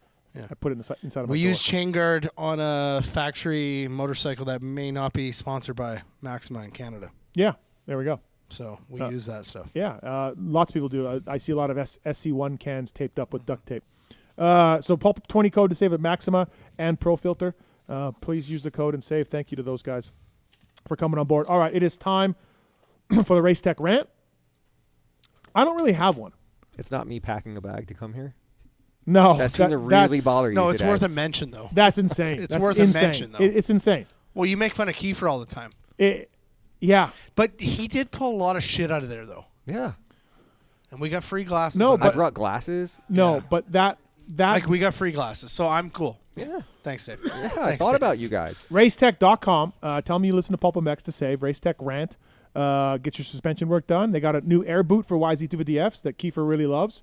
So tell them you listen to Pulp and get a deal from the folks at Racetech and get your suspension service and all of that. Thank you to Racetech. Yeah, I mean, Dave, it's insane that bag is a carry-on bag that would have fit, but you had cologne in it. Yes, but and that's what you were worried about, the liquid. Yeah, I don't know the rules on what you can have. I get that, but Guy travels you're every weekend. On Delta, he put me on Southwest, which I got kicked out of TSA pre-check, so I already looked like an asshole when I first got there. Well, you didn't add your TSA number to your reservation? I don't know anything about Southwest. Delta does everything for me. I walk up. No, but at some point you got to put your number in there. No, I just went to the gate or the thing and gave him my ID this morning. Yeah, it doesn't work like that. I know this now. Okay. So then I go to the regular thing. Yeah. Then I'm in gate B in Salt Lake Airport, which is like way down there. Yeah, it's far. And then Southwest, they do that whole thing where it's like very like judgy, like I don't want to sit by you, I don't want to sit by you, I'm going to sit by you. It was yeah, the see, I cheapest. don't get any of that. I've never been on a Southwest flight, so I don't understand. Yeah, like you just like. So where'd you sit? You just pick. It's open seating. Yeah, so like I literally, if I walk by you, it's because I did not want to sit next. Like I didn't want to sit next to you. So where'd you sit? What was your seat of choice? I went as far back as I could where nobody was sitting. Anywhere. I just grab a window all the time. Yeah, I don't care. And then you just go like this. Yeah, headphones on and hoodie up. Dave, I flew you down here. I appreciate it, though. And I bought a Southwest ticket. I figured it was cheapest. I didn't even price Delta. Delta's outrageous. Delta Hub at Salt Lake, though. Yeah. 10 years. I haven't flown anything in 10 years. It was just very foreign. You should have told me, can you check out Delta? Because actually, now that I think about it, being a hub, it would have been cheaper. Well, I wasn't. know, but you just sent me a flight. Who knew? I wasn't fucking happy with United today. I can tell you that. I'm Why? gonna drive home. Why? Yeah. Oh, we get to San Francisco. Everything's all great. Get on the plane. They're like, they come over and they say, over the intercom, they're like, yeah, the flight's too short today. We're only serving water and orange juice. I wanted a fucking drink, man. I had the plus seat, right? I was going to get a free drink. Yeah, I paid for that plus seat, by the way. Yeah. Yeah. Water and orange juice. Nothing Okay. else. All right. So I'm irritated. All right. Do we have a race tech rant, though? Do we have one? I don't have We got one, a guy no. on hold who's got one. Tell him. Is it, what's his name there that lost it last time? Jimmy? I wish it was Jimmy. Jimmy. It's not Jimmy. It's James. My What's up, sport. James? James. So it's close to Jimmy, but yeah, it's James. So my race tech rant is the fans of this sport. Like, every time I go on Instagram after there's something that happens at a race, let's say Chase Sexton falls or whatever happens, and someone will make a comment on like a Racer X post or Vital, whatever it may be. They're like, so-and-so is a head case, so-and-so can't ride. And it's just general comments that any fan of any sport would make. And you get these fucking bootlickers that slide into the comments like, how many SX wins do you have? How many championships do you have? It's like, Yeah, it's dude, irrelevant. you can be a fan of the sport and still make an observation. Like, I watched the Super Bowl and I watched Pete Carroll make a shit call by not letting Marshawn run the ball, but I'm not an NFL coach. I can still tell you that's a bad fucking decision. Like, you talk about, growing the sport, shit like that, and you have these fans who think that if they go into the comments and they defend some rider on a mistake that they made, that they're going to, like, become best friends with them. Dude, just chill the fuck out. We can all be fans of the sport. We can make observations. We can talk about it. You don't need to get so defensive about every single thing that fucking happens.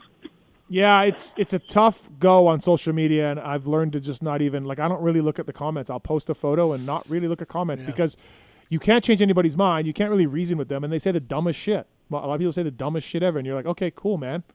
Son of a bitch. Yeah, like I don't know. But some of it's just to the point of it's outlandish. Like it's Well, not I even don't- in the realm of being I mean, common sense. at right? different points, No. at different points, I'll some people will say the most horrific thing ever. Not even like a dumb thing like what James is saying here, but like a most horrific thing ever. And you click on their thing, and it's like, father of four, follower of Christ, and you're like, wait, man, you just called me the worst name in the book. This really how you live your life? Like it's bad, James. It's bad. So Yeah, it's tough sometimes. Like I said, huge fan of the sport, but like every time you see something, there's just nobody can let go of their feelings and actually look at things objectively. Like that's what Sports Center is all about. That's what every other major sport has, but for some reason we get stuck in this box where if, I defend Jason Anderson, I think he's going to be my best friend. Like, dude, just shut up. Yeah, just watch the sport, have your opinions. Just do your thing. Well, it comes to the point where if you said, "Hey, I think Sexton rode pretty good at A1, but he got fifth," and I'm like, "You're a fucking loser." Yeah, I know. Yeah, it's that's where it's at, though. I know. Like, Yeah. it's your opinion, and I just call you a loser. I'm with you, So. man. Awesome. Thanks, James. Thanks for the race tech rant. Thank you, man. Thanks. All right, appreciate it. All right, next up we have a guy familiar with Dave here, Sean. What's up, Sean? Hamblin? Hey guys, how's it going? So Steve, as a former factory mechanic, how would you, Summercross win, how would you compare to a mechanic with, say, 2 or 3 regional arena cross wins and 1 high point national qualified on a PDS KTM with the gentleman across the table from you? Did you win the daytime qualifier, or you just made it? Oh, no. My rider won 2 regional mains, arena cross. No, but the national one. What was the national one? Oh, we just qualified. Oh, I don't know, Dave. Oh, you just were on qualified. a- Okay, I Just thought you squeaked her in. So I've had riders actually win those qualifiers, to get in. Remember those days? No, they didn't win any regional races that you were at. No, win the Yeah, nationals. well. Okay. No, to be honest, Sean, the Summercross win, I mean, we beat Jeremy McGrath. As Daniel Blair and Dave Ginolfi like to joke about, they were beating, kids and plumbers and carpenters. So. Oh yeah. Yeah. No, we were beating up on all the kids down there. But again, yeah. I love Daniel yeah. Blair's. You guys were a great. Well, Daniel always says this. You guys were a great indicator to all the parents. Like, hey man, if your kid ain't beating me, he's not going anywhere. Put him in school. Right, put him in school. Like it was a great thing. But no, Sean. I mean, listen. I've said this a few times on the show. Like I've gone around and talked to riders and been like, I think I won a lot of semi races and supercrosses with Ferry and Way, and no one cares. And no one seems to care. But in my mind, Sean, I think it's something that I've won so many semi races. So you can Sean, just keep that in your knowledge. And Well, not only that, Sean got the privilege at the time. My buddy had a company called Hunks Hauling Junk. Hunks Hauling Junk, like a moving company. Hunks. Oh, got it. Yeah. And Sean got to wear like their almost like striped shirt they had that was orange and green. Oh, nice. Not only were we winning, we looked good. What did Hunks pay for this? The gas bill for the year. Okay. That's all right. That's a good deal. Yeah. And did Sean have to work moving things or no? Did you have to work in the off season, move things with him? Okay. Just push my bike around and help me out and drive. No, I with meant me. help the hunks. Okay. No, I just looked like a leprechaun in that shirt on the podium. Where did Mandingo come in all of this for sponsorship wise? Before. Okay. Was that lucrative for you? No. Sean, did our friend Dave ever give you any bonus? Yeah, back then, because he was beating up on a bunch of teenagers, we got a big check on the podium. So I think I made like $100. That's all right. two or three times. So right. You got like a mechanics award. Oh yeah. Yeah. Nice. Oh. Well, Sean, I mean, I'm sure the memories of helping Dave win that title are priceless. He's a fucking champion. Yeah, he's champion. The jersey's still hanging on the wall. There we go. See? Awesome. Thanks for the call, man. Appreciate it. Guys. Thank you. All right, Sean. Yeah, his family owns a dealership in New Jersey. Oh, okay. So friends with him, he's always helped me out. And I did a podcast with Yulo a little while ago. Yeah. Jersey legend. Mm-hmm. I got so many Jerseyites in my DMs. They're just like Yulo. Like people liked it. He was a big deal in Jersey, or like him and his brother. Yeah, but before your time, a little bit, but like just missed each other. Yeah. But yeah, dude, a lot of Jersey people were stoked on that pod. Again, because that was like he was in that era of like the 90s. Yeah. And I just feel like Moto, again, I could be biased because that's my like what I think about. Your but like, touchstone, right? I just feel like there were so many people that raced back then. Like, so there's just so much more. It definitely was like, and again, I was around then a little bit. It was way less serious than now. Way less serious. Even Jeremy and Emmett, like it was so much more laid back. And even Ricky, like we'll go in the pits. It's just different. Now, yeah. I mean, it's different. Exactly. So that's the Race Tech rant, by the way. But like back then, racetech.com. but like at Englishtown back then, like our local track, like every class would have full gates. Yeah. It's not like that at all. So like nobody races, right? Right. You're all in training facilities, racing 5 times a year. It's a fucking problem. I don't get that. Yeah. Because again, remember when I said how I first knew of Newf, like the goal was like go down to Florida for the winter. Yeah. You stay at Ocala. Yeah. You ride your 3 days a week, but you race that whole winter series. That to me is the move. A lot of Hooter trips though. I didn't. You never went to Hooters? No, I went to Cafe Risque. So every year, this is before your time, even before my time, like Valancourt and Dowd and Treadwell and Rollerball, and these guys would rent a house and like in Ocala, yeah. I guess the stories are. I Treadwell probably told you some of them. Like imagine, yeah. These guys are all making mains, Because I know what it was like when I was going to Ocala in the early 2000s. Yeah. And we were fucking hitting Hooters hard. You and J-Law. No, J-Law was California. I know, I'm kidding. J-Law was California. Remember Watson's story? Yeah. Well, Watson's story is not true. So I know. It's great though. Yeah, it's funny. And I don't even know Kenny Watson, but I have so many connections to him because I brought that motorcycle that time. I smuggled across the border for him. For Hart and Huntington. This fucking bike. There's a lot of stories that are like this. I find. I smuggle a lot across the border. I hope I get across tomorrow. Yeah. Hopefully the border's not listening to this. And then before then, we got. I'd fly the girls in from L.A. I mean, never had those ones. No one wants to tell his stories publicly for Jimmy. No. You know how many interviews we've had on this show where, you got Jim Hawley stories, and they're like, yep. And I'm like, can you tell them? Nope. I was always so impressed after those were going on. You said Jimmy never drank. No. I would just think he was partying all the time. No, dude. No. Jimmy Stone doesn't. sober. That's why he got so much ass. I know, dude. It's Sober. insane. All right. Hey, we got the X-Brown Goggle tariffs coming up as well, but we did want to do a little segment here shit Newf watches.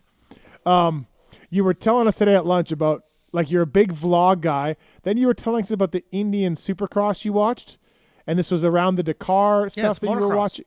Well, he didn't just say he watched it. He egged us on to let's talk about it. Yeah. And we're like, we didn't see it. So India Supercross, give us an update. Well, the Indian Supercross, so year 2, but they missed a year, so it was 2 years ago. Mhm. So they missed last year. Matt Moss won, collapsed after the finish line. Collapsed. Yeah. Collapsed. And Hunter Schlosser won the 250. Okay. He beat the big-time Indian guy over there. I Oh. think his last name's it's not Horgmo. It's No, Horgmo is a. no, I know. yeah. I have him on my vlogs here. Something with an H, but anyways, he's a big-time Okay. Indian Supercross guy. So Bauer said they also have their own class, the Indian guys. They do. Yeah. So, but if you're good enough, you can. But if you're good enough, I know yeah. someone else that used to do that. Canada. Oh, Quebec class. No, in Montreal. Oh, they have a French class. Or No, like they had Canada a class. They had a Canada class. Yeah. whatever. Yeah.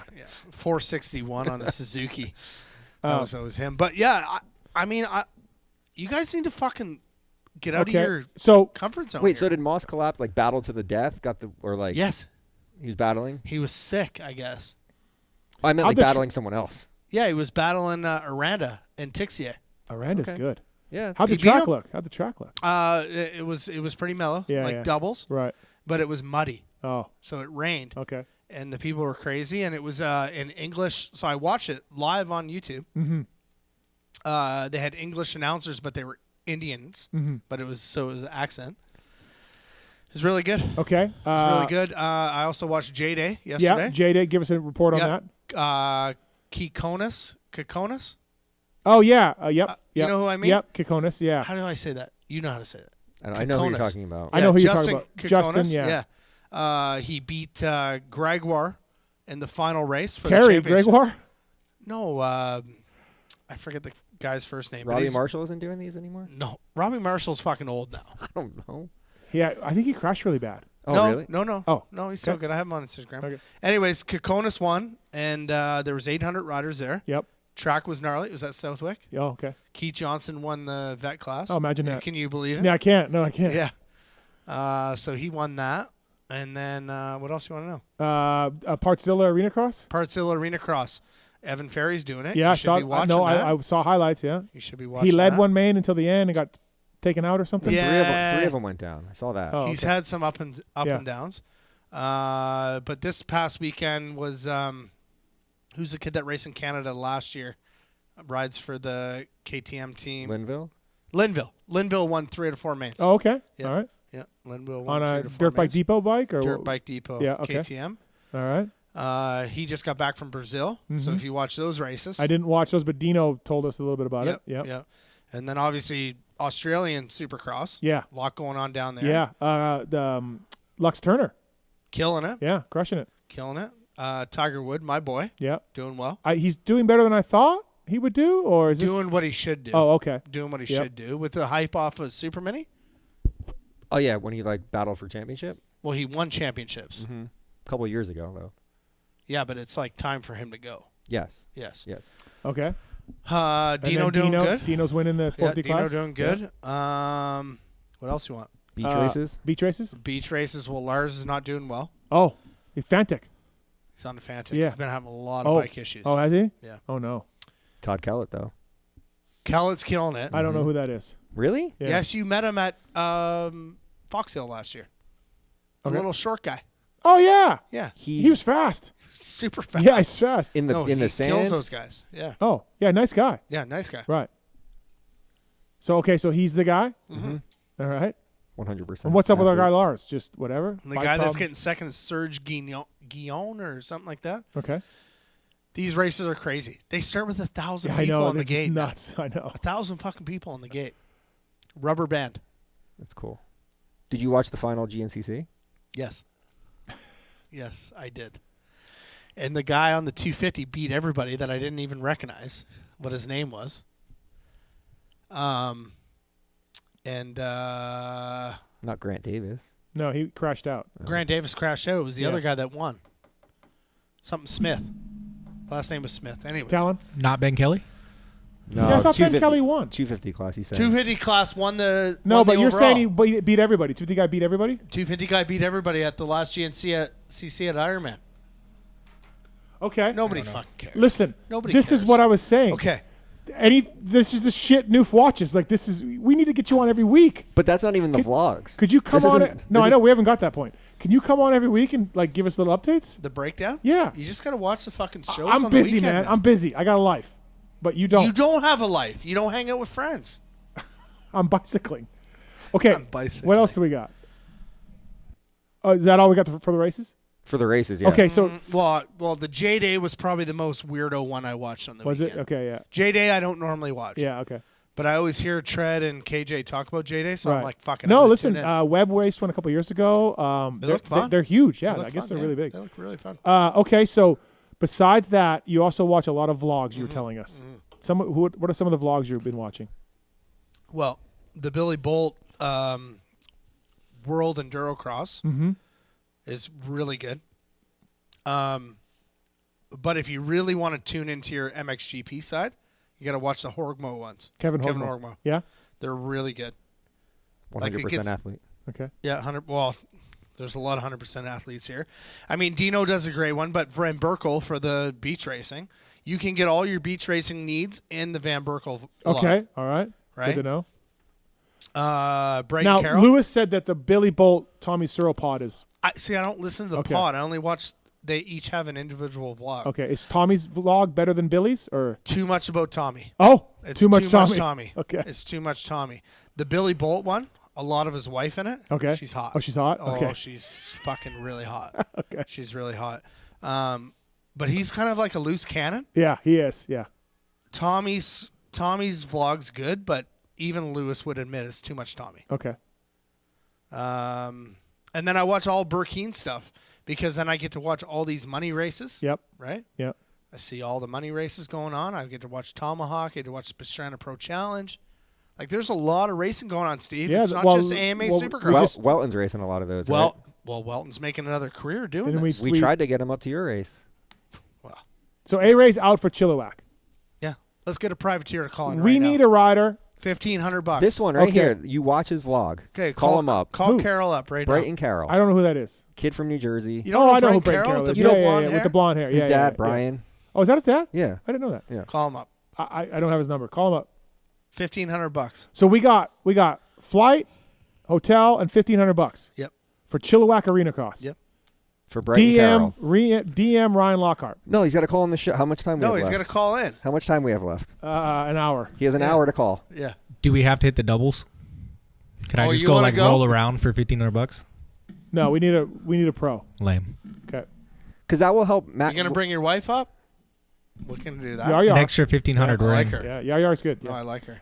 Okay, what other vlogs you watching? Well, Quinn Amiot, Okay. our Yep. ex-rider. Amiot's awesome. Good vlog. Mm-hmm. The Carol one's really good. Dino's vlog's obviously awesome. Yeah. So how would you find Carol's vlog? Just you two suggested it, and you're just like, let me check what this guy's all about. No, I just search these guys. Okay. It ain't popping up. Yeah. But I do watch a lot of vlogs, so then that's Yeah. where the Horgmo one goes, because I don't watch a lot of MXGP. Yep. But the Horgmo one comes up, and it's just fucking awesome. Yep. And then so I start watching that one, and then next thing you know, you got another guy. So this is where I came across this Seth Jackson. Okay. Ever hear of him? No. Exactly. No. Not that great of a rider. Okay. But made the Australian main last weekend, and he's been training hard for it. So And like they're awesome vlogs So to like watch. because he's emotional about making the main? Yes. Or, yeah. Yes. Right. Yes. Very deep. And put her in the main, so I just watch all his vlogs all week. He vlogs every day. Oh.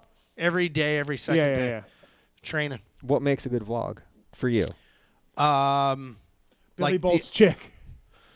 Billy Bolt's chick in the hotel room. That's always good. He's always getting her, doing her makeup and stuff. Mm-hmm. I'm like, God, you know he's gonna win tonight, but like she's good looking. But no, honestly, just watching them, like, it's just like real. Right. When you start getting into like Dino's, even kind of, it's starting to get a little bit Anything too with much. a production, you're like, It's kind of getting a production. I got you. It's kind of getting a Oh, production. okay, so you like them like raw, yeah. Raw. Yeah. Yeah. A little more intimate. How does Burkeen always seem to find crashes? People have to send that stuff. Because he videos all day. Yeah. So you just. Yeah. I don't wanna do Burkeen's shit's awesome. I wish like he was videoing that thing from Tomahawk there, talking about Pettis racing. Yeah. I fucking wish I could have chimed in on that because I could have gave some more stuff. But Burkeen stuff's great, and it's raw. Right. I don't think he'll ever change. Right. Okay. So which is your favorite?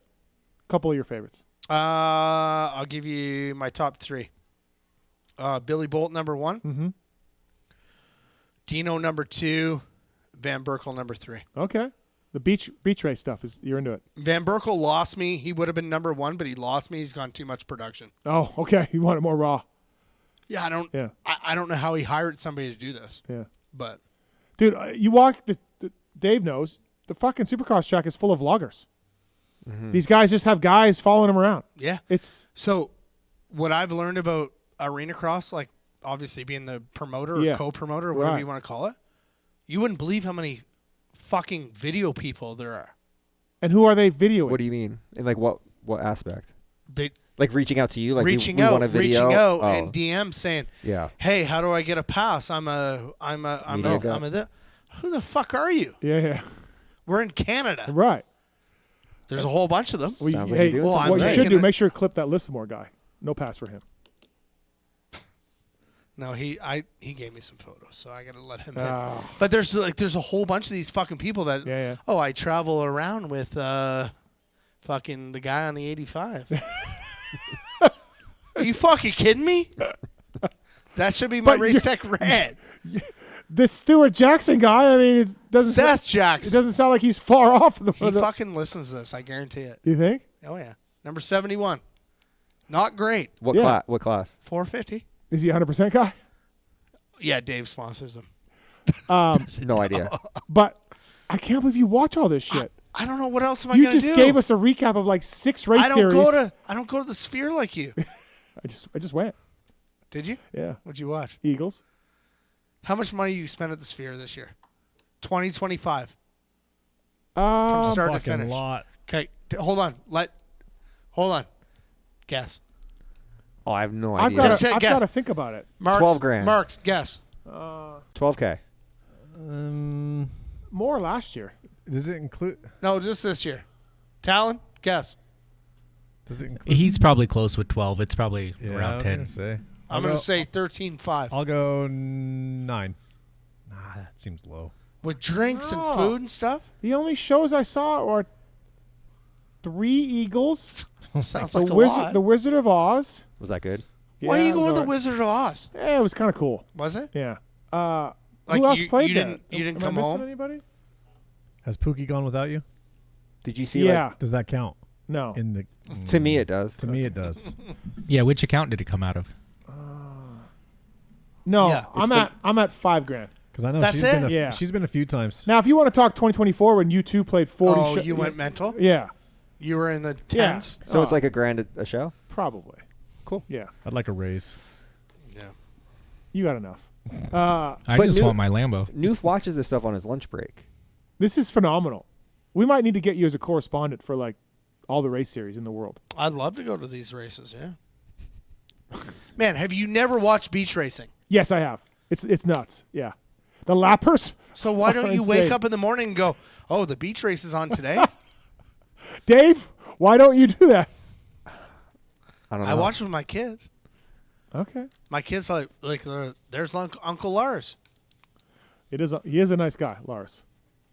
I'll see him in Paris. The Horgmo MXGP one is the only one I watch. I have a hard time. I know he doesn't watch much MXGP, but the Horgmo one is like the best one. Oh, you missed. We forgot about Endurocross. What's going on in Endurocross? You watched it? Yeah. Yeah, Well, there's a Tristan Hart. Well, Yeah. there's a big battle. Okay.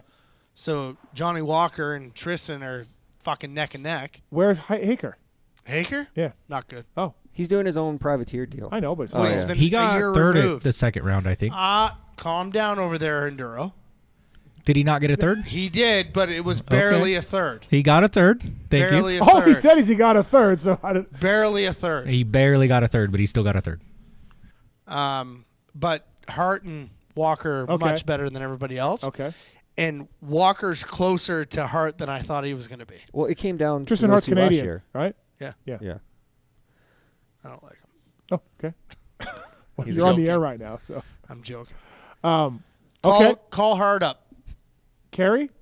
No. I only got desert guys. No enduro. All my point is that you should watch different things. I mean, I try to, but I try to watch not motocross things. You know, like not dirt bike things. Yeah, I you do watch what I do. British Nationals? That's what I do for a living. No. You don't watch British Nationals? No, I watch Canadian Moto, MotoGP. Surprised you watch that. Canadian Conrad Muse. I like it. Yeah. Yeah. We sponsor him. Canadian Moto. I'll watch WSX, and then I'll watch MXGP. We have to watch WSX this weekend. Yeah. Like, we have to. Yeah. How do we get that package? We don't know. Newf's got the black box. Actually, I feel like I've been in touch with those guys and trying to do some interviews, so maybe they'll get me a code or something. We should go. We should go. Yeah. Oh no, I'm not going to Argentina. I'm good. I feel like it's a You big think deal. your to wife go. will let you go? No. No, I'm definitely out. Yeah. That's the shit Newf watches, everybody. So, But again, the Billy Bolt vlogs Billy are Bolt, good. number 1 vlog. Yeah. Number 2, Dino. Dino. 3, yeah. Lars. Yeah. Yeah, Lars, and then obviously Burkeen just gives me an overview of the whole thing. The Brighton Carroll one is just like an all-around good time vlog. And then my only Canadian one that I really watch, there's a couple kids that do it, but is the Amiot one. Yeah.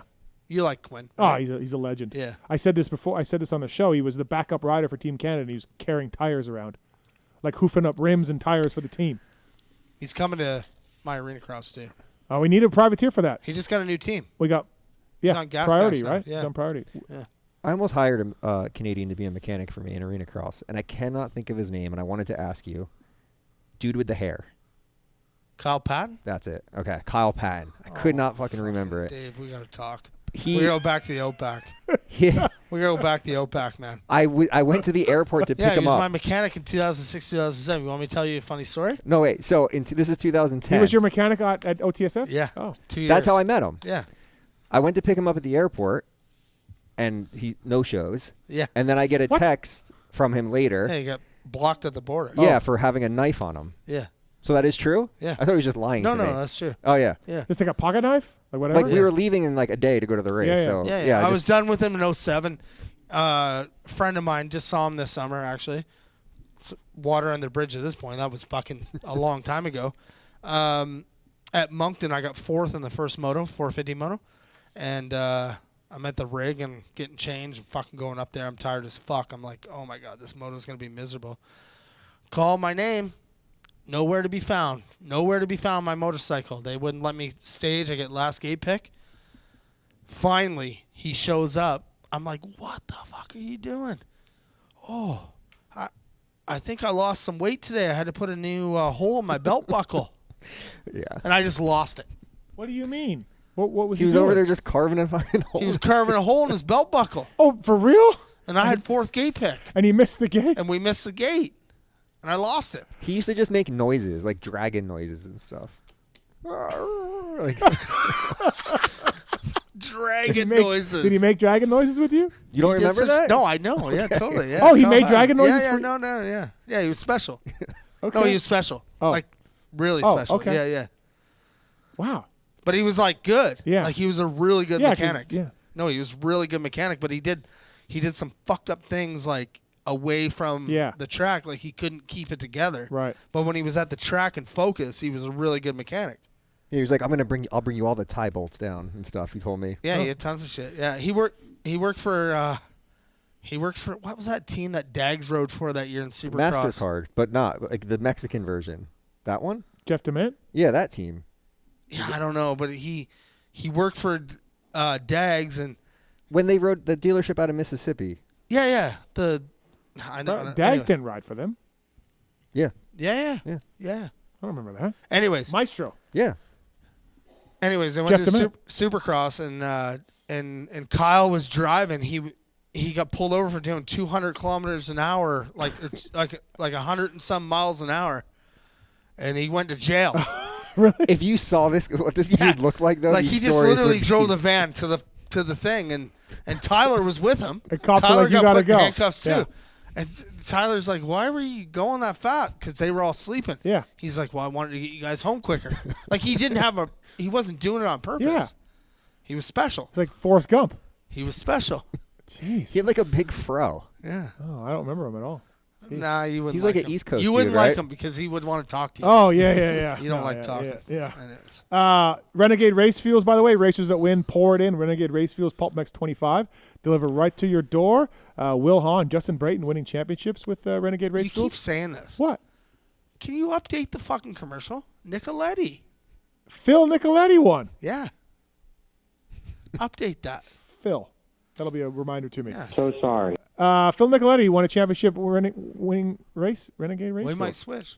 PulpMX 25, really? Yeah. You guys do have gas problems. We have a lot of gas problems. I don't know what's going on. If anybody wants to touch us. Renegade Race Fuels. I don't know who wants to touch us, but and thank you to the folks at Luxon as well. Pulp 2025 is the code to save. I've got some Luxon clamps to put on my bike. The problem is I don't want to work on it, but I gotta do it. So thanks to the folks at Luxon MX for sending me those cool clamps. They use advanced engineering techniques to develop products that are unlike the rest. PulpMX using Luxon clamps. Freddie Noren was using them for a little while. MXGP guys. They've got the split level lower clamp as well. LuxonMX.com. I have a question. Pulp 2025 code to save Luxon.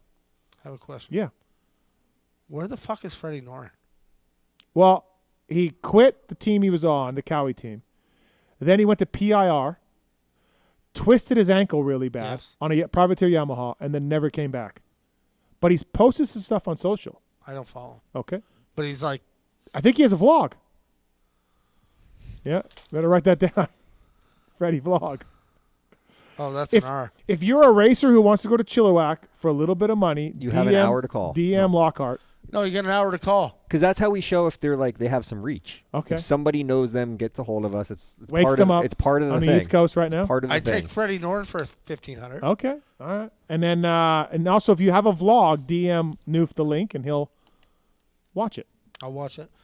All right. X-Brown Goggle Tear-Offs. Let's do it. It's the X-Brand Tear-Off segment. 15-second rapid-fire Q&A. Rapid fire. Lucid Goggle is out, and new colors for 2025, and a quick change lens on it as well. Terrific foam. They got the normal goggle as well, but they got the Lucid Goggle. Pulp Show 25 is the code to save with X-Brand Goggles, EKSbrand.com.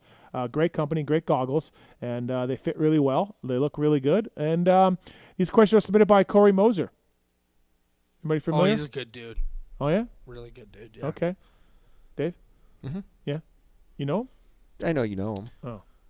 I don't really know Dave would be better off with him than Kyle Patton. I was a mechanic. Would have been a good season. Rapid fire. Here we go. So I was supposed to ask JT these. So I'm going to play the role of JT. Oh. Yep.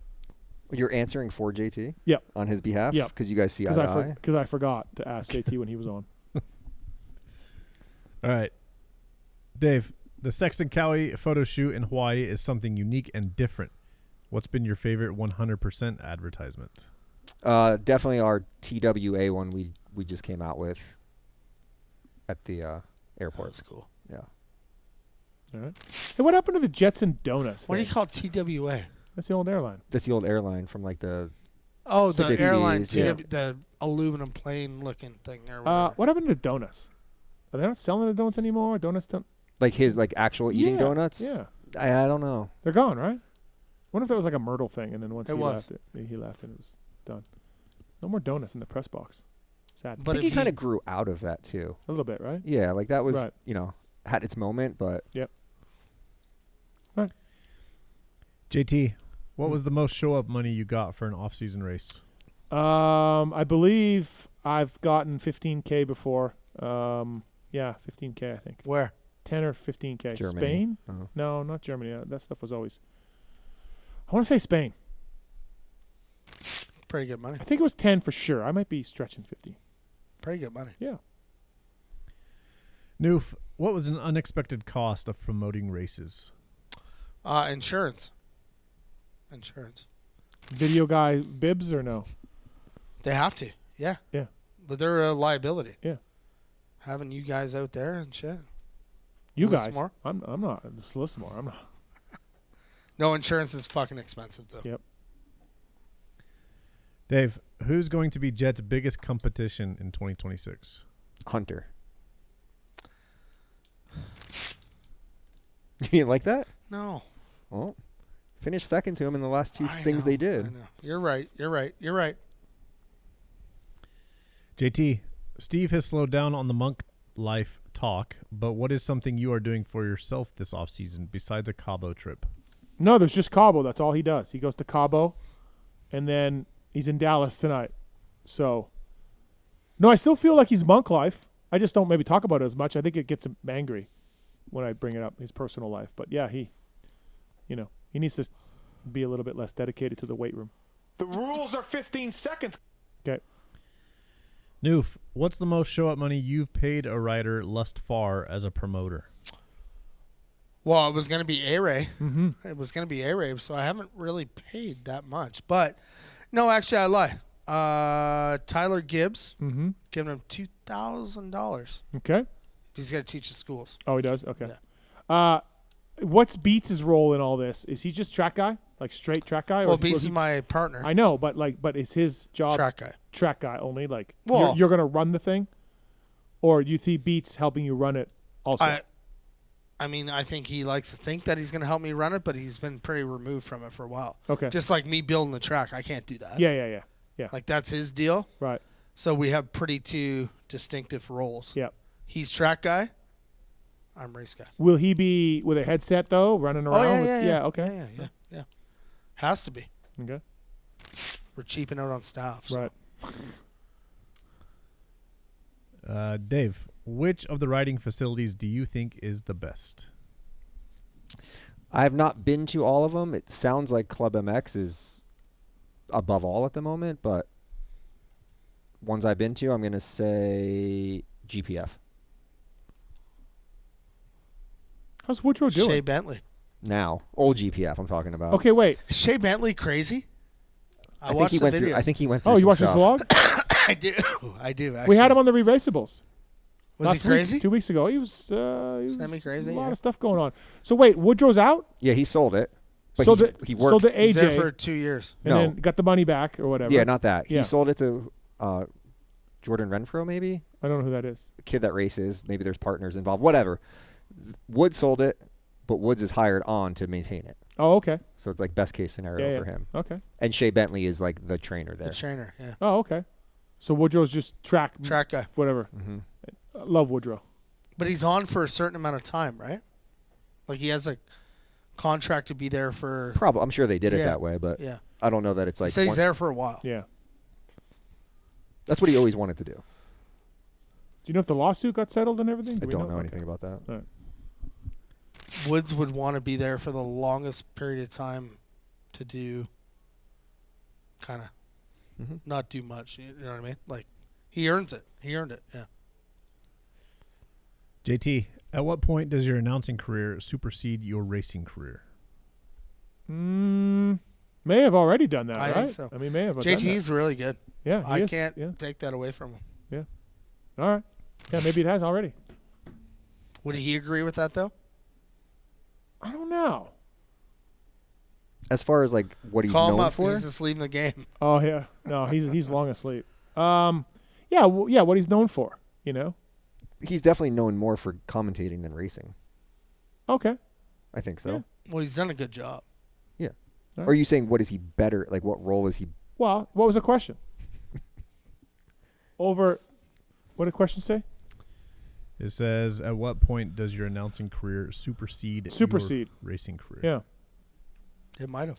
That's what I said. It might have. Dave said it has. Fuck, he was good in Germany, though. Nobody could beat him on those tracks. Except for that time that he said you cheated, qualified I cut the better. track. Yeah. Thanks, bud. I cut the track. Oh, that's a twisted tonight. They're going down easy? They got to get easier and easier. Yeah. How are we feeling? Feel pretty good. Okay.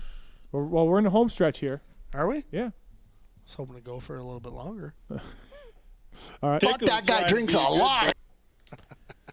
All right, Newf, last one. Who can go drink for drink with Galdi? Me. Could you? Yeah. Oh, would Galdi drinks hard bar. Like Greg he Dukes drinks what? rum. Oh. Rum. I don't drink. Oh. I don't drink hard booze. Oh. So. Okay. Who could go drink for drink with him? His wife. Yeah. Yeah, Amy could go. Yeah. She's not scared. No. No. Damn. God, he goes to bed so early now, though. He gets tuned up too early. Remember last time he was here? Yeah. With Derek? With Diggs? Yeah, it was like 7 o'clock, and he was like tired. Yeah. He's getting older. Yeah. All right. X-Brand Goggle Tariffs. We got the You suck, Matthes. motorsport.com tweet at Tallon segment coming up, but also Newf, before we get too far into this road. Canadian Moto, what are we doing? Well, we got a lot of new signings. By the way, I did a podcast with you about the motocross of nations. It upset some people. A lot of people. But Galdi too, or just No, well, Galdi was in shit too. Yeah, you yeah, too. both me. Yeah. But I think it was too much. What? It was too much. I said too much? Yeah. Oh. You were blacking out on things that had irrelevant conversation with what was going on. Okay. So I think that, yeah, our team did not do well. But I think we were pointing the fingers at the wrong people. I've been saying from day one, we need to point the fingers at the riders. And you say no. And Galdi says no. Well, yes, we didn't pick the right team, so Yeah. that's where you were going. Yeah. But the team was already picked. Dylan was hurt. Yeah, but you just wait it out and see if you wait it out as long as you can. Yeah, until Dylan can't go. And that's fair. We didn't need to announce it in No. August. Why did we announce it so early? Yeah.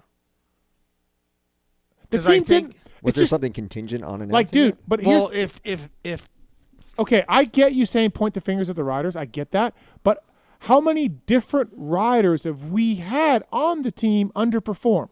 Yeah. We're now at Ryder and Tanner and Dylan and Jess and Kevin. yeah, but Kevin's always performed until last year. Well, his last year, yeah. But his I'm last just year was saying. shit, But yeah. like the riders change and they keep underperforming for the Yeah. most part. Yeah, that's fair. And Ironman was so set up. Dylan's raced it. You know, Jess has raced it. Jess raced it too. He got ninth. Yeah. Got ninth overall. It was so set up to have success. No jet lag, no travel, no Yeah. weird country. And they just shit the bed. Jess rode good on Sunday. Great. Good job. So how do we fix it? I mean, I think some of the blame has to be pointed at the riders for sure. But I also think maybe, hey, we're not bringing the parents and the wives and the girlfriends. We're going on low key. We're not spending all this money. You guys haven't performed. Yeah. If you want to go, great. If not, we don't need to go, and all of that. But I think they're going to continue to go. The definition of insanity is repeating the same thing over and over. Like, change up something, man. What do you want to see out of it? What I said. I would pare down the operation. I would make it low key. You don't want to tell the riders, hey, come sacrifice your weekend and your weeks and you're going to get shit on. But hey, man, we are going under the radar. Mm-hmm. Like, go test. Let's go race some U.S. Nationals if we have to. Go, I think Phil's theory's got some validity where the bikes aren't set up well enough for those kind of tracks. When you see our team, are you like surprised they're in the B final? You race there. You know how fast these guys are. Yeah, no, I mean, I'm not as familiar with the guys now. I'm curious to. But you race a series, and you know how fast those guys can go. Yeah. They shouldn't be in the B final, but I don't, Steve. Why you think there's a lot of distractions to the riders where they need? I don't know because I feel like other teams have wives and girlfriends and all that stuff. So I didn't know if that's the reason. I don't know because I'm not underneath the tent, but something's going on. Where, to me, like they should be 10 to 15. I don't think we're that good. Clearly not. Then if we're going for B mains, don't fucking go. Right? Don't go. But then why did all the other teams go? I don't give a fuck. They're going in suitcases. Yeah. They're third world countries going fair, in suitcases. Fair. Okay. Like, we shouldn't go if we're not renting in the bikes and Yeah. They're just piecing it together. Yeah. and probably some of them are beating our teams. Well, they are. Yeah. Who was the last group that was like? Look, politics. Politics Listen, we sent a team in 2023. I was there. France. France. Yeah, I was there. That had Dylan Wright, undefeated season. Jess Pettis, by far the second best guy in the series, and Ryder McNabb that was fucking unbelievable. MX2 champion. An MX2 champion. Up there. But how did they compare? Like, any of them come race outdoors that year? Like That year, Pettis and Dylan went to Ironman, and Dylan got a 7th in a moto. Something like that. He went like 10-7 or 11-7, and Pettis went like 10-9. Yeah, so that's good. No different like than world class. Yeah. World class. And we went, man, I flew over there. I was there for a whole fucking week. And not one thing in my mind said B-Man. Well, holy shit. Things started coming unglued. Yeah, like all fell apart though, I remember, didn't it? Lots of crashes. Yeah, but why did it fall apart? Right. Those guys could have rode into the sunset at fucking A final. Ryder McNabb was getting beat by guys that were on fucking 125 two-strokes. If they weren't, I'm exaggerating, but yeah, it's I don't know, and I literally saw this year like, fuck yeah, the boys crashed on Saturday. They just weren't good. And enough. Tanner didn't ride well. Tanner didn't, but no. he'd be the first one to admit. Yeah. No, for and sure. Courtney would too. Yeah, he did not ride good. But when you're going to Ironman and you pick two rookies, we watched Tanner all summer. Dylan was a lot better than him. And you're taking another rookie kid to Ironman. You have one shot at this thing. This is set up perfectly for Ironman success. And you take a rookie kid from Quebec and a rookie 450 rider that, although he won 2 nationals, was not as good as Dylan Wright, who got 7th at Ironman. And why did you take them? Because of politics. Because you don't like Dylan Wright. That's why Dylan Wright isn't on the team. That's it. So you let your personal feelings get in the way of team success. Don't other countries, like federations, do that too, though? Like politics are involved? Well, American stuff, yeah, for sure. No, but even like the French. I think French has a lot of politics. Yeah, like the Vial wouldn't wear a hat or a Red Bull hat or whatever. Yeah. Maybe Dylan too, something right. there? No. Ferrandis? No? Never? Oh, Dylan Ferrandis, yes. I just think that we probably know more about it, but... Yeah. I just, to me, that stuff's just BS. Like, if Jess and Dylan don't like each other, no problem. Jeff Ward and Ricky Johnson didn't like each other either. They'll be fine. Like, they got together, they rode. They battled tooth and nail. Like, they'll be fine. Right.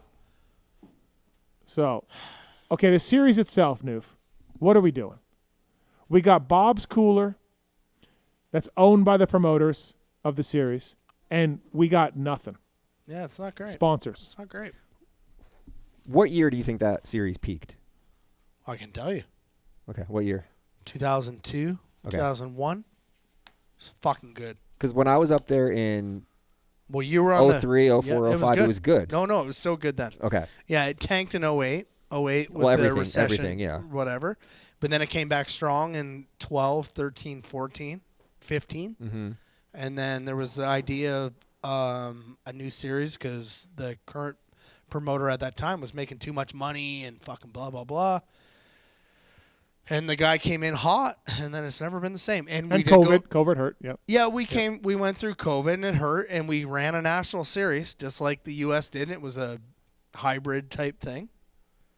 But fuck, it hasn't recovered.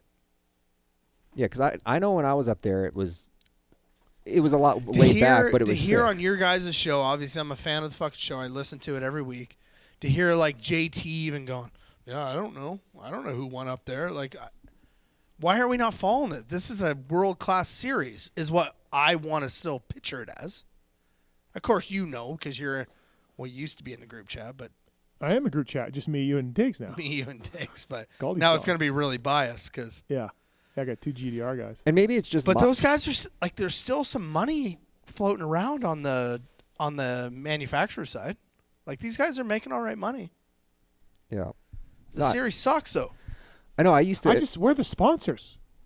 Is the Jetworks people, Triple Crown people? Are they working on getting sponsors? Do we know? I don't know. Like, what's going on? Where I'm sure if we called up Justin Thompson right now, he says he is, but I don't know.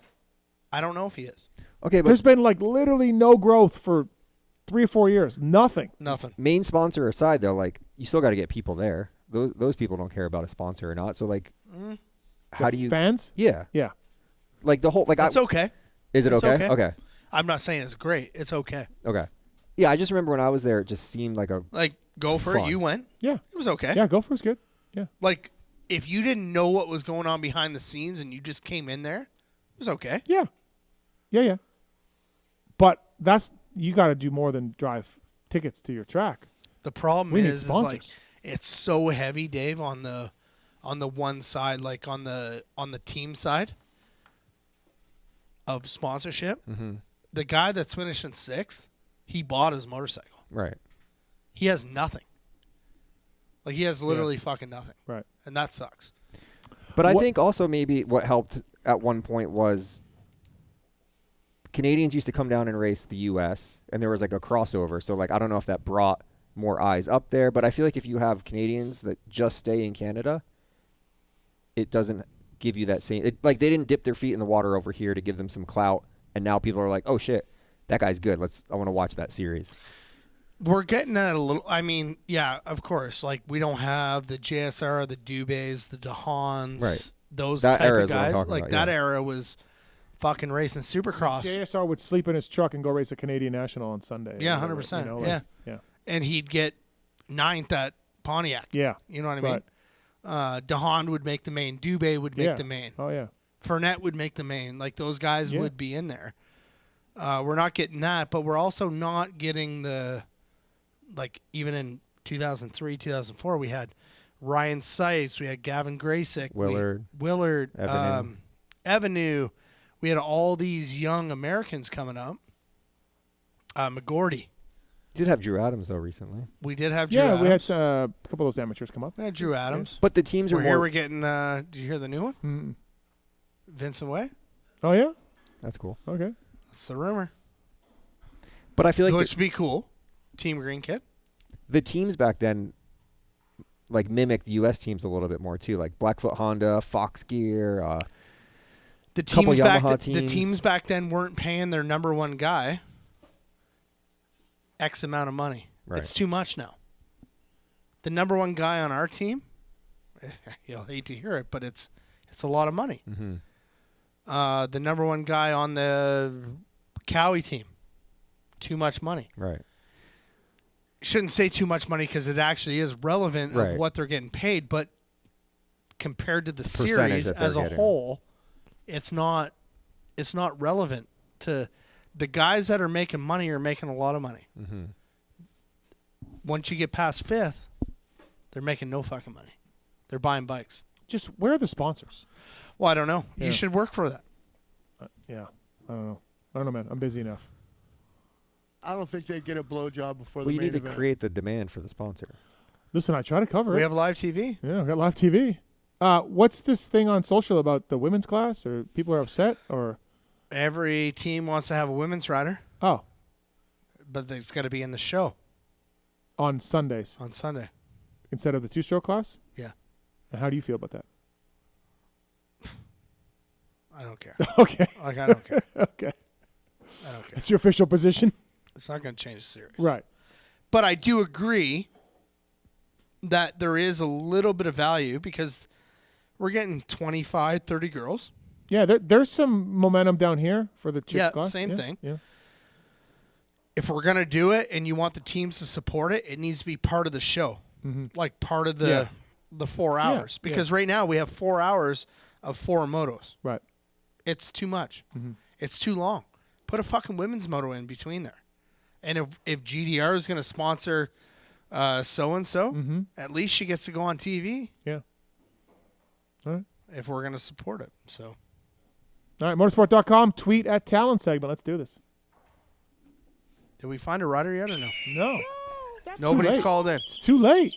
It's the motorsport.com. Well, they wouldn't fit in tweet at Chilliwack. Tallon segment. DM Ryan Lockhart. Motorsport.com, free shipping on over $79. OEM and aftermarket parts. You want some Atlas stuff? Go to motorsport.com. You want 100% stuff? Go to motorsport.com. As well as our other sponsors, Cherubies and Works Connection, Get Data, WUSA as well. Please check out all those companies.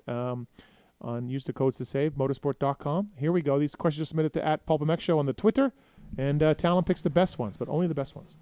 Shane J. Borden asks, what is the story behind moving Seattle Supercross to February? Yeah, man. That's kind of fucked up, isn't it? It's not going to be great. Dave, you going to bring some mud stuff? Or what are we talking about? Seattle in February? Why would they do that? Oh, it's going to be fun. I mean, it's just... I hope it snows at least. Building availability, I guess. Yeah. It's not even the mud. It's going to be... it's cold. Fog is going to be an issue for anyone, I feel like. That's just that combination. It's going to be gnarly, yeah. Somebody responded to the tweet and said it's because of the World Cup, but I don't know the facts. Sure, yeah, that. the World Cup's thrown a huge wrench into everything, so it could be. Long name 51. With all these new contracts being signed, I'm curious to know how much back and forth there is between some of the bigger name guys when it comes to negotiating, and what demands some riders might have. Yeah, I mean, it's all negotiable, right? And injury clauses, off-season races, number of days you have to do for marketing, like number of days that they own you for, per se.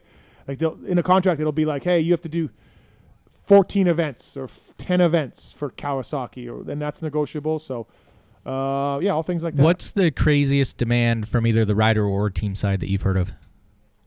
What's something just off the wall that you've heard? Blue M&Ms only. I can't think of anything. Dave, you got anything that you know of? I can't think of anything crazy like that. No. It's all pretty... they'll argue over travel money too, like how much money per weekend to travel, because some guys want to bring their chicks. Are all and these stuff. guys booking their own flights and stuff? Yeah. The big time teams guys. aren't booking. Teams are saying you get $3,000 a weekend. Teams aren't booking the flights. Teams are booking hotels. Teams are booking hotels, but flights, no. The team will say you have $3,000 a weekend. Be here on a certain day. Yeah. Geo Opinions. He asked Craig versus Prado. First one, what will be each rider's best result in Supercross? Craig versus Prado. I will go Prado like 7th and Craig 8th. I don't know. For best? Yeah, best finish of the season. What do you think, Newf? I'm hoping that Prado gets something better than that. I'm thinking of 5th. Okay. But I also think Craig's pretty good too, though. Okay. If he stays healthy. Follow up on that. Which rider will score the most points? Supercross Craig. only. Prado. I say Prado. But Craig has a better finish. Okay.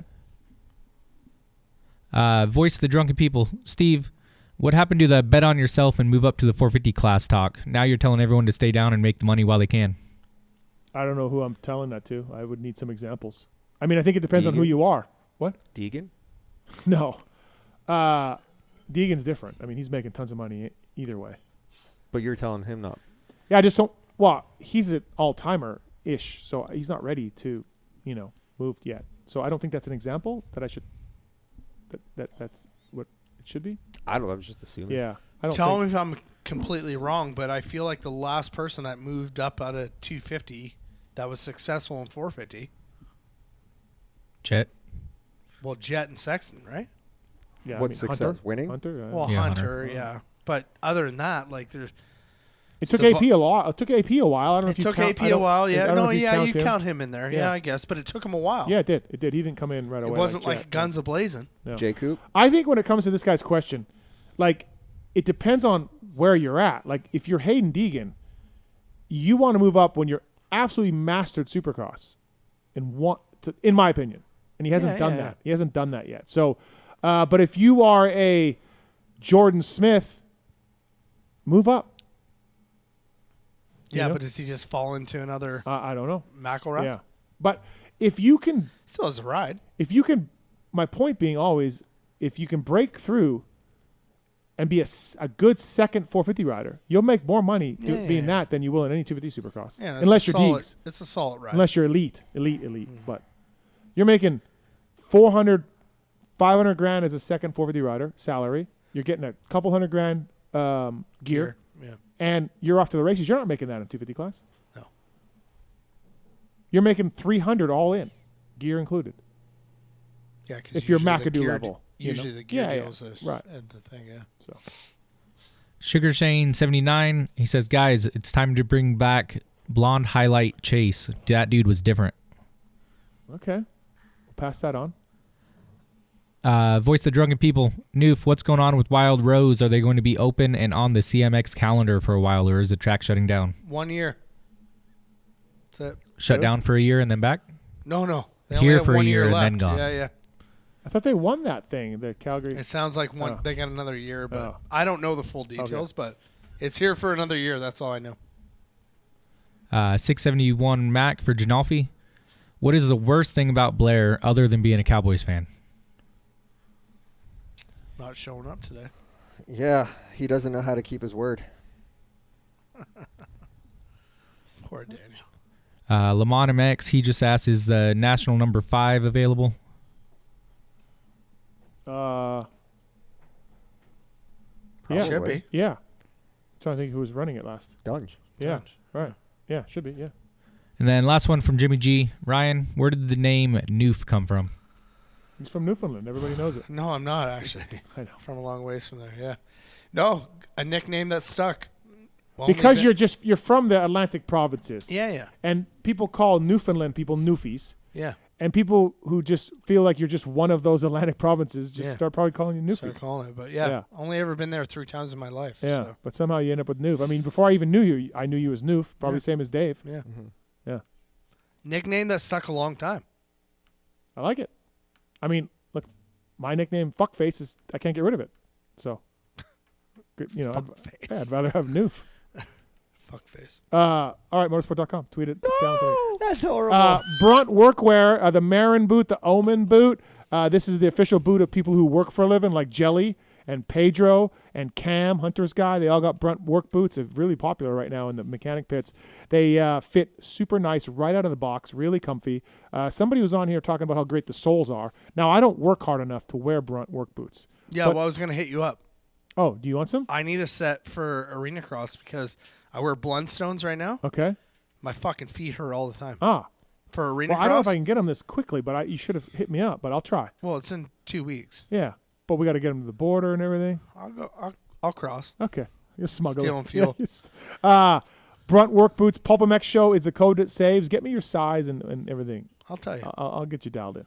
Bruntworkwear.com. My feet hurt in these Blundstones. Yeah. So. Apparently the Brunts are amazing. That's what I hear. Yeah. Again, I don't know, but well, Tallon, you've got a pair. This is where you're supposed to say it. Yeah, I wear mine, Steve.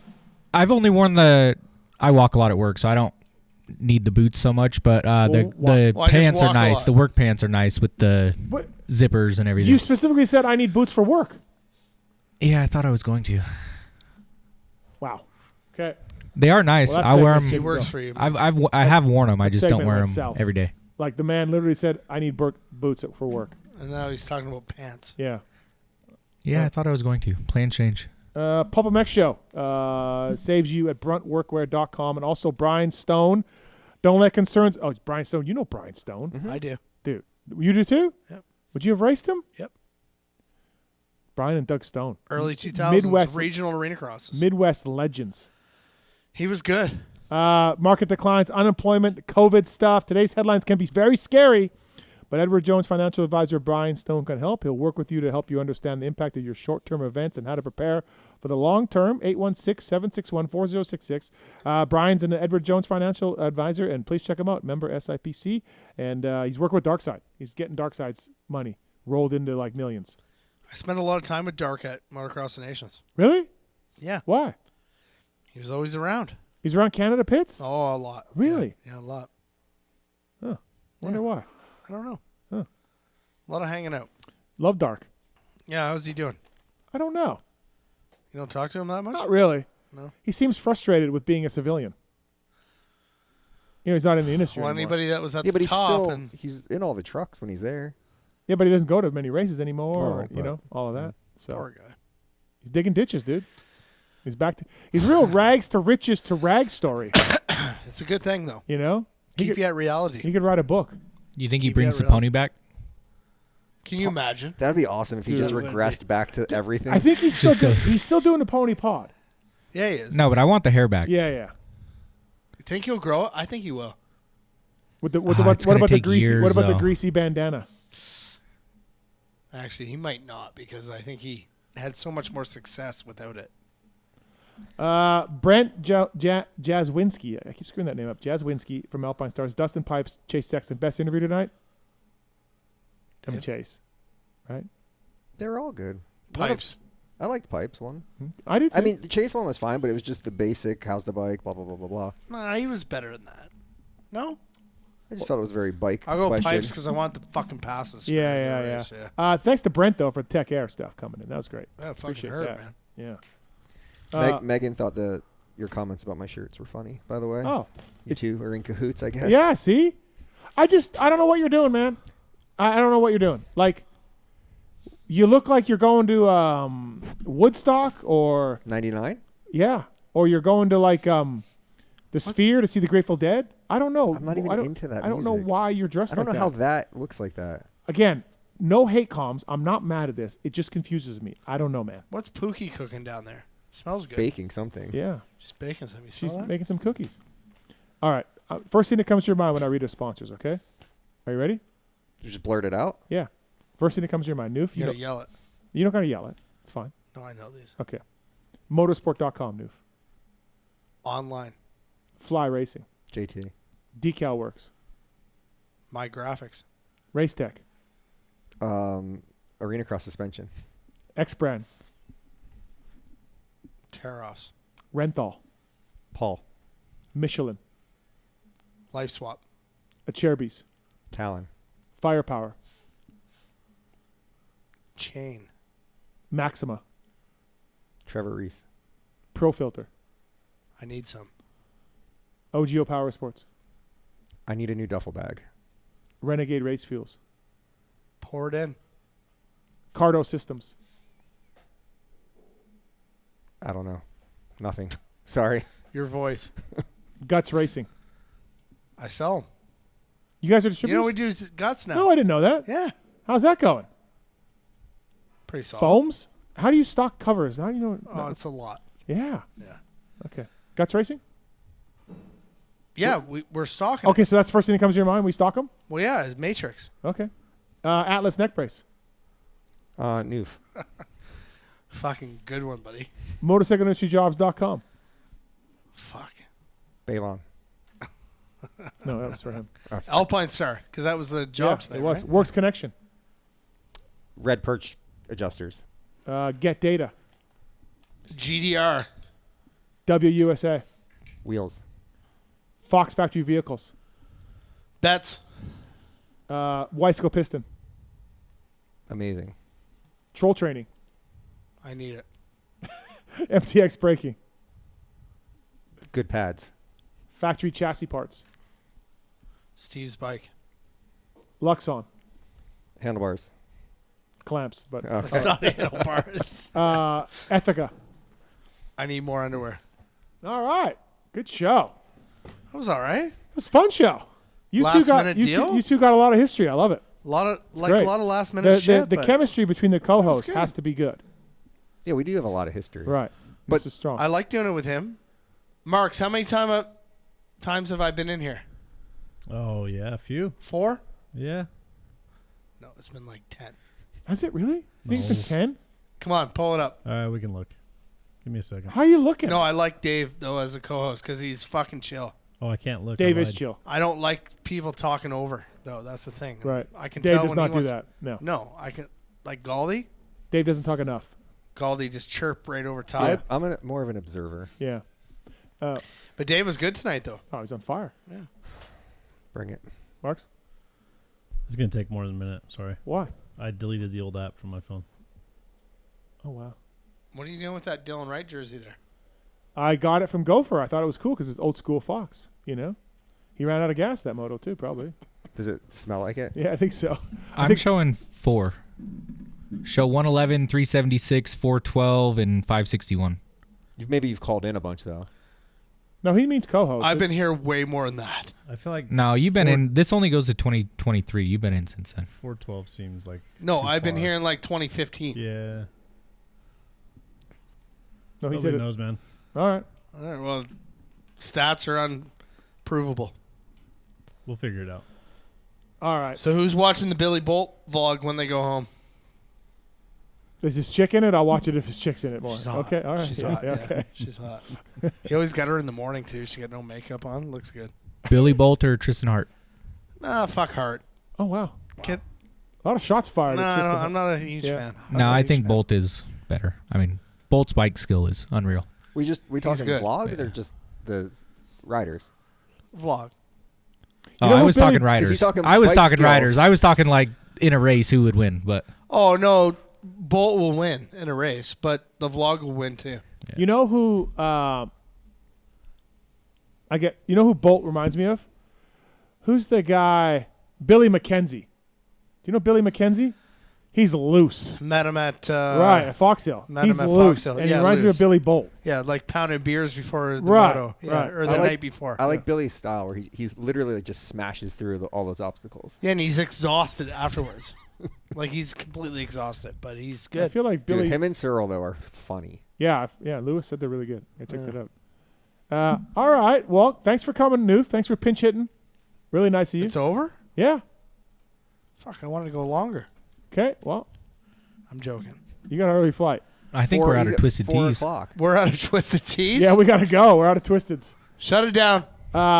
Thanks for pitch hitting. No, Newf. Appreciate it. no, Always a thank good you. time. AtlasBrace.com. No, it was fun. Yeah, it was fun. We're giving away an Atlas boot, and we're also giving away a youth We chest already pro gave as it well. away. Yeah. Right. Tallon's fucking half brother over there. Yeah. Yeah. Guy lives down the street from him.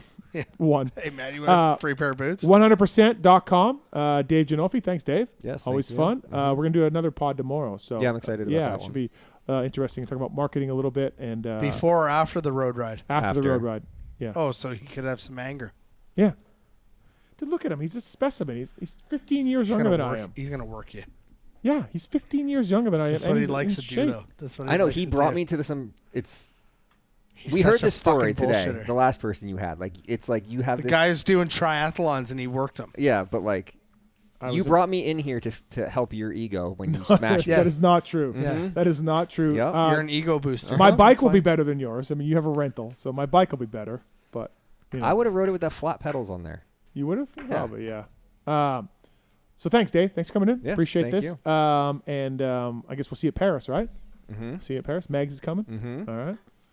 Still waiting for my personalized ASSO Megs bib, but You guys are buddies. Work it out. All right. Leave me out of it. I'll do that. I'll yeah. be at Vancouver Supercross. Yep. If anybody cares. Can you be our correspondent then? WSX? Yeah. I'll call in on Catch Monday. the fever. I'll be there. Can you start a vlog of you watching these races? I should. I should. Great idea. I need a better phone. And you can score them along the way. A shitty phone might be part of it. Did you I see? should do it. Yeah. I'll try. Okay. I'll try and see if it works. I'll do right. like a 4-minute video for the Right. show. Yeah. Do that. Yeah. Since you two idiots aren't going to be there. We'd love it. Be great. Nobody offered to get me there. Marks, thank you, buddy. Appreciate it. Paris. My pleasure, Steven. Talon, What's up? good job. Thank you. We're off next week, right? Yeah, we're off next week. Probably. Unless you want the rally guys. And then we might. Now I didn't tell you guys this, but we might have to add a show on Tuesday. He breaks it on the air. When I get back from Australia, I won't be here. you won't. Probably not. Oh, for real? What's the date? Oh, by the way, we're doing a show in Australia, a live show. It's Yeah. sold out. I got the word Are you tonight. taking marks? No. Why? I don't know, Mark. You want to go to Australia for a live show? No, I don't. We're For sold out. vacation? Pretty good Do a though. live show in the I'm barn. going to California. so- Barn. His series. Oh, his barn. Yeah. Billy did 1 year, didn't he? Big Wave. I think my race will be better than Ozak's. Okay, so anyways, move this on. is our last show, I think, for 3 weeks. Oh wow. Yeah, because I'm going to Paris. I'm going to Australia. So who wins Paris? Since we didn't talk about it, and there will be no show. Jet Lawrence. Okay. Yeah. So I'm going to Paris. I'm going to Australia, and then I'm staying a week in Australia with Pookie. So I think this is the last show for 3 weeks. So don't get mad, but then we'll do a show when we get back in December. I don't know. If you're mad, go listen to reruns. We're still gonna be putting out shows, just not the Pulp show. All right.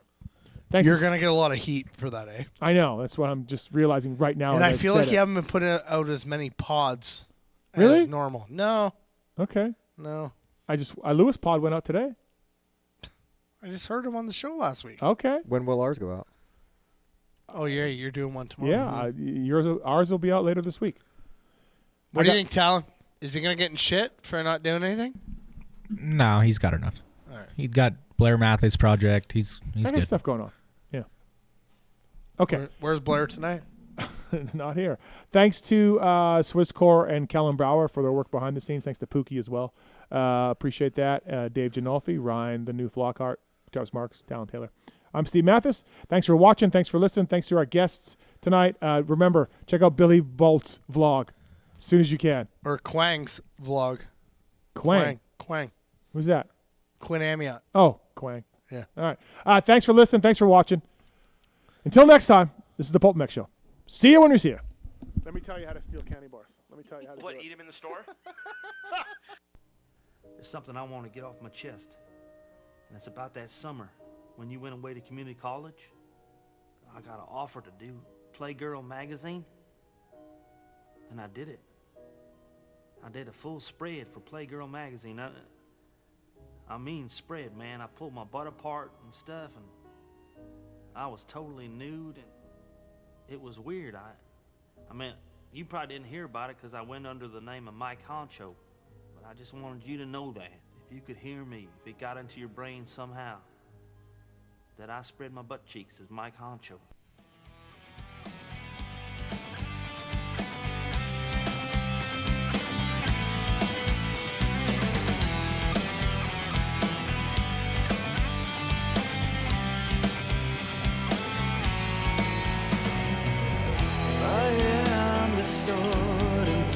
Your flame, I will burn so play in your games. Destroy me, defeat me, and melt me down.